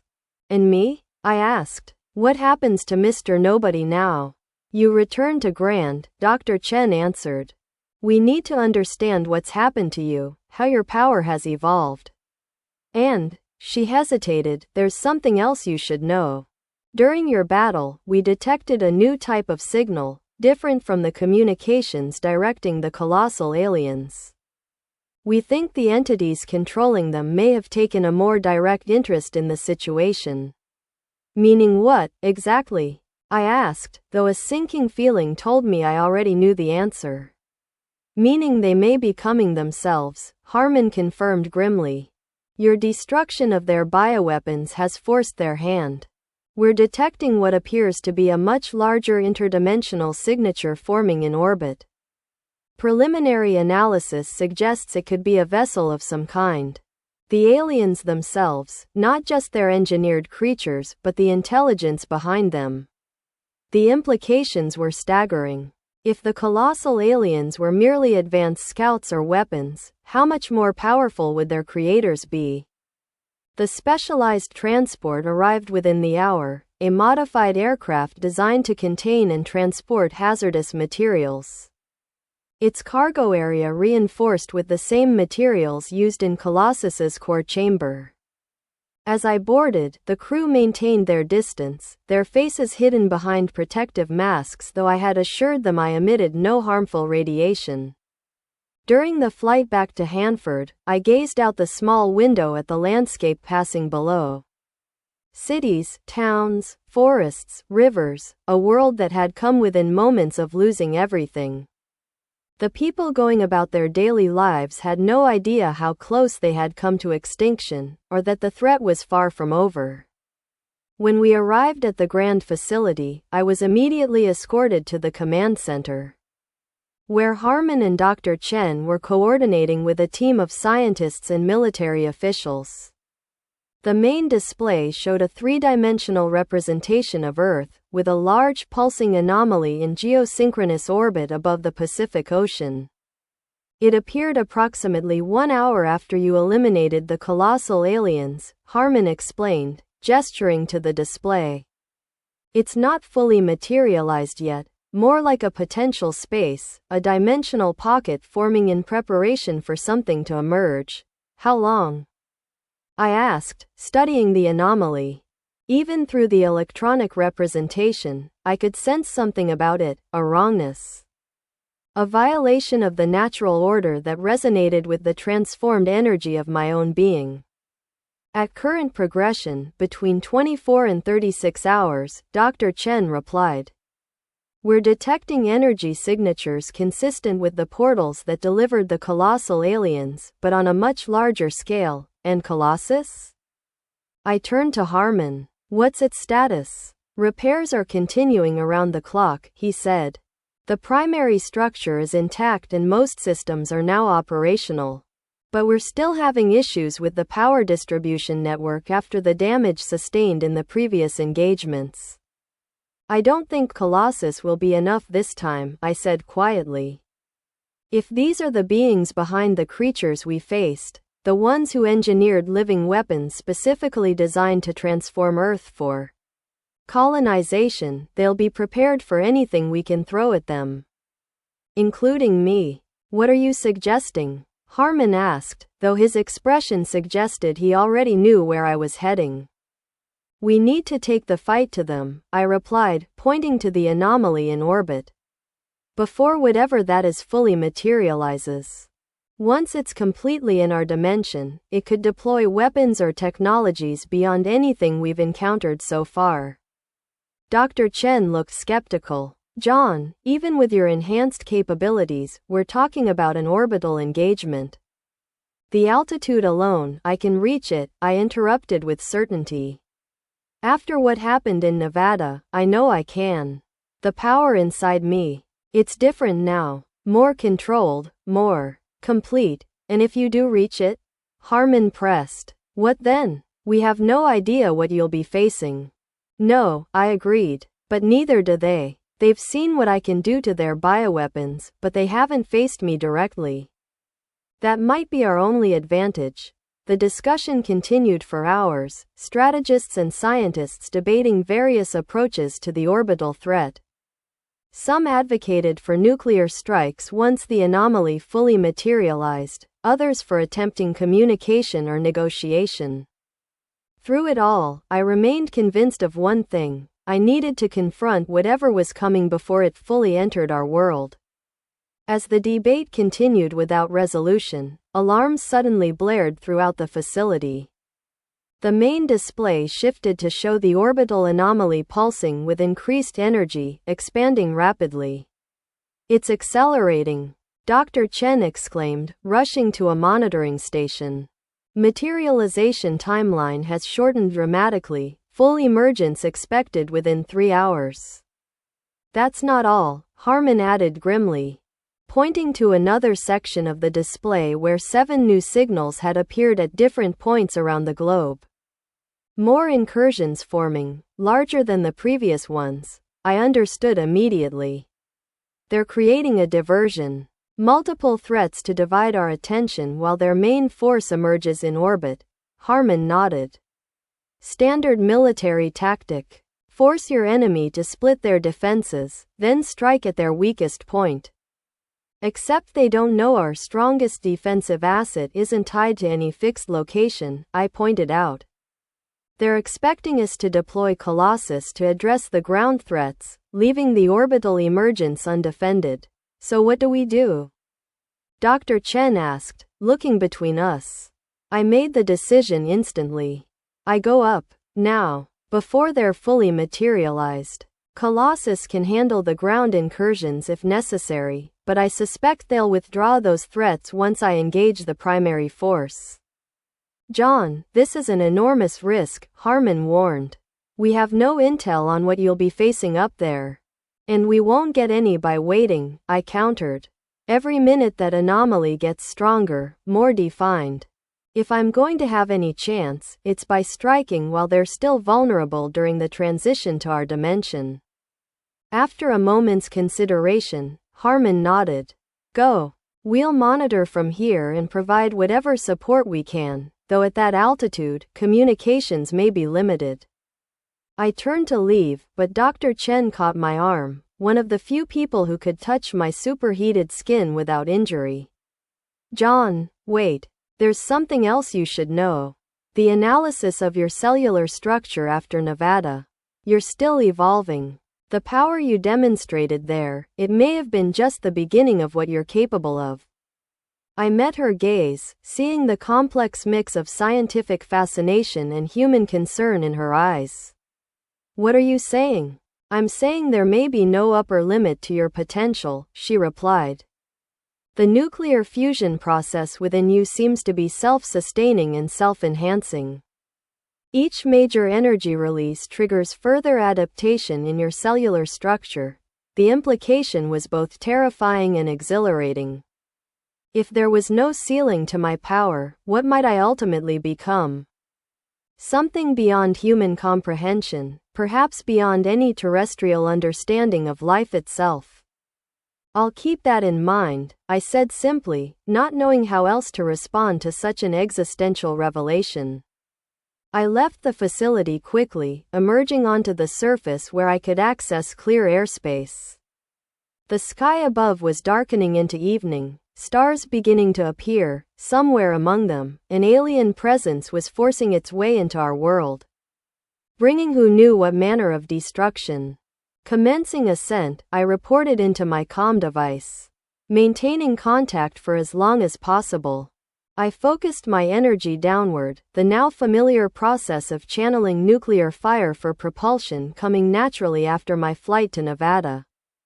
The ground fell away beneath me as I shot upward, accelerating beyond the speed of sound within seconds. The air around me heated to plasma from my passage, creating a streak of light visible for hundreds of miles. 20,000 feet and climbing, I reported, pushing myself faster, the energy flowing from my core seemingly inexhaustible. No resistance yet. Anomaly continuing to expand, Dr. Chen's voice replied, already beginning to break up with distance and interference. Satellites detecting increased energy flux. I think they know you're coming, John. Good, I replied grimly. Let them prepare. It won't be enough. I passed through the upper atmosphere, the air thinning around me until I reached the edge of space itself. Here, conventional flight became impossible. No air for resistance or propulsion, but my abilities weren't bound by conventional physics. The nuclear energy propelled me forward even in vacuum, allowing me to soar through the void toward the pulsing anomaly now clearly visible ahead. It was unlike anything I could have imagined, a rupture in reality itself. A place where the orderly laws of our universe gave way to something alien and incomprehensible. The breach pulsed with energies that defied analysis, colors that had no names in human language swirling around its edges. And from within, something was emerging. I have visual on the anomaly, I reported, though I wasn't sure if my transmission was still reaching Earth. Something's coming through. What materialized from the dimensional breach was both simpler and more terrifying than I had anticipated. Not a fleet of ships or an armada of weapons, but a single, massive construct, a machine that dwarfed anything humanity had ever built. It resembled a robotic colossus, but on a scale that made our 500-foot machine look like a child's toy in comparison. 5 miles high at least, its surface gleaming with an otherworldly metal that seemed to absorb rather than reflect light. They built their own colossus, I realized with sudden clarity. They saw what we created and made their own, but bigger. Much bigger. The alien machine fully emerged from the dimensional breach, which sealed behind it like a healing wound in space-time. It oriented itself toward Earth, massive sensor arrays scanning the planet below. Then it seemed to notice me, a tiny, glowing figure approaching its enormous bulk. For a moment, nothing happened. Perhaps its controllers were assessing, analyzing the unexpected presence of a human in orbit. Then, without warning, it attacked. A beam of energy unlike anything I had ever encountered lanced out from the machine's chest. Similar to how Colossus channeled my power but magnitudes more powerful. I barely dodged in time, the beam passing close enough that I could feel its wrongness, not clean fusion energy like mine, but something corrupt, twisted, that violated the fundamental laws of physics. So that's how it's going to be, I muttered, channeling my own power in response. Let's see how you handle a taste of your own medicine. I released a concentrated beam of nuclear fire, aiming for what appeared to be a joint in the massive machine's armor.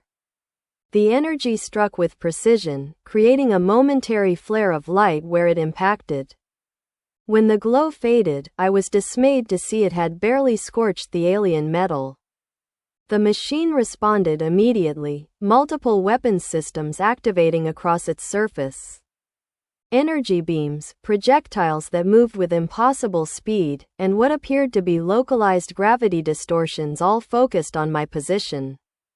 I dodged and weaved, using my superior maneuverability to avoid the worst of the assault, but I couldn't evade everything. A glancing hit from one of the energy beams sent me tumbling through space, momentarily disoriented. As I stabilized myself, I realized with growing dread that this battle might be beyond even my enhanced capabilities. The alien machine was simply too large, too powerful, its technology too advanced. My attacks seemed to have minimal effect on its structure, while a direct hit from its weapons could potentially destroy me despite my durability. But I couldn't retreat. If this thing reached Earth, the devastation would be incalculable. Humanity would have no defense against a machine of this magnitude. I had to stop it here, regardless of the cost. I concentrated, drawing on the nuclear fire within me, pushing beyond what I had done in Nevada.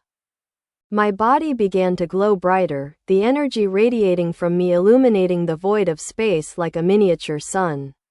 The alien machine seemed to detect the power buildup, multiple weapons converging on my position. Before they could fire, I released everything I had in a single, concentrated blast, not an omnidirectional explosion, but a focused beam of pure nuclear fury directed at the center of the machine's chest, where what appeared to be its primary power core was located. The energy lance connected, burning through the alien metal like it was paper. For a brief, hopeful moment, I thought I had succeeded in dealing a critical blow. Then, to my horror, the damage began to repair itself, the machine's structure flowing like liquid to seal the breach I had created. Self-repairing, I realized.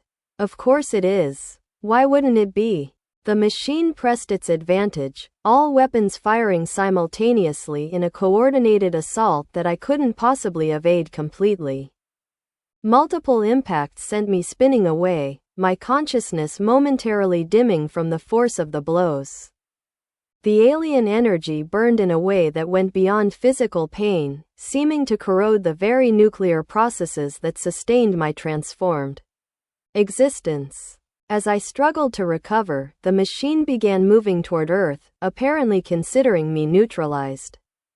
I couldn't let that happen, couldn't let humanity face this threat without me standing in its way.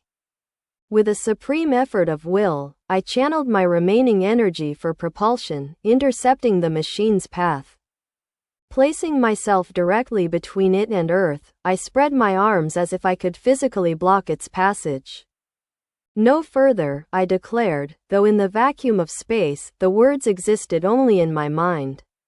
You want this planet, you go through me. The machine paused, its sensors focusing on my diminutive form against the backdrop of the blue planet. Then, in a development I hadn't anticipated, it began to transform. Parts of its structure flowed and reconfigured, compacting from its original 5-mile height into a more concentrated form.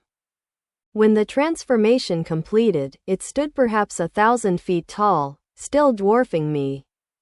But no longer the landscape-sized monstrosity it had been. It had adjusted its scale to engage me directly, a fighter choosing the appropriate weight class for its opponent.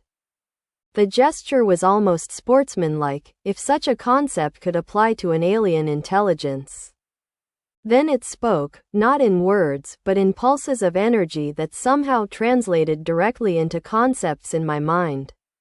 Human anomaly. Power unexpected. Challenge accepted. The communication was brief but revelatory.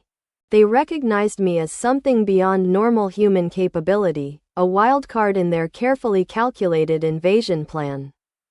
And instead of simply overwhelming me with their superior technology, they had chosen to meet me in what they perceived as fair combat. "You have no idea what I'm capable of," I responded, focusing my thoughts into patterns I hoped would be intelligible to the alien intelligence. Last chance to leave this world in peace. Conquest imperative. Translators require new world. Yours selected. No negotiation, then. No compromise. Earth had been chosen for translation, transformation into an environment suitable for alien habitation, regardless of the cost to its native life. "Then let's finish this," I declared, gathering my power for what I knew would be the most difficult battle of my new existence. The alien machine attacked with precision and coordination that suggested multiple intelligences operating in perfect harmony. Every movement was calculated, every energy discharge aimed with flawless accuracy. Only my enhanced reaction time and maneuverability kept me from being overwhelmed immediately. I countered with increasingly powerful energy projections, aiming for joints and what appeared to be sensor clusters. The machine adapted quickly, shifting its structure to protect vulnerable areas. Its self-repairing capabilities sealing damage almost as quickly as I could inflict it.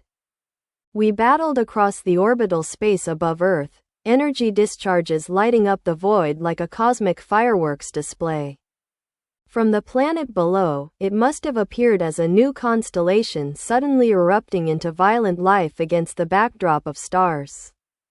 As the conflict continued, I began to understand something crucial about my opponent. Despite its technological superiority, despite the coordinated intelligence guiding its actions, it was fundamentally reactive rather than creative.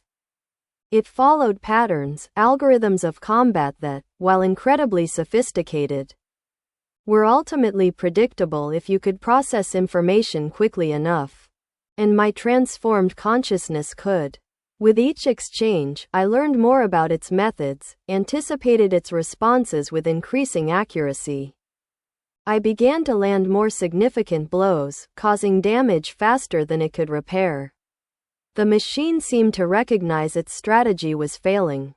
In a move that caught me by surprise, it suddenly accelerated toward me, massive arms extended to grapple with my comparatively tiny form. Before I could evade, it had me in its grasp, metal limbs contracting to crush me with force that would have pulverized mountains. Pain beyond anything I had experienced surged through me as the pressure increased. The nuclear fire within me responded automatically, my surface temperature soaring to levels that would have vaporized most materials. But the alien metal held, seemingly impervious to heat that could melt terrestrial substances instantly. Submit. End resistance. Translation inevitable. The message pulsed through me as the machine continued to increase pressure. I could feel my transformed body beginning to fail, the nuclear processes that sustained me faltering under the enormous stress. In that moment of extremity, Dr. Chen's words returned to me. There may be no upper limit to your potential. Each major energy release triggers further adaptation in your cellular structure. I had been fighting conservatively, trying to match the machine's precision with controlled applications of my power. But that wasn't my true strength. I wasn't a machine, bound by programming and predictability. I was human, transformed, evolved beyond recognition, but still fundamentally human in my capacity for adaptation, for creative response to adversity. "You want to see what I can really do?" I thought, focusing everything I had into my core. "Let me show you what happens when Mr. Nobody stops holding back." I released my control, allowing the nuclear fusion within me to build beyond sustainable levels.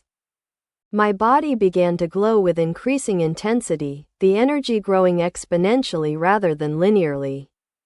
The machine seemed to sense the danger, attempting to release me, but it was too late. I had locked my own energy field around its arms, ensuring it couldn't escape what was coming. "This is for Earth," I declared, as the power within me reached critical mass. "This is for humanity." The explosion that followed dwarfed even what I had done in Nevada. In the vacuum of space, there was no atmosphere to carry a shockwave. But the pure energy release created a sphere of nuclear fire that engulfed both me and the alien machine completely. For a timeless moment, we were at the center of a starbirth, fundamental forces tearing apart matter at the atomic level. When the energy finally dissipated, the machine was gone, not damaged or disabled, but completely obliterated. Reduced to its component atoms now scattered across thousands of miles of orbital space. And in the center of the destruction, I remained, transformed yet again by the extremity of the power I had channeled. My body had changed, becoming less solid, more a coherent energy field maintaining humanoid shape through will rather than physical structure. I glowed with constant, steady light. My consciousness expanded to encompass awareness that would have been impossible for my previous self to comprehend. I turned my perception toward Earth, focusing on the grand facility where Harmon, Dr. Chen, and the others would be desperately trying to understand what had happened in orbit. With a thought, I projected myself there, crossing the distance not through conventional movement but through something closer to teleportation, a realignment of my energy pattern from one location to another. I materialized in the command center, my glowing form causing alarms to trigger and personnel to back away in shock and awe. Harmon and Dr. Chen stared in disbelief, witnessing what I had become. "John?" Dr. Chen ventured, taking a tentative step forward. Is it still you?" "Yes," I replied, my voice resonating with harmonics that made the air itself vibrate. "And number. I'm what John Michaels was becoming all along. What Mr. Nobody was always meant to be, the alien machine." Harmon asked, his professional composure returning despite the extraordinary circumstances. "Destroyed," I confirmed. "And I believe its controllers have received the message.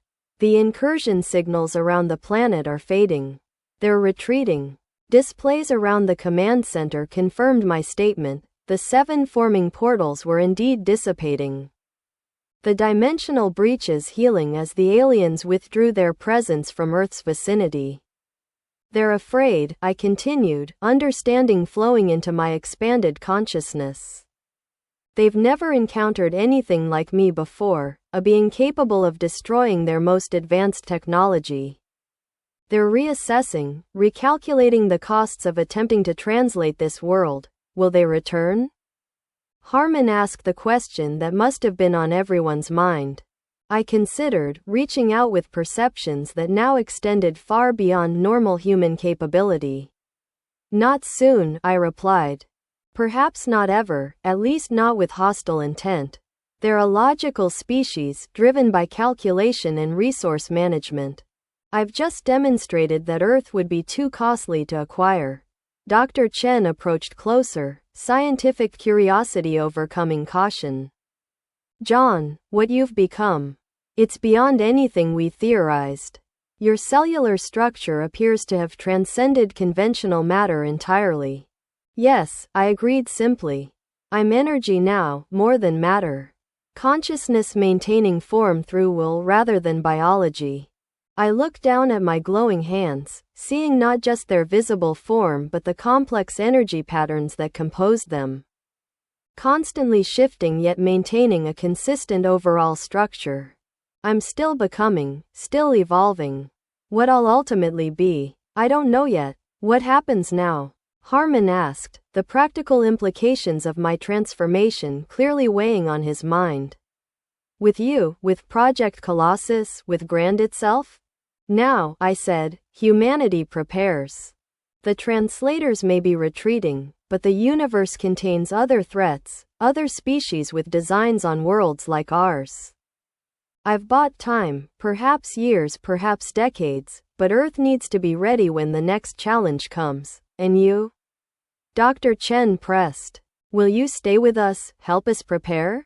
I considered the question, feeling the pull of my expanded consciousness toward greater understanding, greater exploration of what I had become.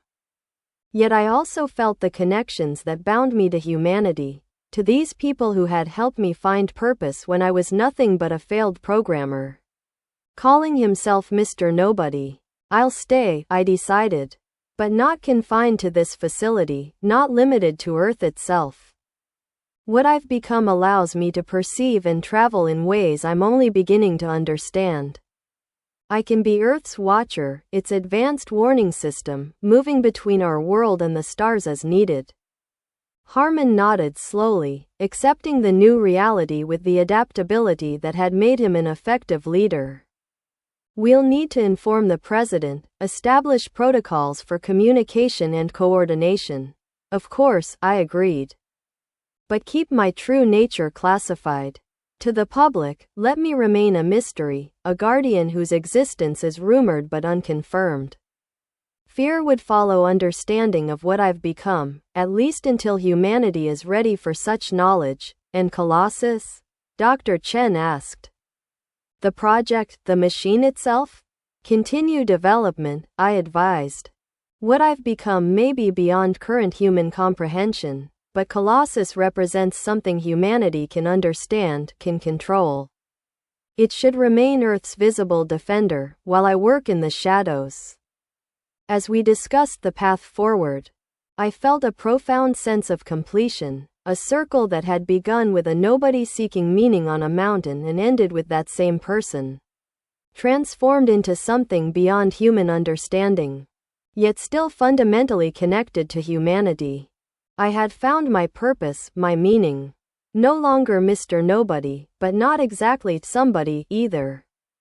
I had become something else entirely, a bridge between humanity and the cosmic forces that had very nearly destroyed it. A guardian poised between worlds. And in that role, I would ensure Earth had the time it needed to prepare for whatever challenges the universe might next bring to its doorstep. Mr. Nobody Chapter 7. The ultimate battle. The retreat of the aliens following our orbital confrontation proved to be temporary. For 3 months, Earth experienced an uneasy peace, no new incursions. No colossal creatures emerging from dimensional rifts to threaten population centers. During this time, I existed in a state of transformation. My body continuing to evolve as the nuclear fusion energy that had replaced my blood adapted to the stresses I had subjected it to. Grand Headquarters became both my home and my laboratory. With Dr. Chen and a specialized team of scientists working tirelessly to understand what I was becoming. My physical form had stabilized somewhat since the orbital battle, no longer the pure energy construct I had briefly transformed into. But not quite human either. My skin maintained a constant luminescence, as if light shone from within, and my temperature ran at a steady 150 degrees Fahrenheit. Requiring specialized materials for anything I touched or wore. Your cellular structure continues to fascinate us, Dr. Chen explained during one examination. Showing me microscope imagery of what had once been my blood cells. They're no longer cells in any conventional sense, more like miniature fusion reactors. Each one capable of energy production that defies our understanding of physics. And my limits? I asked the question that concerned me most. Have you determined how much power I can safely channel? She shook her head. Every time we think we've established an upper threshold, you exceed it. The Nevada event should have been beyond possibility, yet you survived it, evolved through it. The orbital battle pushed you even further. She hesitated, then added, theoretically, there may be no ultimate ceiling to your capabilities. Each major energy discharge seems to trigger further adaptation, further evolution. the implications were both exhilarating and terrifying. What might I eventually become if this evolution continued? Something so far beyond human that I would lose all connection to my origins, to the man who had once called himself Mr. Nobody. Director Harmon had concerns of a more practical nature. Our intelligence networks are detecting increased activity in deep space, he informed me during a briefing in late November. Something's coming, something big. The main display showed astronomical data from various sources, radio telescopes, orbiting observatories, and specialized detection equipment developed by Grand specifically to monitor for alien presence. A massive object was approaching our solar system, its trajectory aimed directly at Earth. Arrival estimate? I asked, studying the data. 2 days, Harmon replied grimly. Size calculations suggest it's approximately twice as large as the machine you encountered in orbit. A rematch, I said, understanding immediately. They're sending something bigger, stronger, specifically designed to counter me. That would be my assessment, Harmon agreed. They've had 3 months to analyze your capabilities based on the previous encounter. Whatever's coming will have been engineered with you specifically in mind. What about Colossus? I asked, thinking of the massive robot that had been my first means of channeling my power effectively. The machine had been significantly upgraded since our initial battles, incorporating new technologies and reinforced power distribution systems. Final modifications are complete, Dr. Chen reported. The neural interface has been enhanced to handle your increased energy output. And the outer shell now incorporates elements of the alien metal we recovered from orbital debris. It should be considerably more durable than before.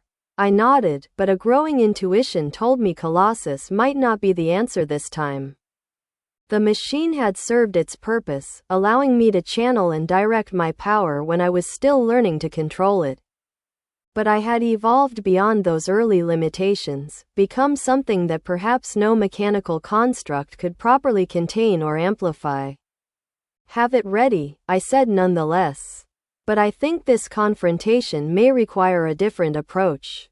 For the next 48 hours, Grand Headquarters operated in a state of controlled crisis. Military forces worldwide were placed on high alert, though the public remained unaware of the approaching threat. Governments had agreed to maintain secrecy to prevent panic, trusting in the defenses that had repelled previous incursions. I spent those hours in meditation, a practice Dr. Chen had suggested might help me connect more deeply with the energy flowing through my transformed body.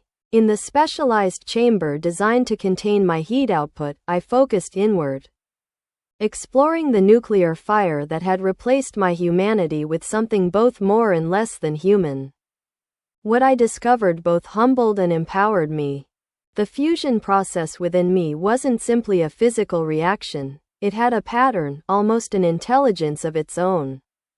Not consciousness as I understood it, but something akin to the fundamental organizing principles of the universe itself. By aligning my awareness with this pattern, I found I could direct and shape my energy with far greater precision than before. As the alien vessel entered the outer solar system, passing Jupiter's orbit on its approach to Earth, I emerged from my meditative state with new understanding and purpose. I know what I need to do, I told Harmon and Dr. Chen as they briefed me on the vessel's progress. And I don't think Colossus is part of it. John, that machine out there is massive, Harmon protested, pointing to the latest satellite imagery showing a construct that dwarfed the previous alien vessel. Even with your enhanced capabilities, facing it directly would be necessary, I interrupted firmly. Colossus was training wheels, a way for me to learn control when I was still afraid of what I'd become. But it's also a limitation now, a shell that constrains rather than amplifies. Dr. Chen studied me with her analytical gaze, seeing something in my transformed features that gave her pause. You've changed, she said. Simply.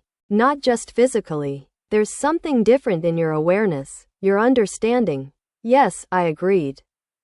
The meditation helped me see what I've been becoming all along. This power isn't just a random accident from snake venom and nuclear waste. I struggled to find words for concepts that transcended conventional language.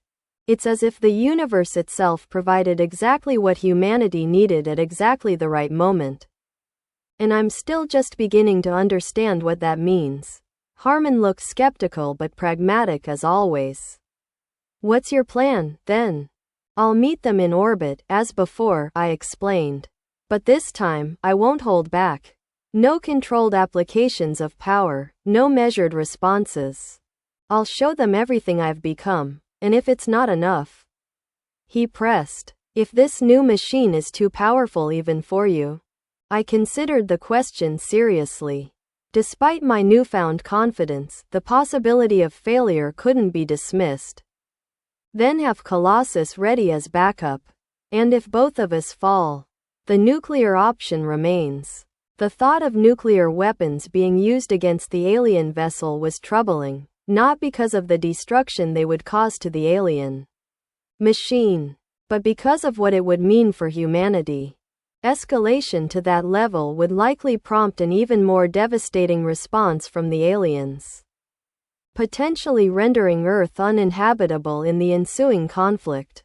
Let's hope it doesn't come to that, Dr. Chen said quietly, clearly following the same line of thought. As the alien vessel crossed Mars orbit, final preparations were made. I said my goodbyes to the Grand Team, knowing there was a significant possibility I wouldn't return from this confrontation. Director Harmon shook my hand despite the heat, his weathered face showing a rare moment of emotional vulnerability. You know, he said, when we found you in that crater, I thought we'd discovered a weapon. Turns out we found something much more important. What's that? I asked. A guardian, he replied simply. Maybe even a savior. Good luck up there, John. Dr. Chen surprised me with a quick embrace, her specialized protective suit allowing the brief contact. Remember what we discussed, she said. There may be no upper limit to what you're capable of. Don't let preconceptions about what's possible constrain you. I nodded, touched by their concern and support. 3 months ago, I had been a nobody, a failed programmer with no direction and no purpose. Now I carried the fate of humanity on my shoulders, and these people had helped me bear that burden with dignity and determination. I'll see you soon, I promised, hoping it wasn't a lie.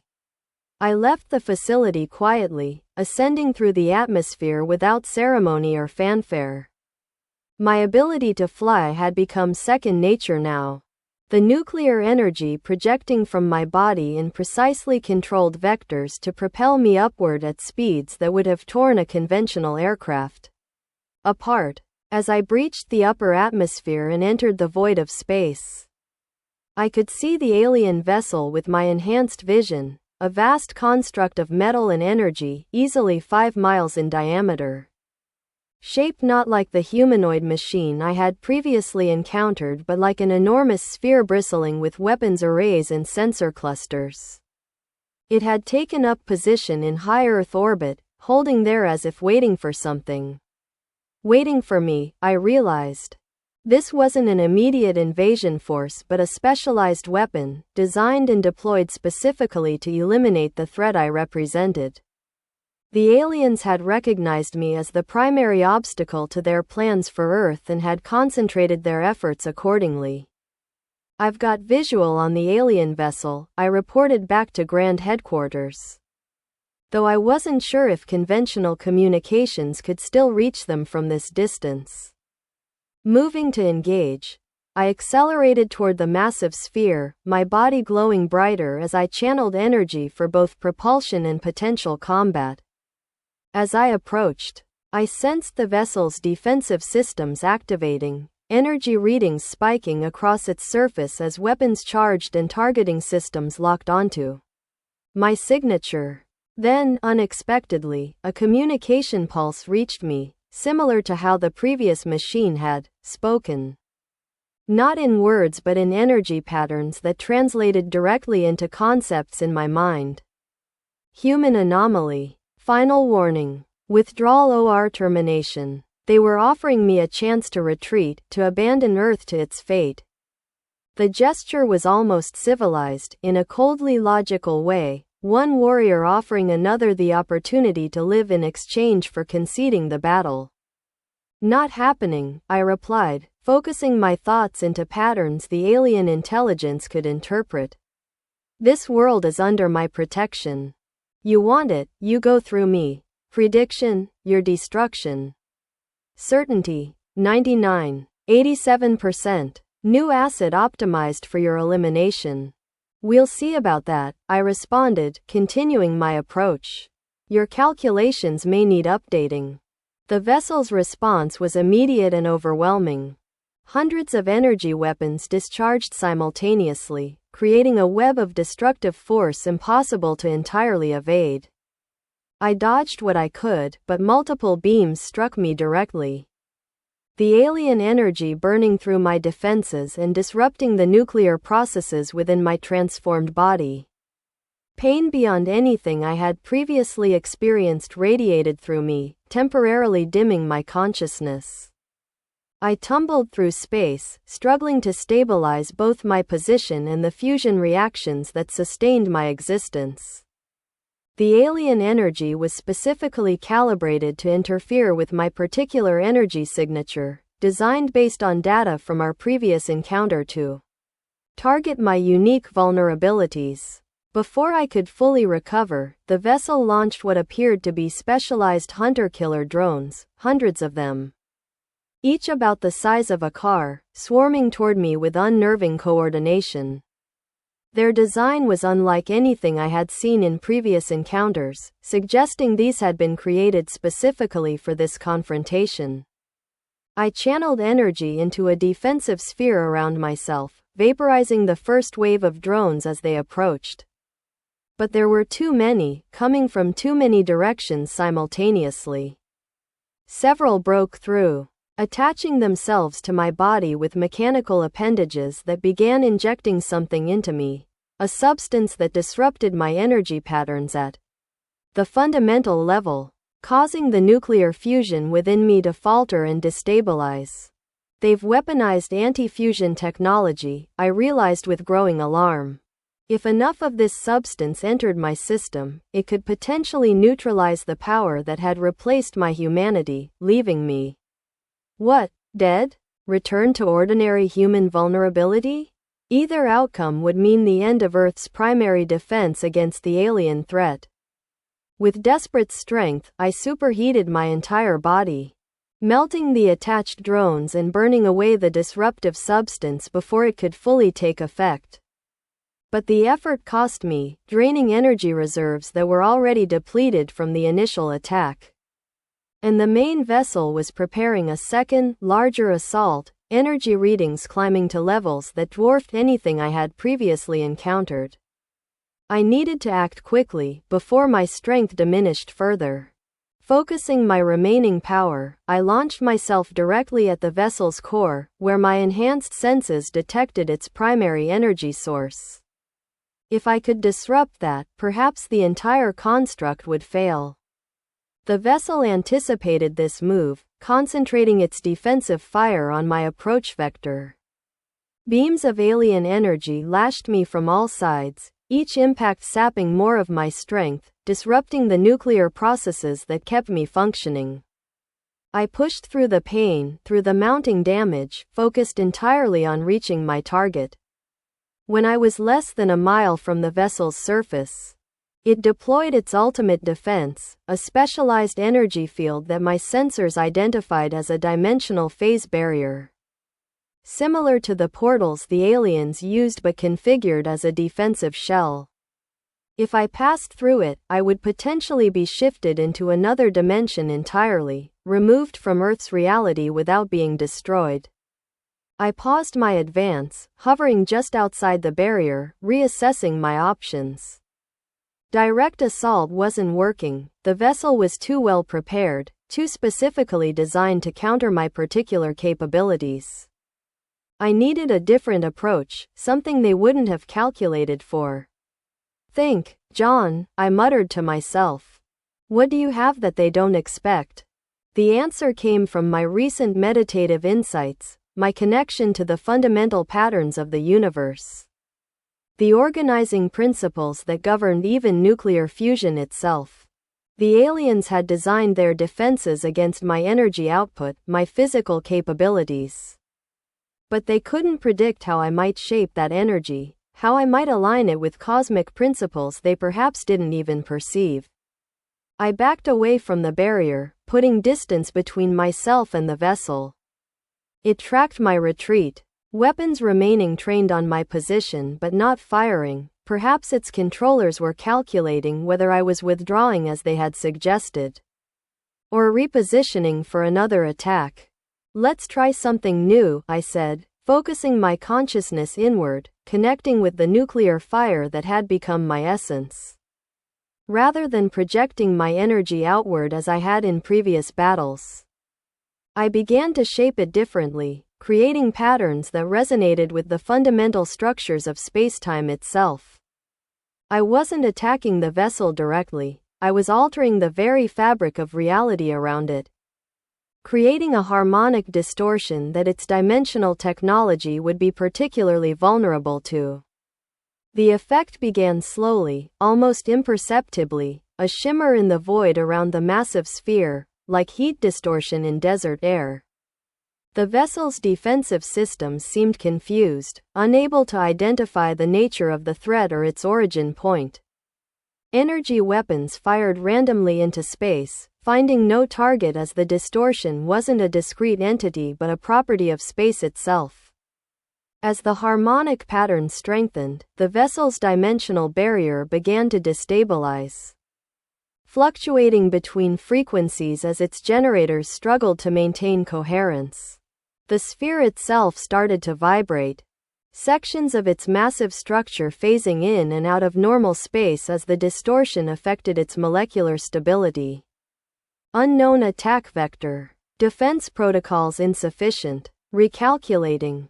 The alien communication betrayed something I hadn't detected before, uncertainty, perhaps even fear. They had prepared for every form of direct assault they could anticipate. But this subtle manipulation of fundamental forces fell outside their defensive parameters. No more calculations, I replied, increasing the intensity of the harmonic distortion. This ends now. The vessel began to break apart, not from explosive force, but from a more fundamental dissolution. Its molecular bonds were weakening as the harmonic distortion intensified, disrupting the very forces that held matter together. Pieces of alien metal dissolved into constituent atoms, energy systems faltered and failed, and the massive sphere began to lose structural integrity. Retreat imperative. Asset compromised. Translation suspended. A dimensional rift began to form near the disintegrating vessel, similar to the portals the colossal aliens had emerged from, but larger. Oriented toward deep space rather than Earth. The aliens were attempting to withdraw their damaged weapon before it was completely destroyed. I couldn't allow that. If they retreated with even partial data on how I had defeated their specialized weapon, they would simply return with something designed to counter this approach as well. The cycle would continue, with Earth constantly under threat from increasingly sophisticated alien technology. No escape this time, I declared, redirecting my energy to disrupt the forming portal. This is where it ends, where humanity takes its stand. The harmonic distortion expanded to encompass the dimensional rift, destabilizing it just as it had the vessel itself. The portal fluctuated wildly, energy patterns shifting in chaotic oscillations that prevented stable transition between dimensions. The alien vessel, caught between regular space and the collapsing portal, began to experience catastrophic structural failure. Imperative. Survive. Counterattack. Maximum yield. In its dying moments, the vessel channeled all remaining energy into one final Desperate attack, a beam of such concentrated power that it visibly distorted space along its path. The beam struck me directly, overwhelming the protective field I had maintained and penetrating to my core. Pain beyond comprehension engulfed me as the alien energy interfered directly with the nuclear fusion processes that had replaced my biology. I felt myself coming apart at the subatomic level, my consciousness fragmenting as the physical matrix that supported it began to fail. In that moment of extremity, hovering on the edge of dissolution, something unexpected happened. The nuclear fire within me didn't diminish under the alien assault, it transformed, adapting to the attack in ways I couldn't have anticipated. The foreign energy was absorbed, integrated, used to catalyze an evolution beyond anything I had experienced before. My awareness expanded exponentially, encompassing not just the immediate battle but the entirety of near-Earth space. I could perceive the alien vessel not just visually but on multiple dimensions simultaneously. Seeing the weaknesses in its structure that existed outside conventional three-dimensional space. And I could see something else, the intelligence guiding it. A collective consciousness that existed partially in our dimension and partially in others. Not the translators themselves, but a specialized combat mind created specifically for this engagement. It regarded me with something akin to shock, its calculations shattered by my unexpected transformation. "What are you?" The question held genuine bewilderment, as if I had become something beyond its extensive predictive models. "I'm what humanity needed me to be," I answered, my consciousness extending outward, encompassing the dying vessel and its controlling intelligence. "I'm evolution's response to extinction." With this new awareness, I no longer needed crude applications of energy to defeat the alien construct. I simply reached into its multidimensional structure and unraveled the patterns that held it together. The massive sphere collapsed in on itself, its matter converting to energy in a process similar to nuclear fusion but controlled, contained. Generating no destructive blast wave that might harm Earth below. The controlling intelligence tried to flee, to transmit itself back to its creators, but I enveloped it, holding it in place as the vessel that housed it disintegrated. Translators will return. Greater forces exist. This defeat temporary. Perhaps, I acknowledged. But Earth will be ready. I'll be ready. As the last of the alien vessel dissolved into energy, I absorbed its controlling intelligence, not destroying it, but integrating its knowledge. Its understanding of the translators and their technologies. The information flooded into my expanded consciousness, revealing truths about the alien civilization that had targeted Earth for translation. They were ancient, these translators, a species that had evolved beyond biological limitations millions of years ago, transforming themselves into beings that existed across multiple dimensions simultaneously. They required specific conditions to maintain their existence. Conditions they created by transforming, translating, suitable planets into environments that could support their multidimensional nature. Earth had been selected not randomly, but for specific properties of its magnetic field, its position in the solar system, and certain rare elements in its core. The translators had sent their bioengineered weapons first, then their specialized machines. All in preparation for their own arrival to complete the translation process. And they had encountered me, an unexpected variable, a human transformed by chance into something that could challenge even their advanced technology. The setback had been significant, but the intelligence was correct. The translators would not abandon their plans entirely. They would recalculate, prepare new approaches, perhaps return in years or decades rather than immediately. With the alien vessel destroyed and its controlling intelligence absorbed, I turned my attention back to Earth. My expanded consciousness could perceive the planet in ways I never had before, not just its physical form but the complex energy patterns that sustained life, the delicate balance of forces that made our world unique in the cosmos. And I could see Grand Headquarters far below, where Harmon, Dr. Chen, and the others would be monitoring the battle through whatever sensors could track events in orbit. They would be anxious, uncertain of the outcome, perhaps preparing for the worst. I needed to return, to reassure them that Earth was safe, for now, at least. But as I prepared to descend, I realized my transformed state might not be compatible with Earth's atmosphere, with normal human interaction. I had become something beyond conventional matter, a being of energy and consciousness that might disrupt or harm the very people I sought to protect.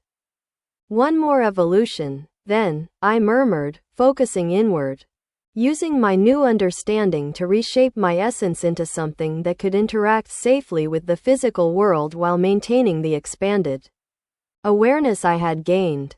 As I descended through the upper atmosphere, I felt my form solidifying, not returning to human biology, but adopting a physical matrix that could exist in normal space without disrupting it.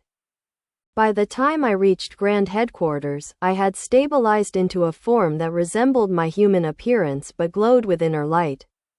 My substance something between matter and energy. I manifested directly in the command center, causing momentary panic as alarms triggered and security personnel raised weapons that would have been useless against what I had become. Harmon raised a hand, signaling them to stand down as he recognized me despite my transformed appearance. "John?" he asked cautiously. "Is that you?" "Yes," I confirmed, my voice resonating with harmonics that made the air vibrate sympathetically. "It's me, or what I've become." Dr. Chen approached, scientific curiosity overcoming caution. Instruments in her hand took readings of my energy signature, her eyes widening at the results. "This is beyond anything we theorized. Your energy output is off the scale, but somehow contained, controlled." "The alien vessel?" Harmon asked, ever focused on the practical threat. "Destroyed," I assured him. "Along with the intelligence controlling it. The immediate danger has passed." Relief spread through the command center, personnel exchanging glances and smiles, the tension of the past days finally breaking.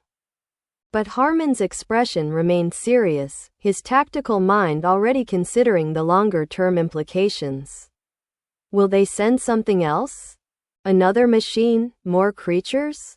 he asked. "Not immediately," I replied.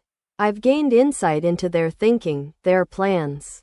The translators exist primarily in other dimensions, entering our reality only when necessary. What they've committed so far represents a significant investment of resources. They'll reconsider, develop new strategies, perhaps return years from now rather than days or weeks." "Years," Harmon repeated, a complex mix of emotions crossing his weathered face. "Time to prepare, then. To build better defenses, better understanding of what we're facing." "Yes," I agreed.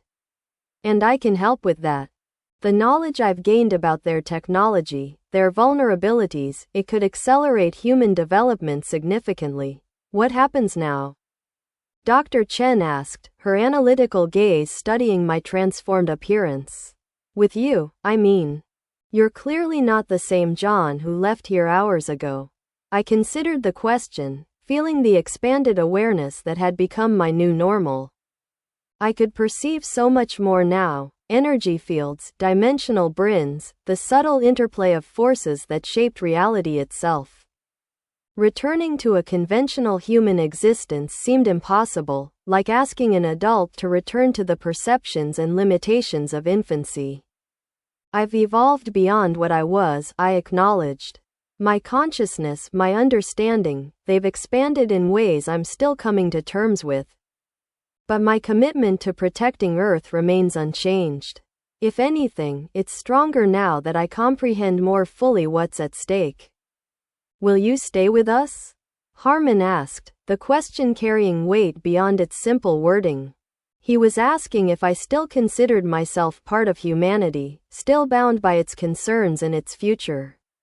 Yes and no, I replied honestly. I'll remain Earth's guardian, but I can't be confined to this facility, to conventional existence. What I've become allows me to perceive and move through reality in ways I'm only beginning to understand. I need to explore these capabilities to prepare for when the translators or other threats return. A cosmic watchman, Harmon said with a slight smile. Standing guard over humanity. Something like that, I agreed. But I'll need help, a connection to Earth, to remind me of what I'm protecting and why it matters. People I can trust to tell me when I'm seeing things too abstractly, losing touch with the human perspective. You'll always have a place here, Dr. Chen said firmly. No matter what you become. I nodded, touched by the sentiment. For someone who had once been a nobody, finding connection and purpose had been as transformative as the nuclear fire that had remade my physical form. That connection remained vital, a tether to my origins even as I evolved into something beyond conventional humanity. Thank you, I said simply. For everything. As the debriefing continued and plans were made for Earth's long-term defense, I found myself drawn to a window overlooking the facility grounds. Night had fallen, stars visible in the clear desert sky, countless worlds circling countless suns. A universe vaster and stranger than humanity had yet comprehended. Out there somewhere, the translators were recalculating their approach to Earth. And perhaps other entities, other civilizations with their own designs on our world. The threats would come again, in time. But when they did, they would find not just a planet of humans with primitive technology, but a guardian who had once been the most insignificant of those humans, a nobody who had become something unprecedented in the cosmos. I smiled at the irony of it all. Sometimes, it seemed, the universe had a peculiar sense of humor.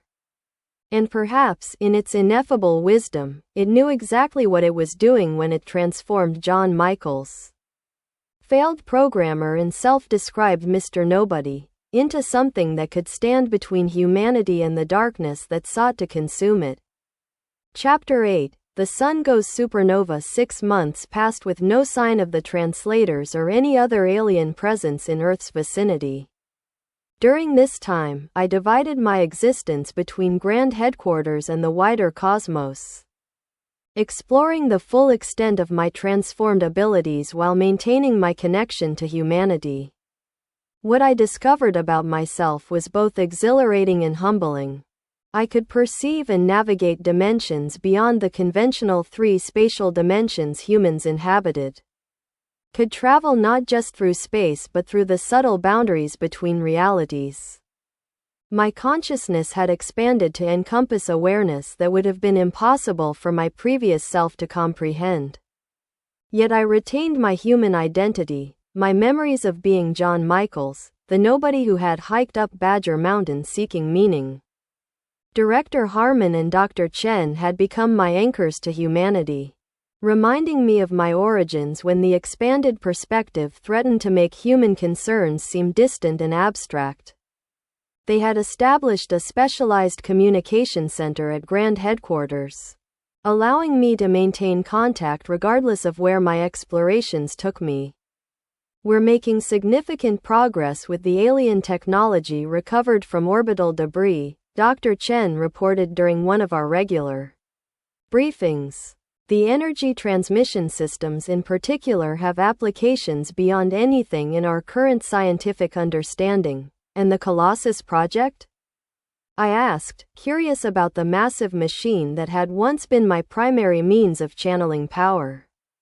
Evolving, Harmon replied. We've incorporated what we can from the alien technology, but without your direct energy input, it remains limited in capability. Still, as a conventional defense system, it represents our best option if threats emerge while you're elsewhere. I nodded, understanding the concern underlying his statement. Despite my commitment to Earth's protection, my expanded awareness often drew me to explore cosmic phenomena, to seek greater understanding of the forces that shaped reality. Sometimes these explorations took me far from Earth, traversing distances that would have taken conventional spacecraft years to cover. I've been monitoring dimensional fluctuations throughout this sector of the galaxy, I assured them. No sign of translator activity or any other potential threats. But there's something else we should discuss. I manipulated the energy field that constituted my current form, projecting a three-dimensional representation of what I had discovered during my recent explorations. The image showed what appeared to be a massive construction in deep space, near the outer edge of our solar system. What are we looking at?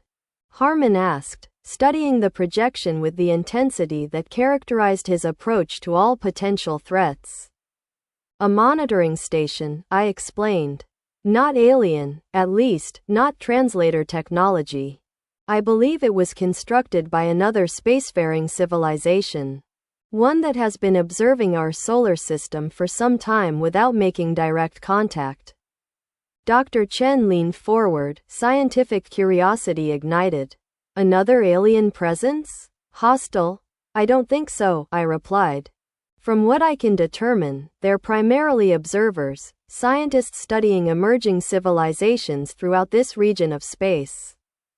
Their technology is advanced but not oriented toward conquest or translation, as we've seen before. Have they detected you? Harmon asked, his tactical mind immediately assessing potential implications.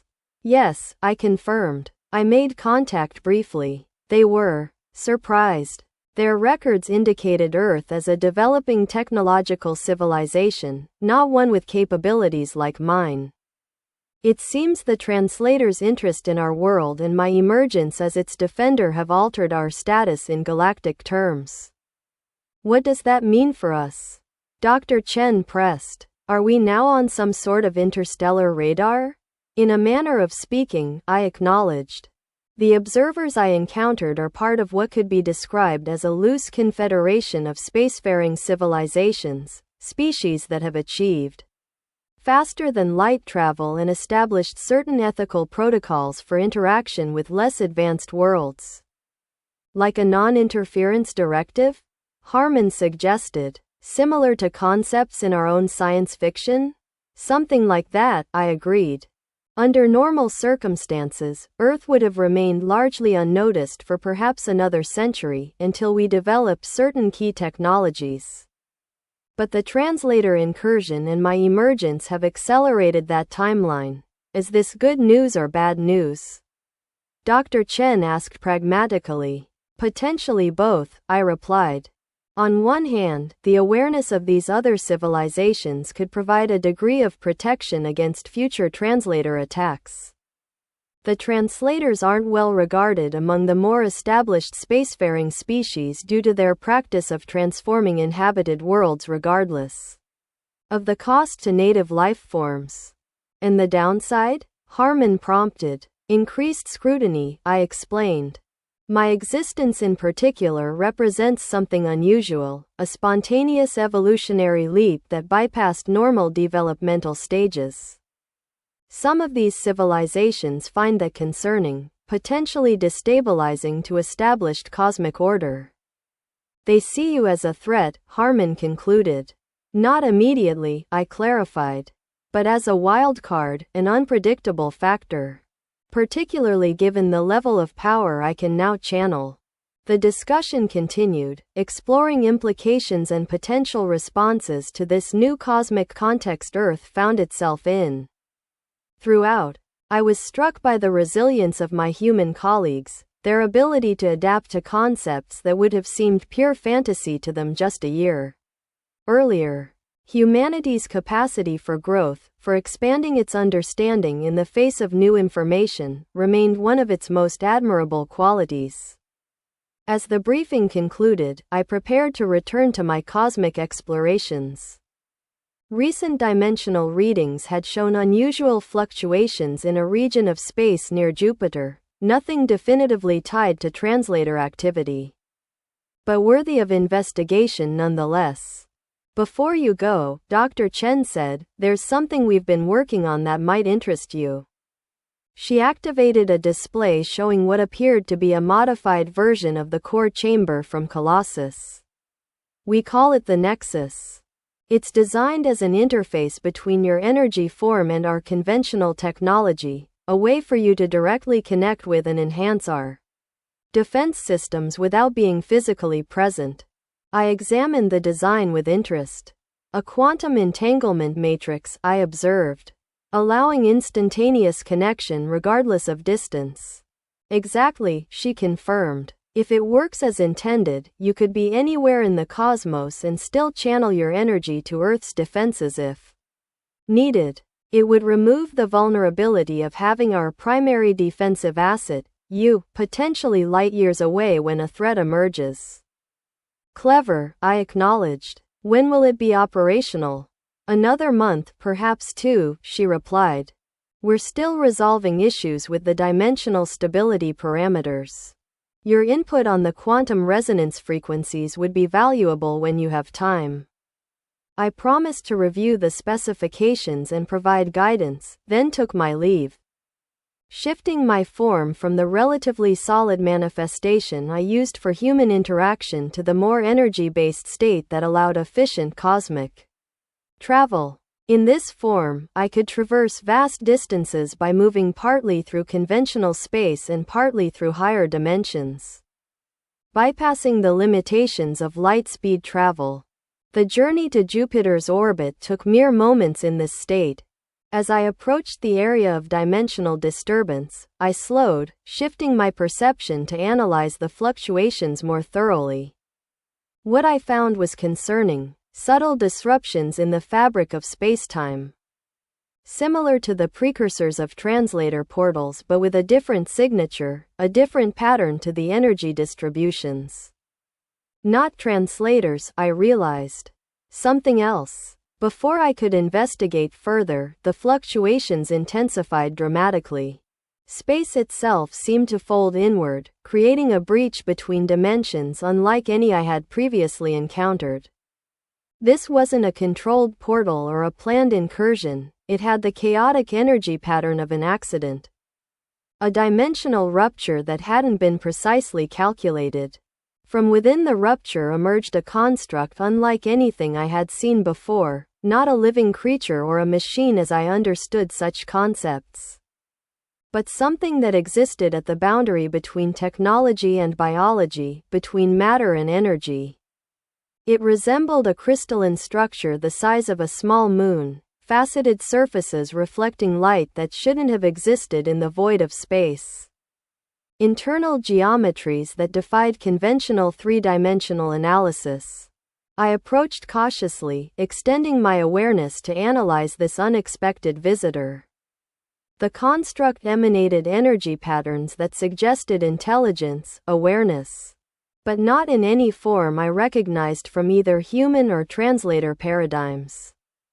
It seemed to be assessing its surroundings, adjusting to the dimensional properties of our reality. Then it noticed me. The construct's response was immediate and unexpected. Rather than preparation for conflict or attempt at communication, it began to change. Its crystalline structure flowing and reforming into a configuration that mirrored aspects of my own energy pattern. It was adapting to me specifically, shaping itself in response to my presence. Connection established. Identity confirmed. Dimensional variant. Unexpected. The communication came not as energy pulses like the translators used, but as a direct interface with my consciousness, as if the construct had analyzed my thought patterns and created a compatible channel. Instantaneously. Who are you? I projected, maintaining a safe distance while continuing my analysis. What is your purpose here?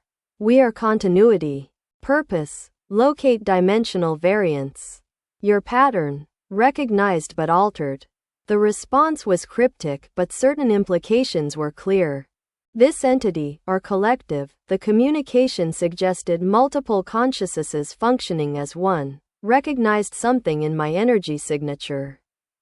They had come looking for something specific and had found me instead. I don't understand, I replied. What dimensional variant are you seeking? Translators. Breach detected. Containment failure. Seeking source. The pieces began to fall into place. This continuity was somehow connected to the translators, perhaps even responsible for them in some way. The reference to containment suggested the translator's presence in our dimension was unauthorized. Unplanned, a breach rather than a purposeful expansion. The translators attacked Earth, I explained. I defended it, drove them back. Are you saying they shouldn't have been here at all? Correct. Translators, quarantined species. Dimensional restriction enforced. Breach mechanism unknown. This was significant new information. The translators weren't simply another spacefaring civilization with questionable ethics, they were a quarantined species. Contained within their own dimensional pocket by this continuity for reasons not yet explained. Why are they quarantined? I asked, though I suspected the answer given what I had learned of translator activities. Violation of cosmic protocols. Unauthorized translation of inhabited worlds. Dimensional manipulation without consent of affected species. So they're essentially cosmic criminals, I concluded. And you're what? Interdimensional law enforcement. Simplified but acceptable interpretation. Continuity maintains balance between dimensions. Translators disrupt balance for self-interest. As our communication continued, I maintained awareness of my surroundings. Particularly the dimensional rupture that had allowed the continuity construct to enter our reality. It remained open, fluctuations in its energy signature suggesting instability. Whatever process had created this breach hadn't been fully controlled, and its persistence represented a potential danger to our solar system. The rupture you emerged from is unstable, I pointed out. It poses a risk to this region of space. The construct shifted its attention to the breach, its crystalline structure pulsing with new energy patterns as it analyzed the situation. Assessment correct. Breach instability increasing. Dimensional collapse possible. Evacuation recommended. Evacuation isn't an option, I replied firmly. This solar system contains billions of living beings who can't simply relocate to another dimension. We need to stabilize or close the breach. Continuity protocols for breach closure require energy equivalent to small star. Available resources insufficient. I considered this information against my understanding of my own capabilities. Since the battle with the translator vessel, my power had continued to evolve. My ability to channel and shape energy growing beyond what I had previously thought possible. I had never attempted to directly affect dimensional boundaries on this scale, but the theoretical principles were within my comprehension now. I may be able to provide the necessary energy, I offered. If you can direct how it should be applied. The construct's crystalline structure reconfigured again, external facets orienting toward me as if to obtain better readings of my energy. Signature. Analysis of your capabilities. Impressive but insufficient. Power required exceeds your current output by factor of 10. Current output, yes, I acknowledged. But I've found my limits are largely self-imposed, psychological constraints based on outdated understanding of my own nature. I believe I can exceed those limitations if necessary. Risk to your structural integrity, extreme. Probability of dissolution, 87.3%. I'm willing to accept that risk, I replied. This solar system is my home, these people my species. I won't abandon them to dimensional collapse. The construct seemed to consider this. Energy patterns shifting in what might have been the equivalent of contemplation for its form of consciousness. Acceptable. Continuity will provide dimensional coordinates and energy focusing parameters. You will provide power source. The exchange of information that followed was unlike anything I had previously experienced, not simply data transfer but a direct sharing of Dimensional mathematics and energy manipulation principles beyond anything human science had conceived. The continuity's understanding of cosmic forces operated at a level that made even my enhanced comprehension seem primitive by comparison.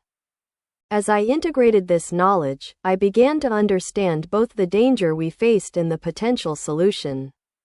The dimensional rupture was expanding exponentially, creating cascade failures in the boundary between realities. Left unchecked, it would eventually engulf the entire solar system, dragging it into a space between dimensions where conventional physics would cease to function, effectively ending all life as we understood it. Closing the breach would require precisely directed energy, not simply raw power, but specific frequencies and patterns that could reinforce dimensional boundaries, stitching reality back together at its most fundamental level. The continuity could provide the precise calculations and focusing mechanism, but the energy itself would have to come from me. I need to inform my colleagues on Earth, I told the construct. If this fails, they should at least understand what happened. Time constraints critical. Breach expansion accelerating. Maximum delay, 42 minutes. I can communicate in microseconds, I assured it, already extending my consciousness toward Earth. Connecting with the specialized systems at Grand Headquarters designed to interface with my energy signature. The contact was immediate, my awareness manifesting in the command center where Harmon and Dr. Chen were coordinating routine monitoring operations. They reacted with surprise to my unexpected appearance, immediately recognizing from my energy pattern that something significant had occurred. John? What's happened? Dr. Chen asked, already activating recording systems to document whatever information I brought. In compressed form, I shared everything I had learned, the continuity construct, the dimensional breach. The revelation about the translators being a quarantined species and the immediate threat to our solar system. You're saying this breach could destroy Earth? The entire solar system? Harmon sought clarification, his tactical mind immediately focusing on the most critical threat.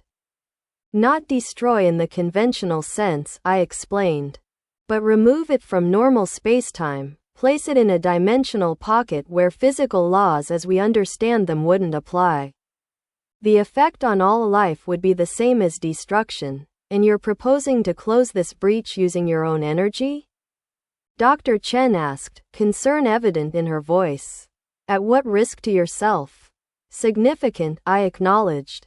The power required exceeds anything I've channeled before by an order of magnitude. The continuity estimates my chances of surviving the process at less than 13%. Silence fell over the command center as the implications sank in. For all my evolution beyond human limitations, these people still saw me as John Michaels, their colleague, their friend. The nobody who had become Earth's greatest defender. There must be another way, Dr. Chen insisted. The Nexus project, perhaps we could distribute the energy load across multiple systems, reduce the strain on your individual matrix. The Nexus isn't ready, Harmon pointed out reluctantly. And we don't have time to adapt it to these requirements. He turned to me, his weathered face showing the weight of command decisions that had defined his career. How certain is this continuity about the threat? Could this be some form of manipulation? I've analyzed their energy patterns, their communication protocols, I replied.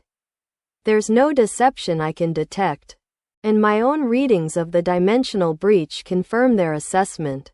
The danger is real, immediate, and beyond our current technology to address through conventional means. Harmon nodded slowly, accepting the reality of our situation. Then you have to try. But John, he hesitated, then continued with uncharacteristic emotion, try to come back. Earth still needs its guardian. I'll do my best, Director, I promised, touched by the sentiment from the normally stoic commander. Dr. Chen approached, scientific detachment temporarily abandoned. The theoretical work we've done on your energy matrix suggests there may be a way to distribute the load more efficiently, she said quickly. If you reconfigure your dimensional resonance to match the harmonic frequency of the breach itself, you could potentially reduce the energy requirement by creating a constructive interference pattern. I considered her suggestion, integrating it with the dimensional mathematics the continuity had shared. That might work, I acknowledged. It would still require enormous power output but could improve survival probability. Just come back, she said simply. Whatever you become, however you change, just come back. With a final acknowledgement, I withdrew my consciousness from Grand Headquarters, returning my full awareness to Jupiter's orbit where the dimensional breach continued to expand and the continuity construct awaited my decision. Your species connections, strong, unexpected and evolved energy matrix. My humanity is the foundation of what I've become, I replied. Not a limitation to be discarded, but a core aspect of my identity regardless of how my form evolves, noted. Breach requires immediate action. Parameters transferred. Ready to proceed? One moment, I requested. I need to reconfigure my energy distribution based on resonance harmonics. I focused inward, examining the nuclear fusion processes that had replaced my biology and evolved into something beyond conventional matter or energy. Drawing on Dr. Chen's insight and the continuity's dimensional mathematics, I began restructuring my energy signature to create constructive interference with the breach frequencies. As I completed the reconfiguration, I felt a new kind of potential within me, as if I had unlocked access to power reserves previously separated from my conscious control. The nuclear fusion that sustained me intensified, not just in magnitude but in dimensional complexity, operating on multiple layers of reality simultaneously. I'm ready, I informed the continuity construct, moving closer to the dimensional breach. The crystalline entity shifted, extending structures that resembled focusing arrays around the perimeter of the rupture. Its surface began to pulse with complex patterns, the dimensional coordinates and energy focusing parameters it had promised to provide. Breach stabilization requires precise energy application. Follow continuity guidance. Initiate when ready. I positioned myself at the center of the focusing array, directly before the gaping wound in reality. The breach pulsed with chaotic energies, colors that had no names in human language spilling into normal space. Gravitational distortions beginning to affect Jupiter's smaller moons in the distance. Beginning energy projection now, I announced, both to the continuity and to myself, a final acknowledgement of what I was attempting. I released the constraints I had maintained on my power, constraints born partly of caution, partly of lingering human psychology that struggled to comprehend the true nature of what I had become. The nuclear fusion within me responded immediately, energy output increasing exponentially until I glowed brighter than Jupiter's reflected sunlight. A miniature star burning in the void. The continuity's focusing arrays captured this energy, shaping it according to the dimensional mathematics we had calculated, directing it into specific patterns around the breach's perimeter. Where my power touched the edges of the rupture, reality began to stabilize. Chaotic fluctuations diminishing as dimensional boundaries reasserted themselves. But it wasn't enough. The breach was expanding faster than we could seal it, the force of dimensional displacement growing stronger as the rupture widened. Energy insufficient. Breach expansion accelerating. Catastrophic failure imminent. Then I'll have to go beyond what I think is possible, I replied, focusing my consciousness entirely on the nuclear fire that had become my essence. In that moment of complete concentration, I perceived something I hadn't fully understood before, the true nature of the power that had transformed me on Badger Mountain. It wasn't merely nuclear fusion as humans understood it, a process of combining atomic nuclei to release energy. It was something more fundamental, a direct connection to the underlying forces that powered stars themselves. That shaped reality at its most basic level. And if I fully embraced that connection, fully accepted what I had become. Let's see what happens when Mr. Nobody goes supernova, I said, echoing words I had spoken once before, in Nevada, facing 7 colossal aliens. But this was different. This wasn't simply releasing accumulated energy in an explosive burst. This was transcending the very concept of energy as discrete or limited, tapping into the fundamental creative force of the cosmos itself. I became light. I became heat. I became the process that forges elements in the hearts of stars, that powers the expansion of the universe itself. My consciousness expanded beyond the constraints of individual identity, merging with the cosmic forces I was channeling. Through the continuity's focusing arrays, this transcendent power flowed with perfect precision, reinforcing dimensional boundaries. Repairing the rupture at its deepest level.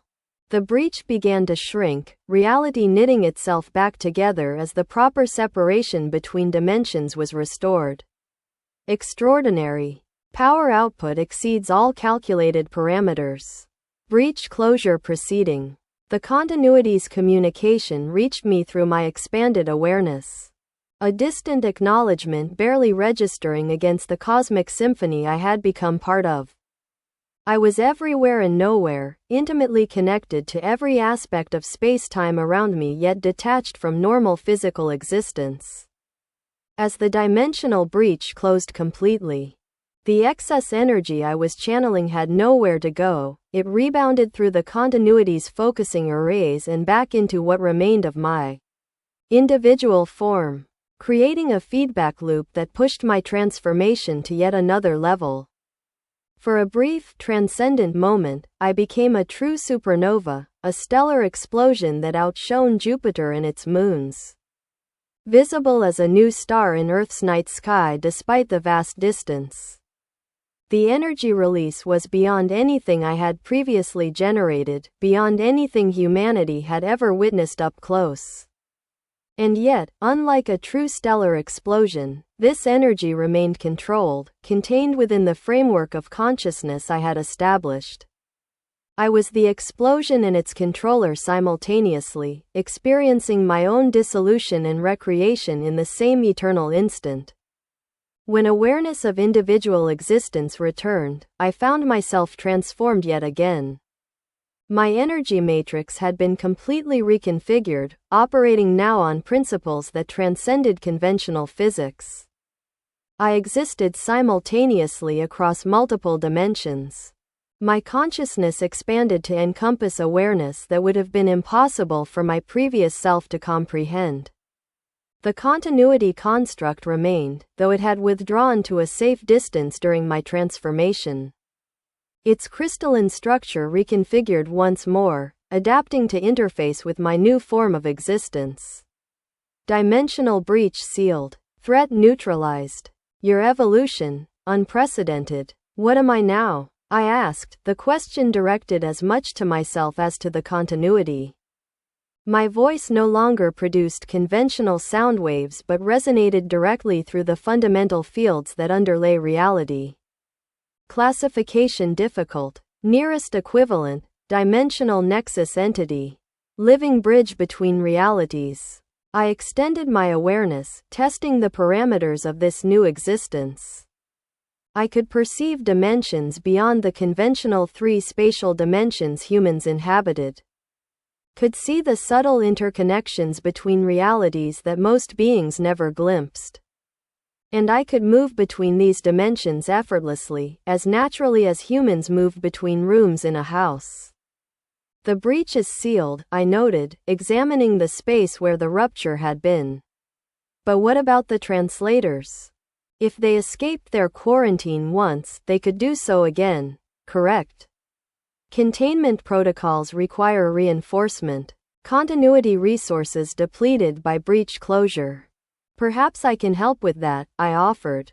Examining the dimensional mathematics of the translator quarantine as revealed in the information the continuity had shared. My new form seems well suited to dimensional boundary maintenance. Proposal interesting. Unprecedented. Requires continuity consensus. The crystalline construct pulsed with complex energy patterns, communicating with others of its kind across dimensional boundaries. I waited, continuing to explore the capabilities of my transformed existence. I found I could extend tendrils of awareness across vast distances. Could perceive events throughout the solar system simultaneously if I chose to focus that way.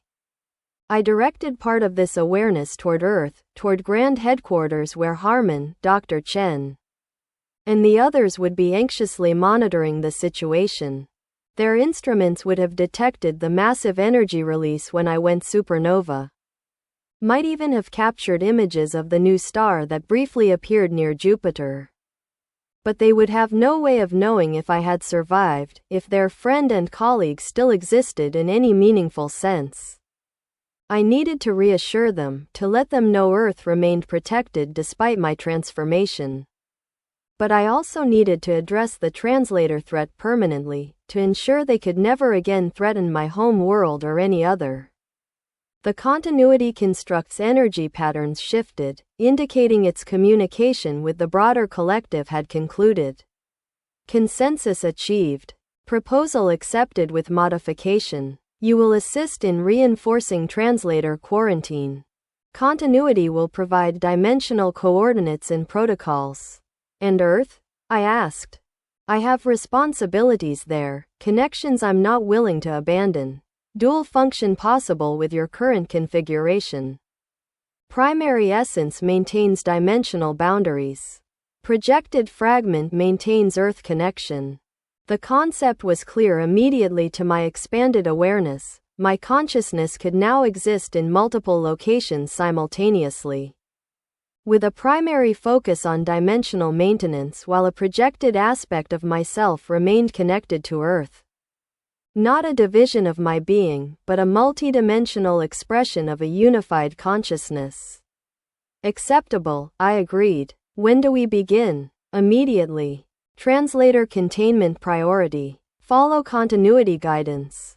The crystalline construct reconfigured once more, extending structures that created a new dimensional portal, not a chaotic breach like before, but a controlled, stable transition between realities.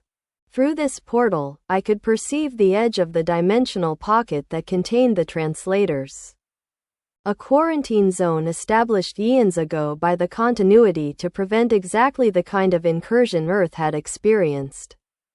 As I prepared to follow the continuity into this space between dimensions, I extended a portion of my consciousness toward Earth, manifesting enough of my energy matrix in Grand Headquarters to communicate directly with those awaiting news of the Jupiter event.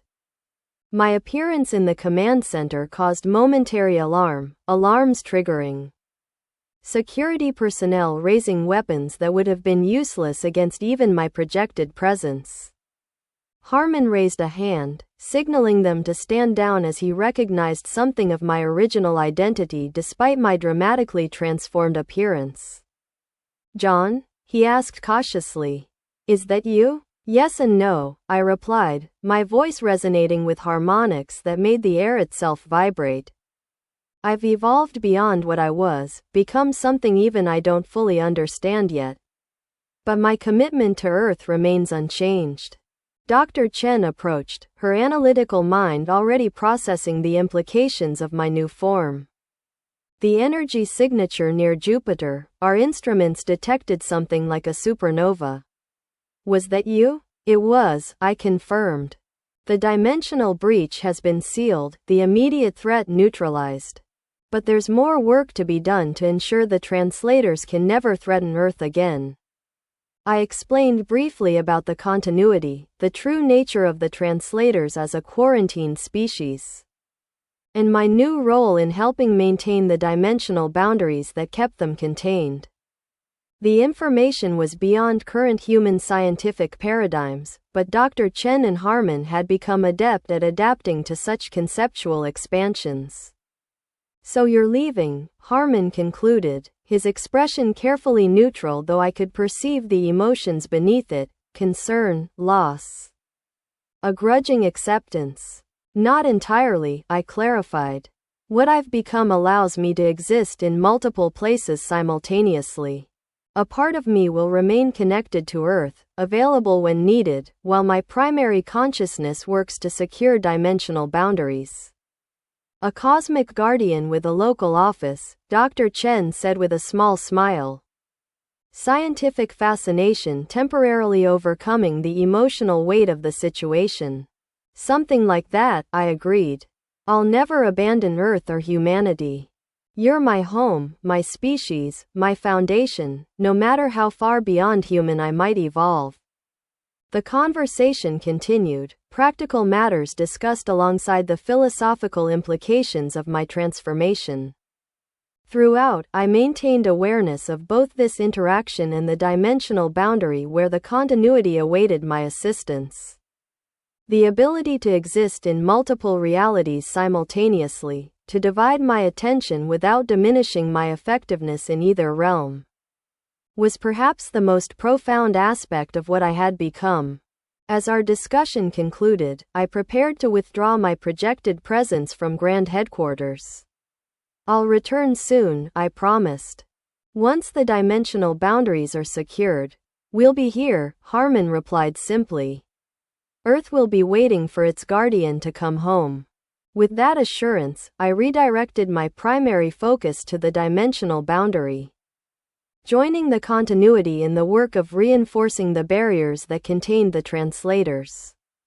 But a part of me remained connected to Earth, watching over the planet that had been home to John Michaels, the nobody who had hiked up Badger Mountain seeking meaning and found a purpose beyond anything he could have imagined. The supernova had not been an ending but a transformation, the final evolution of Mr. Nobody into something the universe had never seen before. A guardian not just of Earth, but of reality itself. Chapter 9. The aliens retreat. The work of reinforcing dimensional boundaries with the continuity consumed what would have been months of subjective time. Though my expanded consciousness experienced it differently, simultaneously as an instant and an eternity. The linear flow of time having become just another dimension I could perceive and navigate rather than a constraint I was bound by. During this period, my understanding of cosmic realities expanded exponentially. The continuity shared knowledge accumulated over eons of existence, insights into the fundamental nature of dimensions, the intricate mathematics that governed relationships between realities, the delicate balance maintained by forces beyond conventional scientific understanding. I learned that the multiverse was far more complex than human theories had postulated, not simply parallel universes existing independently, but an intricate web of interconnected realities, each influencing others through subtle dimensional resonances.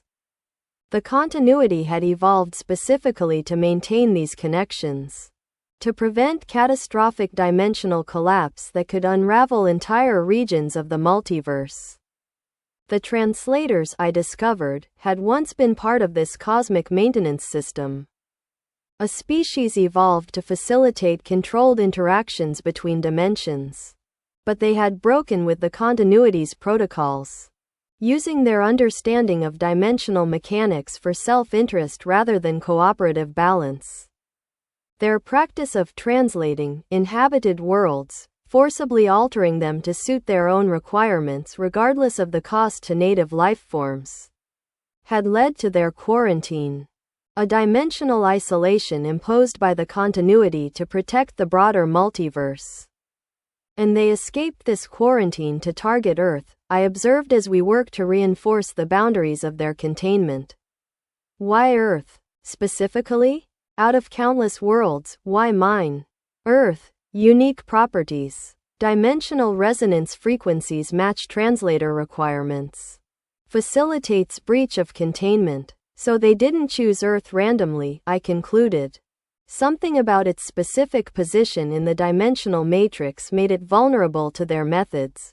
Correct. Earth, dimensional nexus point.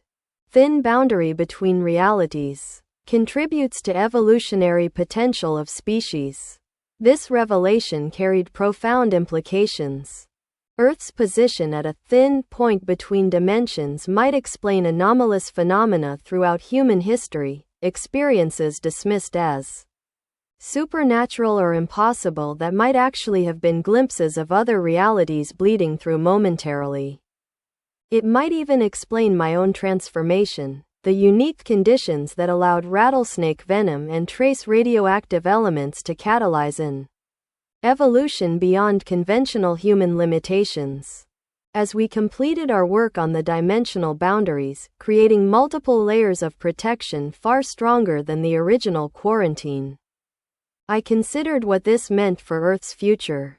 If our world existed at a nexus point between realities, it would always attract attention from entities capable of perceiving such qualities. The translators had been contained, but other threats might emerge eventually. Quarantine reinforcement complete. Translator breach probability negligible. Your function here concluded. Thank you for sharing your knowledge, I told the continuity construct that had been my primary contact throughout this process. My understanding of cosmic realities has expanded beyond anything I could have achieved alone. Symbiotic exchange beneficial. Your unique evolution, valuable perspective. Continuity expanded by interaction. With our work complete, I prepared to return my full attention to Earth and the solar system I had pledged to protect. But before departing, I asked one final question that had been forming in my expanded consciousness. The translators were quarantined for violating cosmic protocols. Are there other quarantined species? Other threats Earth should be prepared for? The continuity construct pulsed with complex energy patterns, communicating with the broader collective before responding. Multiple quarantine zones exist. Most stable, distant, no threat to Earth. One exception. Relevance to your inquiry. What exception? I asked, immediately alert to potential danger. Designation. Void harvesters. Quarantined, 7 million years standard. Consumption of conscious energy their function. Attract ed to developing awareness nexus points. Like Earth, I concluded. A developing consciousness at a dimensional nexus point would be particularly attractive to such entities, correct? Void harvester quarantine, stable currently. Monitoring advised. Your guardian function. Appropriate countermeasure if breach occurs. I integrated this information into my expanded awareness. Establishing new monitoring protocols to detect any signs of dimensional disturbance that might indicate void harvester activity. Another threat to be vigilant against. Another reason why Earth needed the protection I could now provide. With our work complete and this final information exchanged, I departed the dimensional boundary, shifting my full consciousness back to the solar system.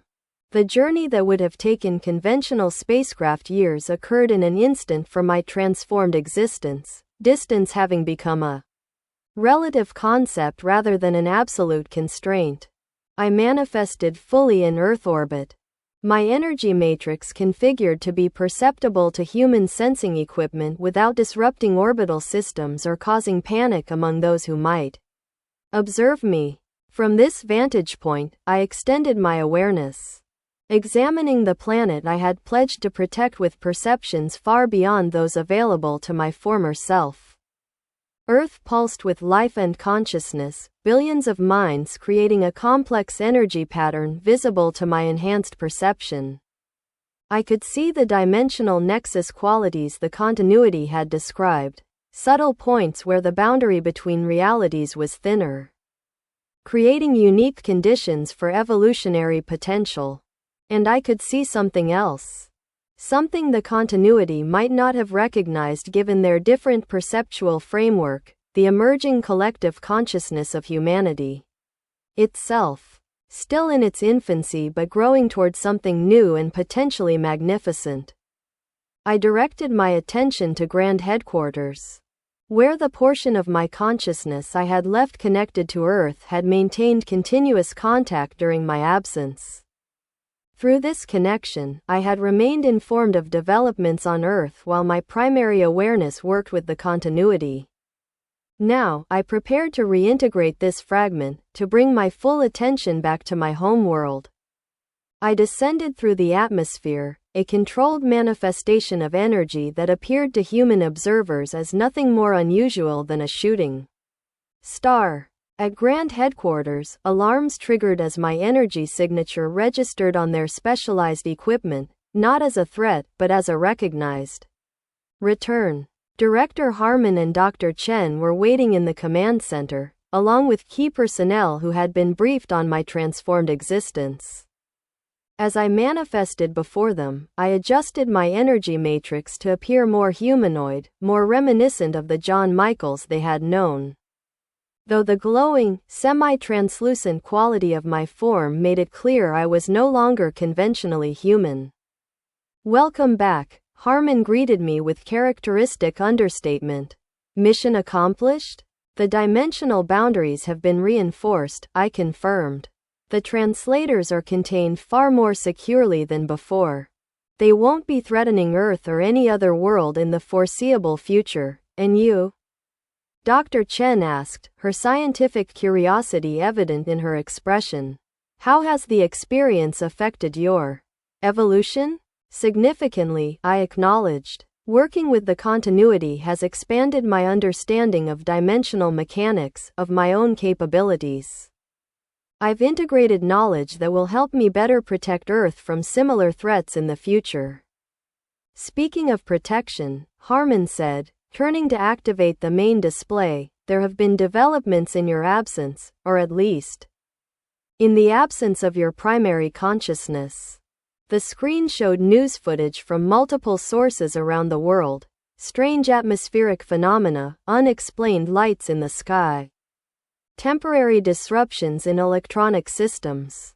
All had occurred during the past few months, clustered around specific geographic locations. "We believe these are echoes from your work with the continuity," Dr. Chen explained. "Resonances from the dimensional boundary reinforcement affecting areas of Earth that align with nexus points." "Makes sense," I agreed, examining the data with my enhanced perception. "Those locations correspond to thin points in the dimensional boundary, places where effects from other realities might be more noticeable." "The public is asking questions," Harmon continued. "Governments worldwide are struggling to provide explanations that don't cause panic. President's asking if it's time to be more forthcoming about extraterrestrial realities, at least to some degree." I considered the implications. Humanity had been kept largely unaware of the translator threat, of the battles fought to protect Earth from alien incursion. The official explanations for the Nevada event, the orbital confrontation, and other incidents had been carefully constructed to avoid revealing the full truth. But perhaps that approach was becoming untenable. Limited disclosure might be appropriate, I suggested. Not the full extent of cosmic realities, humanity isn't ready for that, but acknowledgement that Earth is not alone in the universe.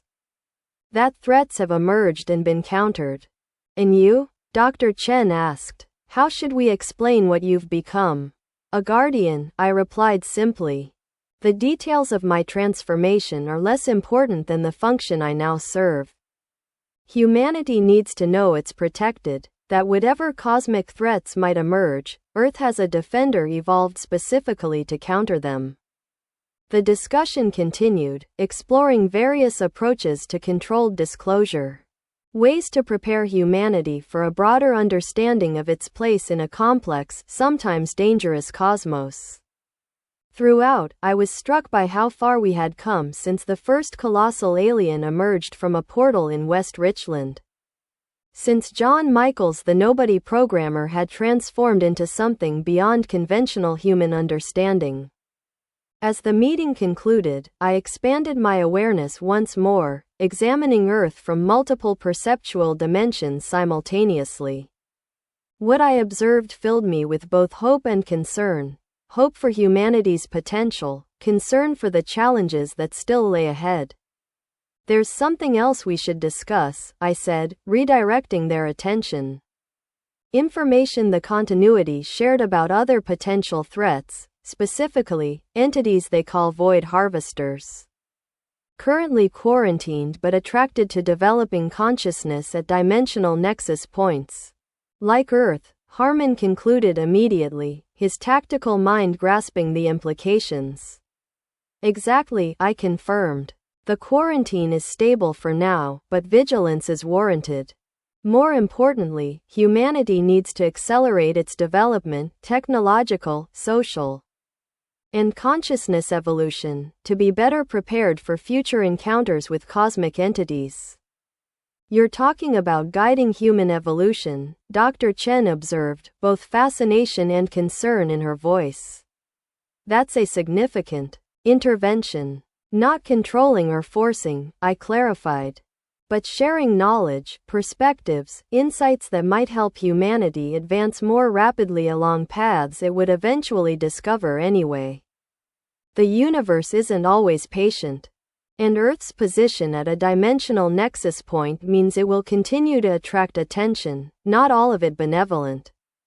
Harmon nodded slowly, acknowledging the reality of our situation. What do you recommend specifically? A carefully structured program of technological sharing, I replied. Nothing that would disrupt social stability or give any nation overwhelming advantage over others.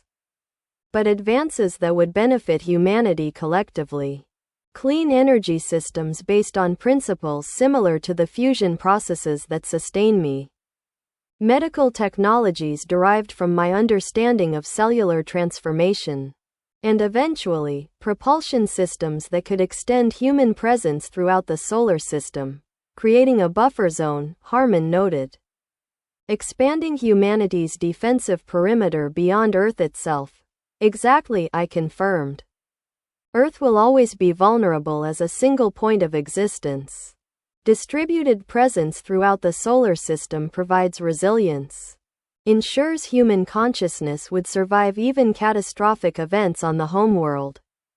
The implications were enormous, a fundamental shift in humanity's relationship with the cosmos. Accelerated by knowledge I could provide from my expanded awareness. Not a trivial intervention in human affairs, but a necessary one given the realities of Earth's position in the dimensional matrix. We'll need to establish protocols, Dr. Chen said, already thinking through the practical aspects. Ways to introduce these technologies gradually, to verify their safety and stability before widespread implementation. Of course, I agreed. And I'll remain connected to the process. Providing guidance and adjusting the knowledge transfer as humanity demonstrates readiness for each new level of understanding.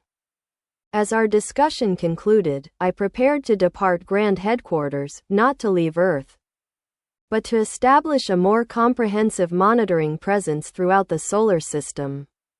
My transformed existence allowed me to maintain awareness at multiple locations simultaneously. To create energy projections that could observe and interact across vast distances. I'll remain in contact, I assured them. A portion of my consciousness will always be available here, while my broader awareness monitors the solar system and dimensional boundaries. Earth's guardian with cosmic responsibilities, Dr. Chen summarized with a small smile. You've come a long way from the man who hiked up Badger Mountain. Mr. Nobody, I acknowledged, memories of that former existence still vivid despite my transformation. Searching for meaning, for purpose, never imagining what form that purpose would eventually take.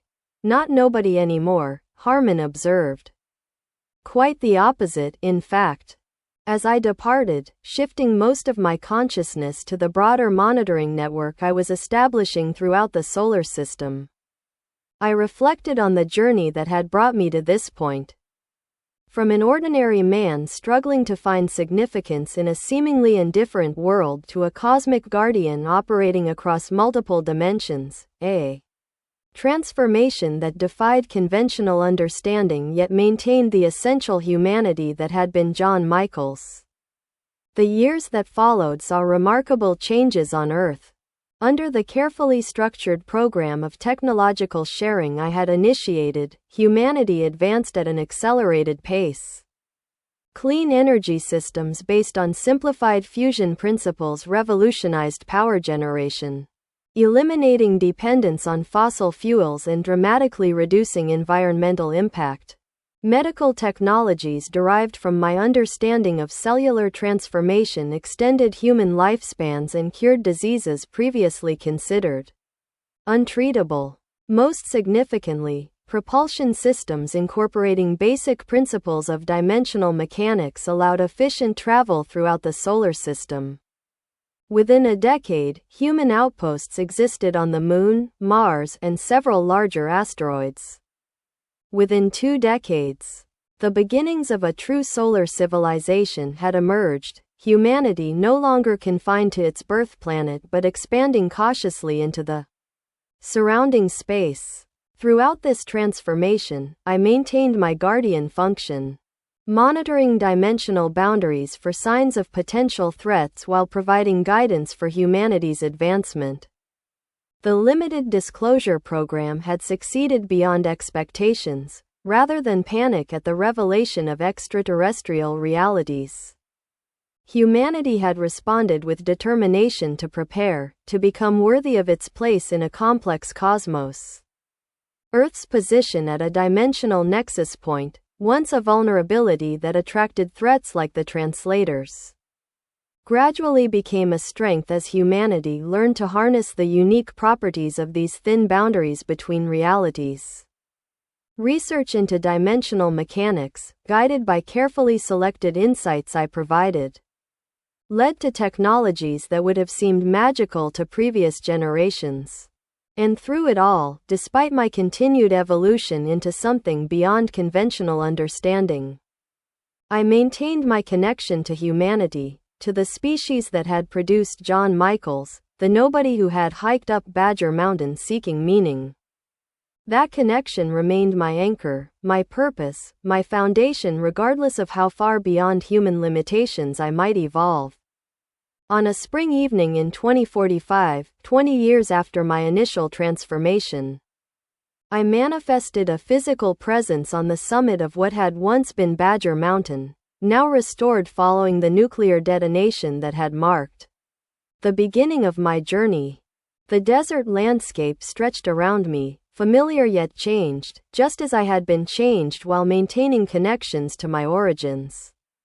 Director Harmon had retired years earlier, though he remained a consultant to the organization that had evolved from grand into something more comprehensive, a coordination center for humanity's expanding presence in the solar system. Dr. Chen continued her work, her brilliant mind having adapted to each new paradigm shift with remarkable flexibility. Both had aged, their mortality a reminder of what I had left behind and what I now protected. As I stood on the mountain summit, watching the sunset paint the desert in hues of gold and crimson, I reflected on the cosmic ironies that had shaped my existence. A nobody transformed into humanity's most significant guardian. A chance encounter with rattlesnakes leading to evolution beyond conventional understanding. A failed programmer becoming the catalyst for technological revolution. My expanded awareness could perceive the dimensional nexus qualities of this location, the thin boundary between realities that had facilitated my transformation. And beyond that, the complex web of consciousness that was humanity, extending now beyond Earth into the surrounding solar system, growing toward a collective awareness that might someday rival even the continuity in its understanding of cosmic realities. Not bad for Mr. Nobody, I murmured to the desert wind, the phrase a connection to the human identity I had once inhabited. In the vast cosmic perspective available to my transformed consciousness, Earth remained a small world circling an ordinary star in an unremarkable galaxy. But it was also something extraordinary, a nexus of consciousness evolving at a dimensional intersection point. Protected now by a guardian born from its own species, evolving toward a future limited only by imagination and determination. The nobody who had hiked up this mountain seeking meaning had found purpose beyond anything he could have conceived. And though John Michaels the human had evolved into something beyond conventional understanding, the essential truth that had driven him remained unchanged. Meaning came from connection, from purpose. From standing between what you valued and the darkness that would consume it. As the last light of day faded from the desert, I expanded my awareness once more. Resuming my vigilant monitoring of dimensional boundaries and potential threats. Earth's guardian had cosmic responsibilities now, a role that transcended individual identity or species limitations. But a part of me would always remain connected to this mountain, to this desert. To the nobody who had found his purpose in becoming something the universe had never seen before, a human transformed into a cosmic guardian. Still fundamentally connected to the species that had shaped his original consciousness. Not Mr. Nobody anymore. Something far beyond that, yet still, in ways that mattered most. The same being who had once stood on this mountain seeking meaning in a seemingly indifferent universe. The end.